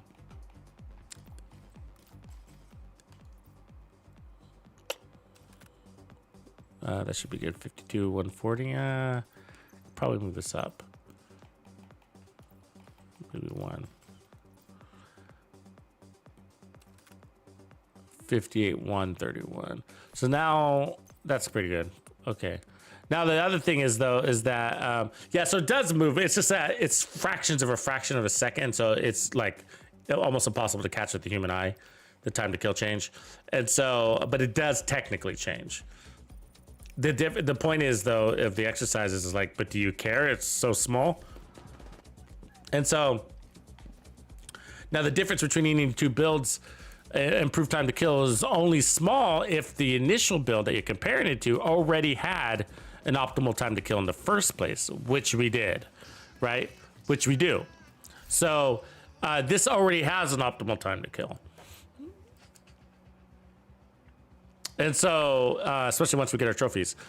And so, and that's why it's going to be hard to tell. And the Hunter's Fury set also helps us there too, right? It's already got the amp damage there. So we added amp damage, which is a multiplicative damage, on more amp damage, which is a multiplicative damage, which makes it an additive. We're adding more multiplicative damage. So it's not going to, well, amp damage does actually multiply on the whole pie. It's the best type of damage you can add, if anything. So that's the good news. It's like the one giant envelope.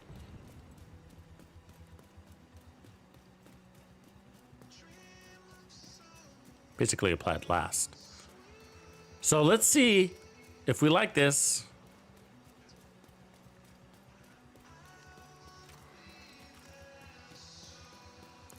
So bonus armor. So now we're going to be looking at a couple of things. Okay, so I know the build is going to work. So one is like, are we going to not like the damage difference? And my prediction is it's not going to matter. It's going to be good. And so the next thing is, the armor on kill. How much of it is going to waste? And which is why Striker is a decent contender on a Memento backpack or a tanky build that you're playing into bonus armor, because you don't need the armor on kill and bonus armor.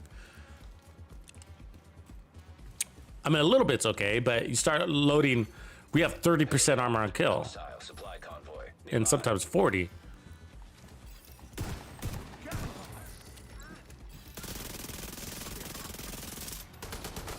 Clean the belt. Yeah.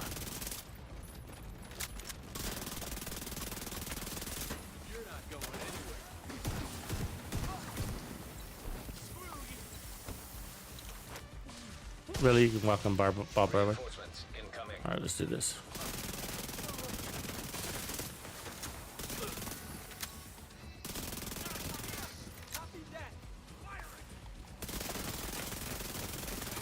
Aw, fucking foam.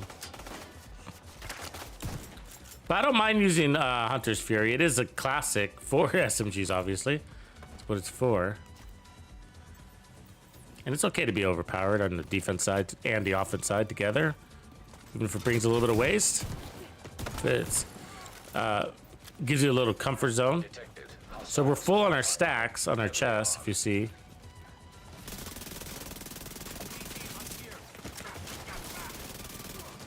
God damn it.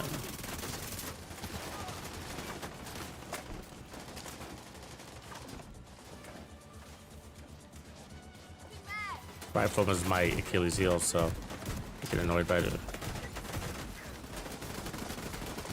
These guys at distance are not helping us either. Coming for you, motherfuckers.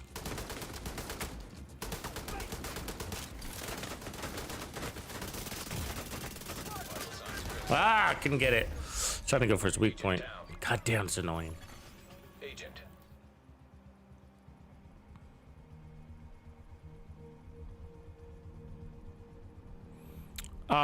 Repair skills for a solo player.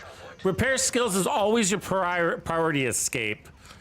It's always your priority. You never want more income and repair than you do repair skills. A 1-to-1 ratio, not to exceed a 1-to-1 ratio, is preferred, but err on the side of caution by adding more repair skills than income and repairs.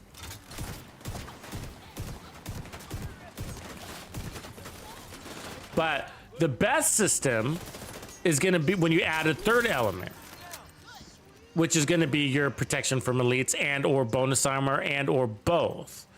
That's your best. So try to balance in a third element, depending on your content. I realize bonus armor might not make sense if you're playing a legendary. I get that, because you might not be that close to the enemies to get it or pick up trophies or whatever. So try protection from elites though. That'll help you against those chungas.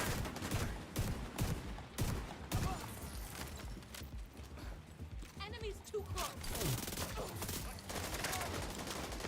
Because they're in annoying places, these guys.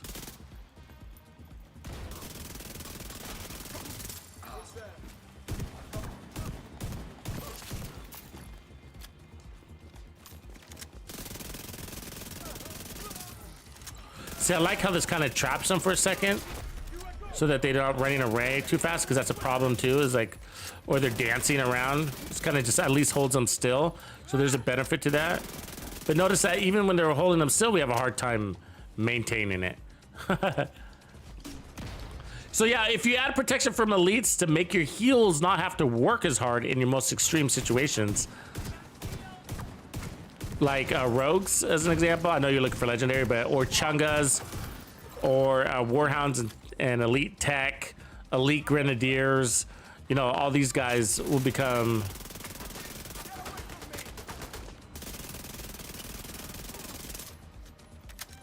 not as, I guess, make your heals not work as hard. I guess is the best way to put it.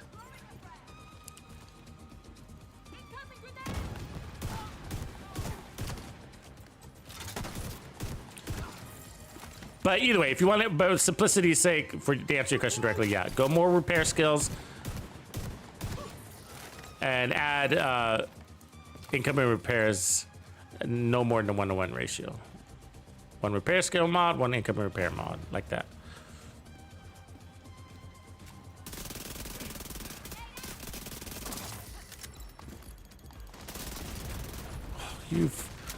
There's always something that gets in the way of me getting my chain kill. Like a fire grenade, or a riot foam guy, or an electrocution shock. Status protection really is important in this game. It's sad that we don't get to use it as much. I always say, like, the most annoying parts of the Division 2 are the status effects. I mean, they need to take it easy. You know? Hostile supply convoy nearby. Detecting additional hostile contacts.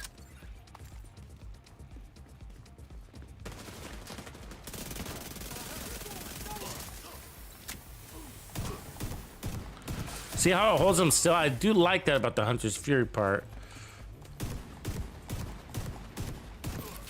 But I do think maybe the RPMs were adding a lot more value than Hunter's Fury's hold still 5 seconds thing.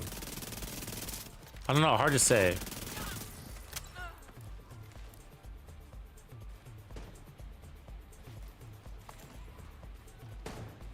It's gonna be a tough call.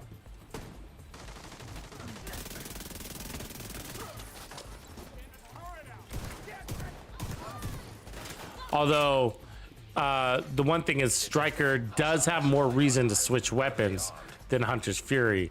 With Hunter's Fury, here's probably your competition. You know, you could probably just run just the Dark Winter, you know? The truth is that, however, the Vector's reload does suck. You guys ever notice the reload on the Vector? Just any Vector, Dark Winter or not, sucks. It's like, man. They do that to the fast weapons. They give them bad reloads. I wonder why in gun manufacturing, fast weapons have bad reloads. Like it's an inherent trait. Survivability is good.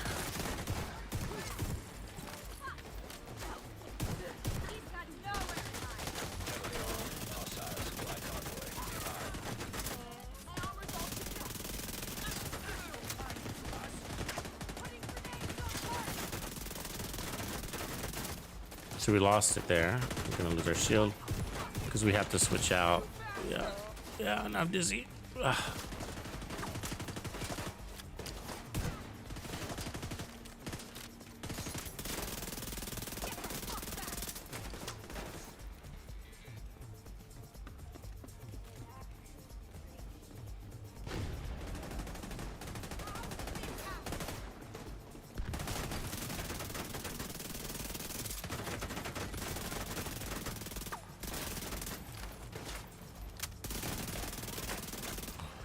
I mean, that's probably the part that sucks is like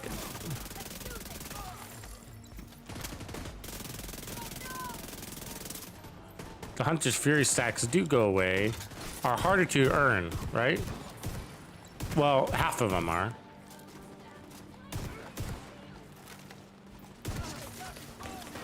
Because you got to get a kill. Which isn't that hard because that's what we do. But when it comes to like the lags and like timing out, and you're like, oh great, I now got to get 5 more kills to peek out again. That's where we are right now, right? Supply room access locked.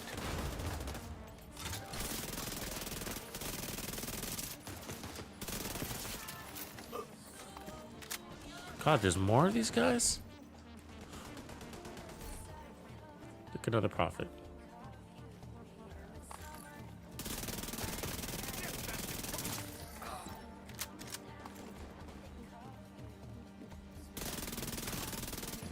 There's a medic out there.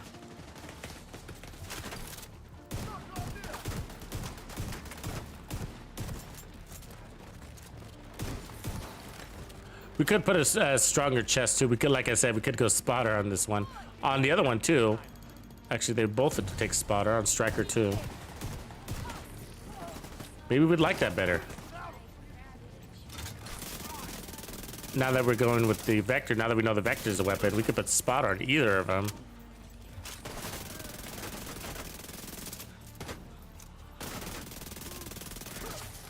Thank you for going away, medic.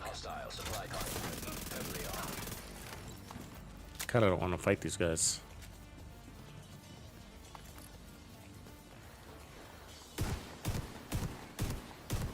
Yeah, I was thinking about that too. We could also put the Scorpio on.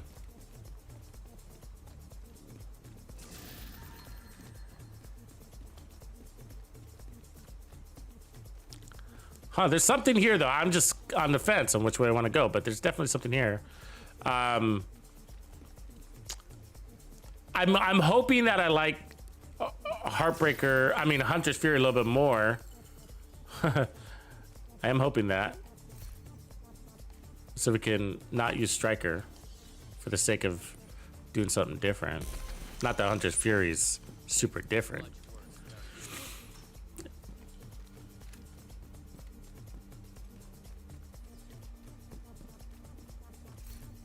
Yeah, we could go Perfect Bloodsucker too. Set the Memento if we feel like we just really don't need the damage. We're not really using the skill part of it. I'd rather get rid of the shield only in case of emergencies. Use it. In this case, actually, I mean, we almost needed the 30% armor on kill. Still, probably not though. We could run more damage by running the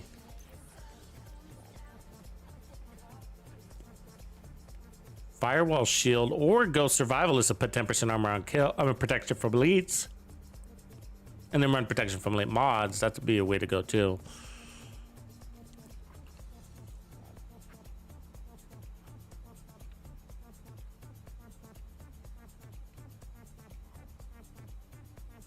So what I'm just kind of thinking, throwing things out there. So the other thing is that, so we do get RPMs from Striker, but we are diminishing the weapon handling side of it because we got so much weapon handling.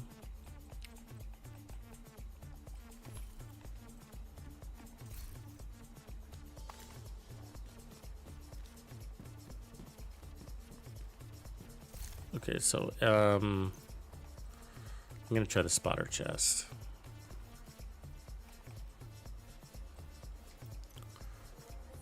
So we put the laser pointer. We don't have the laser pointer, so let's put that on. Do that.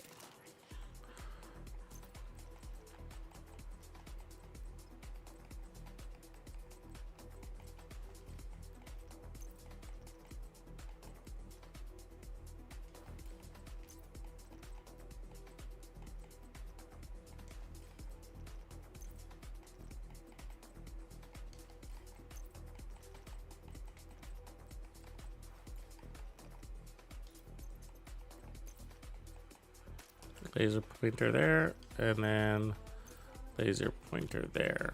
Cool. We're at crits wise 59, 89. All right, so crit damage.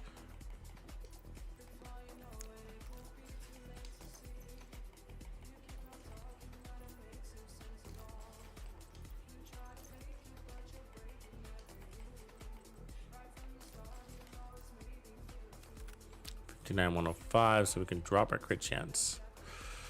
Which one can I do that to? That one. 53, 116. That's perfect. All right, next.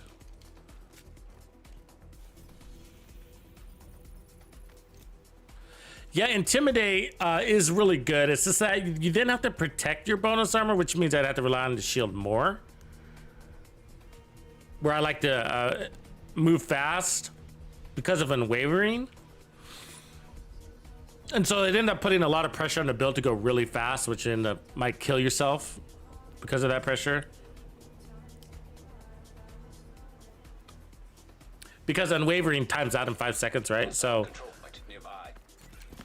it's the perfect chain killing spawn rush weapon town. So I'm basically building around that, if that makes sense. That's the constant on the build.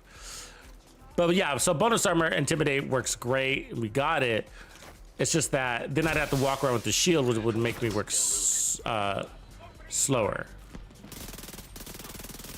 Make me move slower. Oops. Don't have a shield anymore now. All right, let's get used to it. Oh, 2.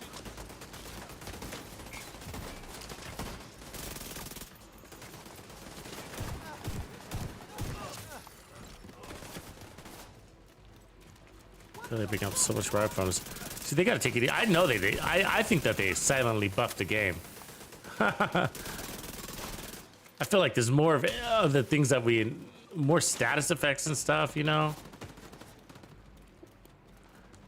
More elites. Copy that. Got your back. Setting up my turret.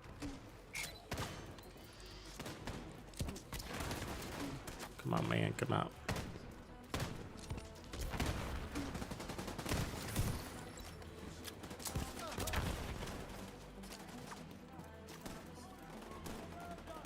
There he is.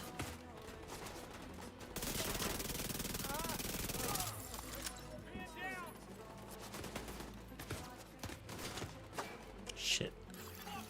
See how easy it is to miss your timer there? Just come back quick though.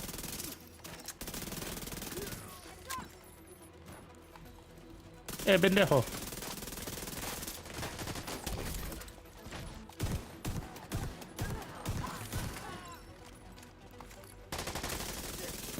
That changed too quickly there.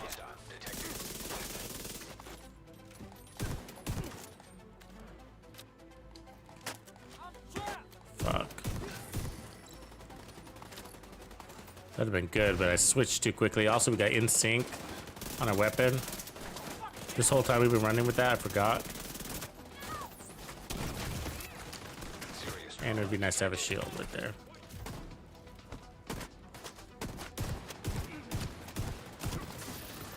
There's our 30% armor on kill, plus a trophy, which is pushing us to, so you got 10, 20, 30. Okay, so we're at 1.6 million armor now, so with 4 cores. So we're at the same.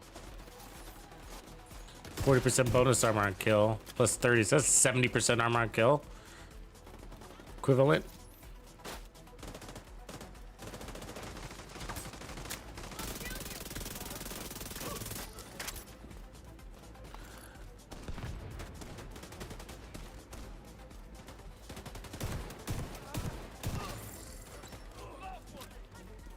We could be stronger with that shotgun. I got the wrong talent on it.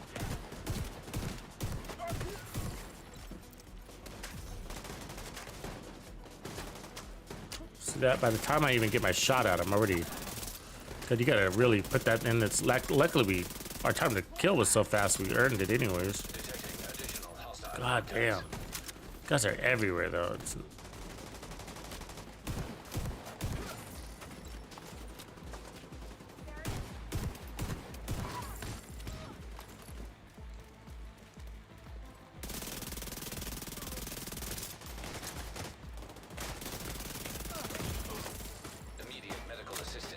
God, their accuracy is so annoying.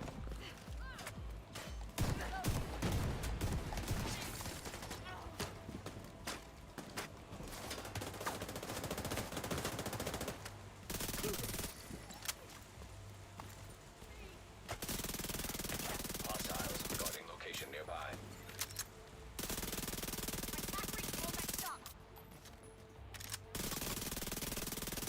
God, really? Get the fuck back!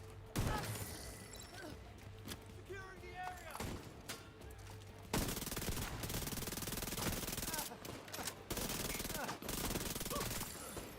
Soldier down.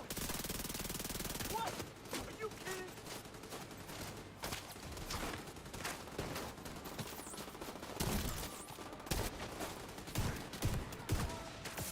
Ah.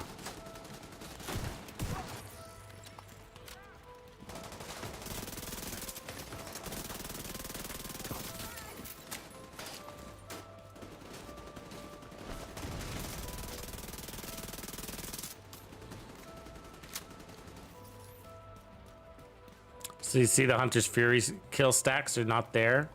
They expire. 10 seconds is real fast. So now we've got one. And so if you don't run that chest piece, I mean, it's fine. Your potential damage is greater. But a lot of times you're running around without that. So we just got 2 kills. And look, now we got no bars, right? Because they expired. 10 seconds is apparently, in this game, seems faster than real world 10 seconds, doesn't it? Heavily armored hostile detected. So we got 3 kills or so by the time we get to the next kill. Just Fear's expired again. See that? Expired again. Attacking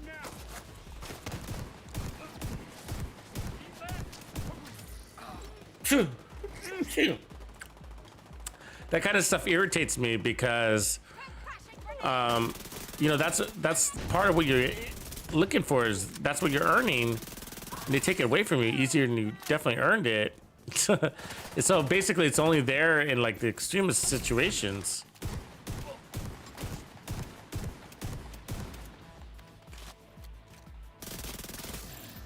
I'm just not happy with their timers. They need to extend all of those. Detected.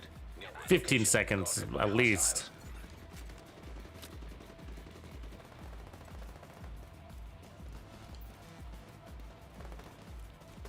No, I don't even have pummel. I have in sync. It's just the weapon damage that I have. But yeah, same point.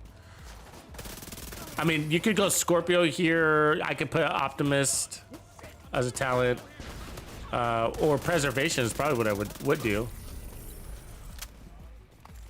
Since we were able to function without that. Come to rogues, but I don't really need to fight them right now. Rogue agent detected. Let me see. I'm gonna go ahead and add on the striker and just see if I like that more. Rogue incinerator turret detected. And I'm gonna go ahead and keep that chest piece, less stacking. Incinerator turret detected. But we'll still be using the ACS shotgun on this next one.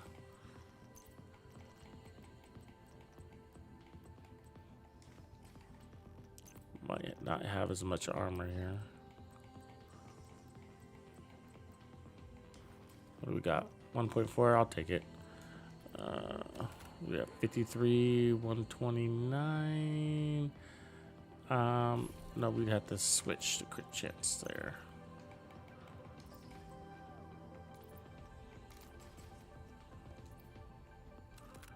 $59, 117, cool. And then let's delete that. And then put this to the ACS. And we'll keep our laser pointers. Gonna keep spotter on that. Cool. All right.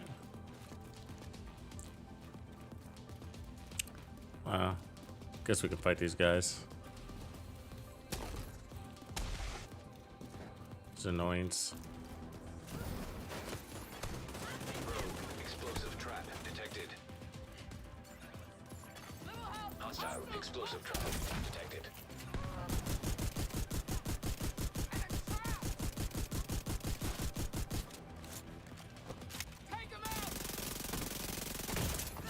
Holy shit.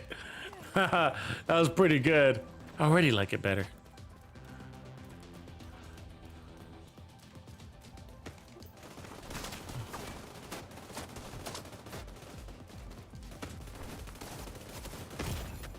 And we just whipped that rogue. A new one.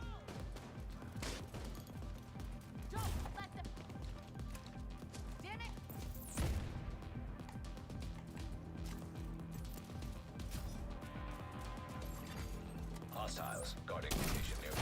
Pretty good strategy too, I like it.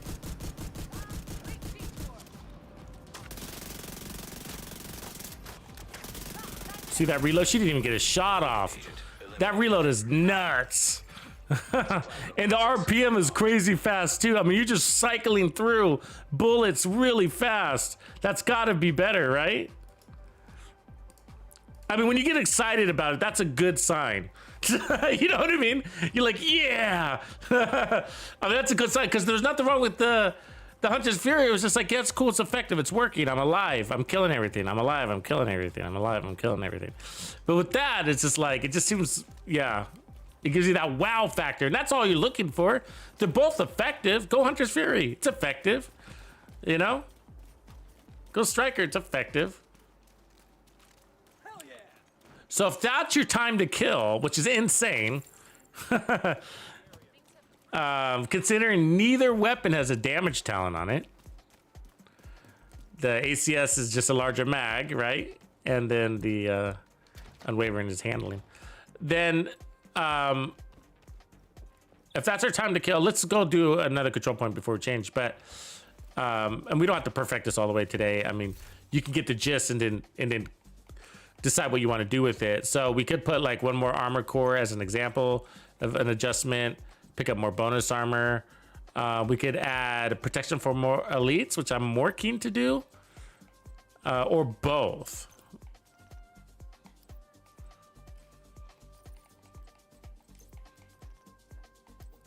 But let's get some more kill data by taking out a control point real quick.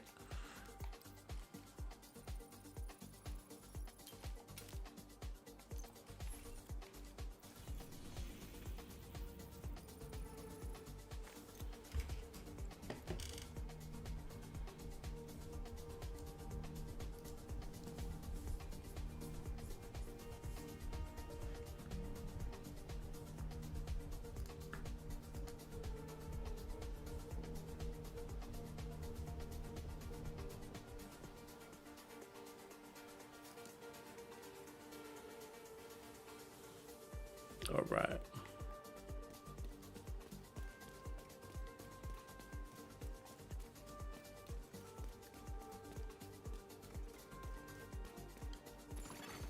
Hostile control point identified.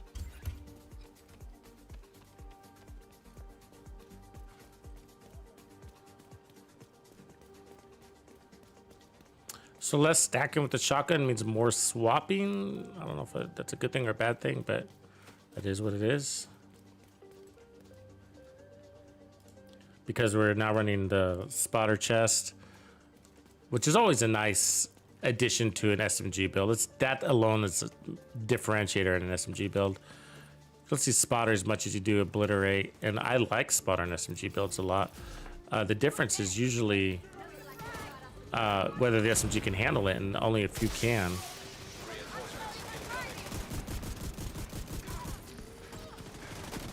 But one of the good news pieces is that we might be able to manage our stacks easier since we're cut down on our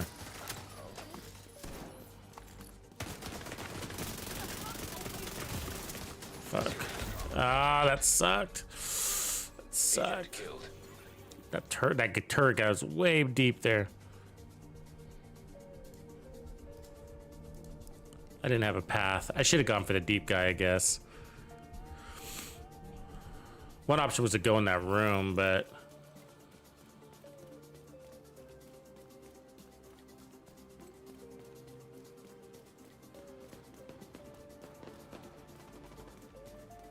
oh yeah, that's a good one there, Marcelo. I like that. I really enjoy, and I see why you like it too. The Scorpio with ongoing directive is so much easier. Because one of the annoying things about ongoing directives is like your source for status effects, right? It's really annoying. To have to, like, you know, use riot foam or something, especially in legendary.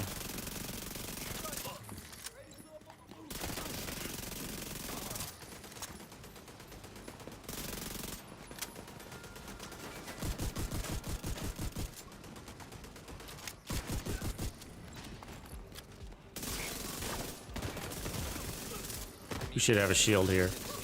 But you know, yeah. So one shot. So because we took too much damage going in. Yeah, I need to stop forgetting to put on that shield. We have riot foam, but the reality is just I either need protection from elites or something. We're going so fast, we don't have time to heal. Yeah, I think I've done that. I'm not sure if I've done it with Intimidate though. I think I did it with actually Vanguard, and I was giving the allies bonus armor. So I loaded up on armor all the way. But yeah, I think you got your setup more for a solo play or individual buff style, which is really cool too. But I agree. But my main point is like I really like the Scorpio with ongoing directive. I think it's the weapon that makes the most sense with that set, because it's really frustrating to have to, you know, try to get more status effects on your build, or have to roll skill tier or whatever your method of resolution is. But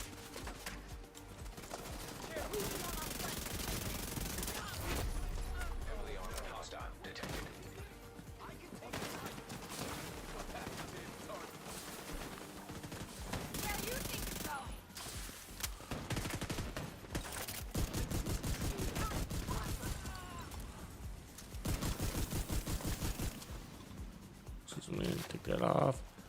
So without trophies, pretty good. Too bad I lost all my memento stacks earlier.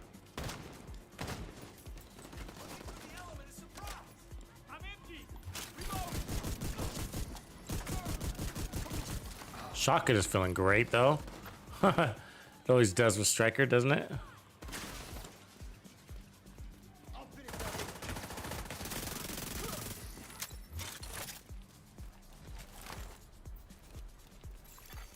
Incoming hostiles detected.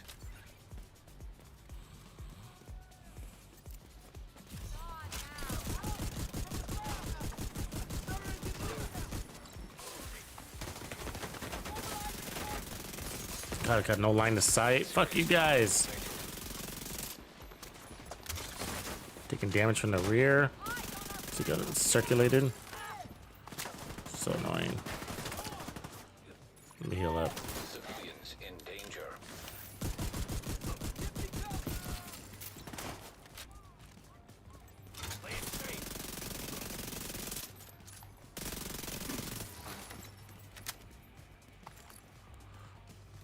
Yeah, I mean, I just kind of get annoyed when they outrun 1400 RPM, you know? It's like, oh, make it tough on this.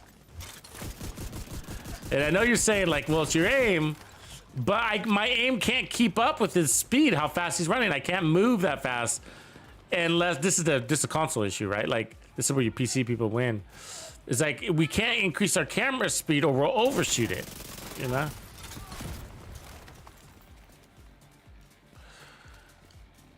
You'll be inaccurate by overshooting the distance that you need to travel by being too fast. We can't stop on a dime, so we have to be slow enough to be able to stop. And so that's what we do as console players, right? We're overshooting and we're undershooting and we're... God, my shield is so unresponsive. It's crazy.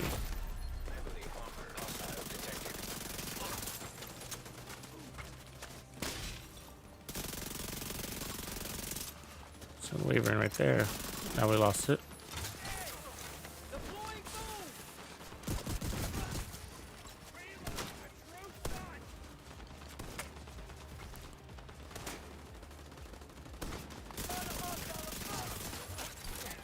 Yeah, RPMs is the way to go for this talent, for sure.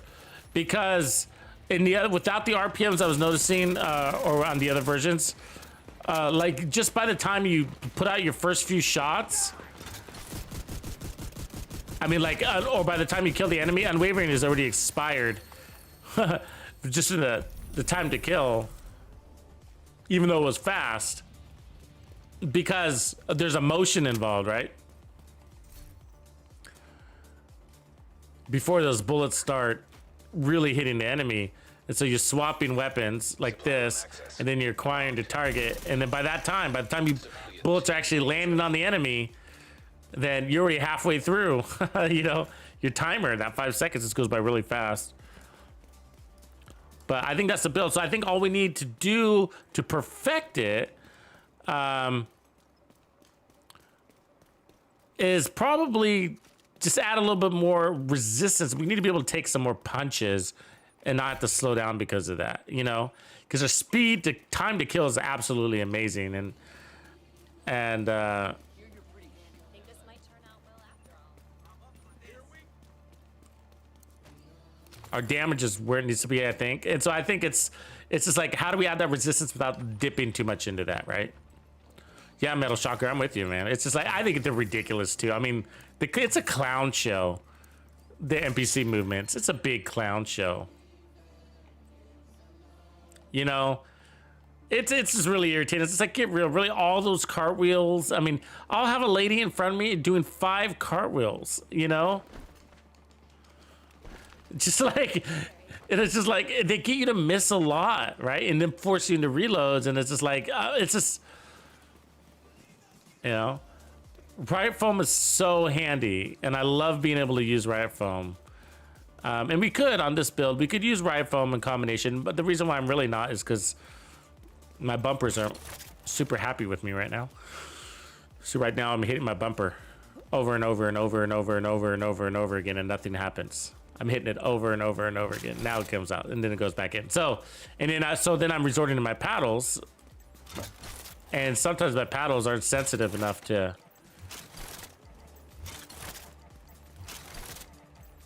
Or there's a server delay in detecting it. So it looks like I'm hitting it way faster than it.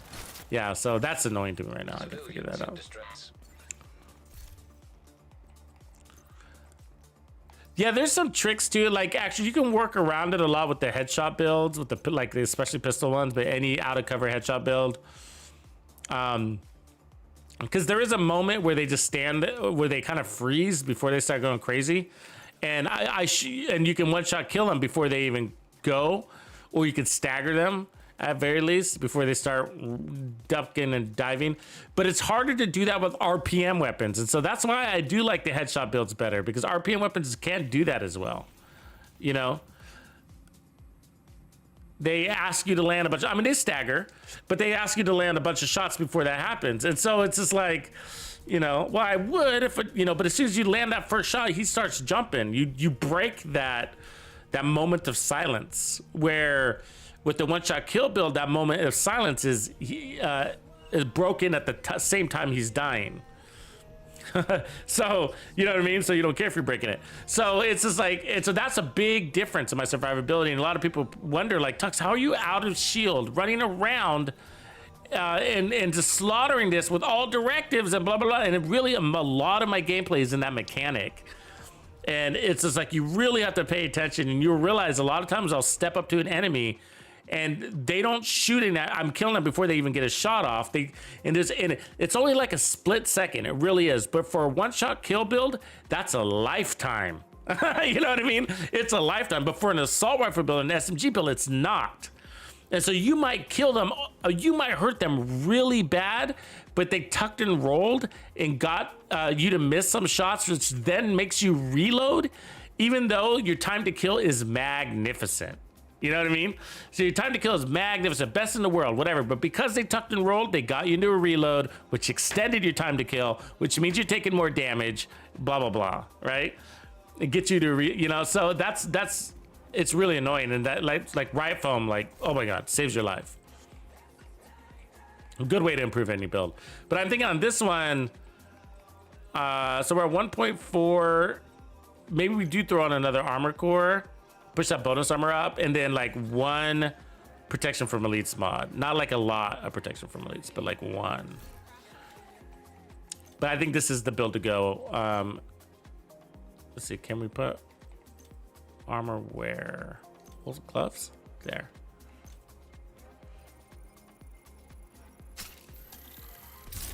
I mean, for your build, just run the armor chest, right? You don't need to get this unicorn for this build to work. Because of all the blue cores, you just move them around to where it's easy for you to farm. And then I think what's my crit chance at? 59, 117. Yeah, so we could afford one slot just to make that bonus armor last a little bit longer. And then we'll inch it down. What we'll do is, so I'll leave it there and then we'll inch it down to see if we even notice our time to kill change. We didn't notice that. But stats wise, we're looking good. 53, 117 is great. We don't need to be, I don't feel like I lost anything there. So, and then we just picked up bonus armor. And you know, and then we could go back to testing. This is going to take further testing. I think we go back to testing whether we like this chest piece or we want the striker. Bada bing. Now, this was much more tedious, and it was nice to be able to switch more often without having to think about those stacks, because it was a lot. But we could just go test real quick. Now, remember, the mementos might expire, but let's just see what we're doing without the mementos. Yeah, the mementos are expired. So let's just check our damage real quick.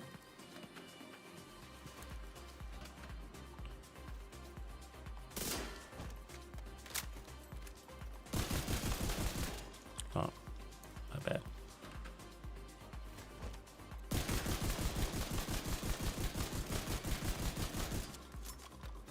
Loaded? Yeah, basically loaded.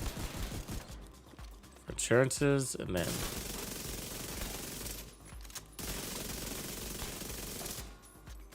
the numbers are off the chart, but they're not as high as you would think they are. They're 467, right? It's the 1400 RPM that's crazy there. So let me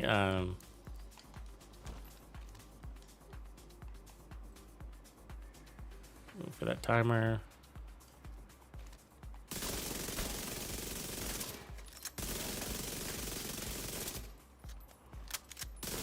Times out. So we would get 2 mags in there.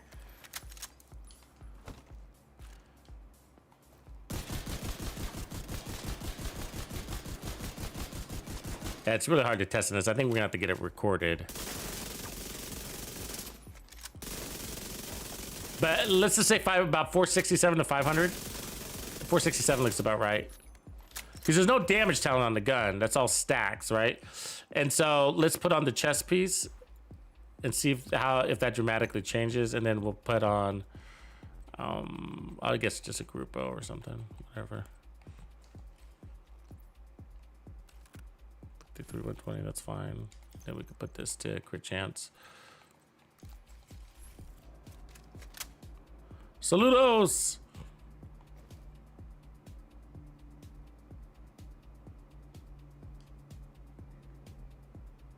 Oh, don't ask me about the grenades metal. I know.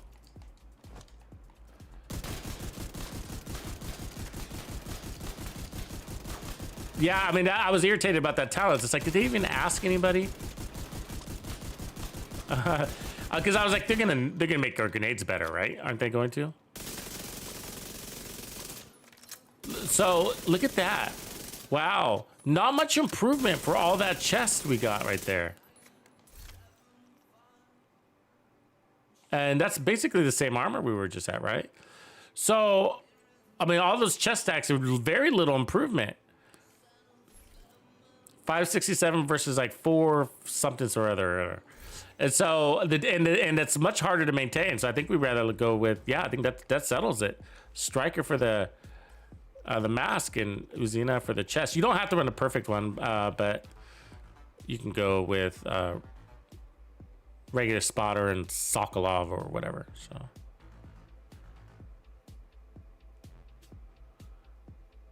it's just Jay. What up?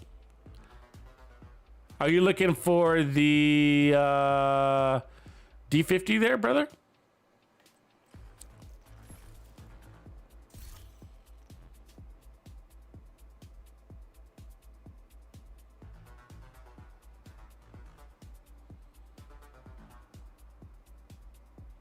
I don't run DX12, but the patch will be tonight. So the servers are going to go down in a few hours. We got about 4 hours of gameplay. The lightning rod. Oh, you should be able to get that. Lightning rod. You know where the best place to get it is probably the countdown. I'm sure you're already doing that, but countdown, and then turn it to pistols, targeted loop pistols. Actually, I got a build video pinned at the top that tells you how to use Countdown Farm. I'm sure you know how, but just in case. Cool, so I'm gonna leave it there for tonight, folks. I gotta get to it, but yeah, so the servers are gonna go down tonight. Scroll back for the patch notes if you're interested in seeing those. Nothing too surprising, but the Sacrum Imperium will be an interesting one to try. And so break them out of your stash and let's see if we can do something with it. That's probably what we'll get to first thing in the morning tomorrow. Sacrum, fingers crossed. And then of course we will be doing thorough testing on the new version of Determined and see if we like that. So Marquez, what's up, man? I just saw you raid. Sorry I didn't see you earlier, but let me get that shout out to you.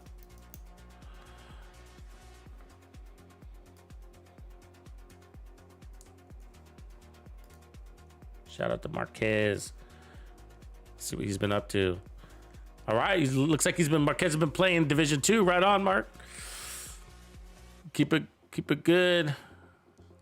Thanks for bringing it in. Saludos.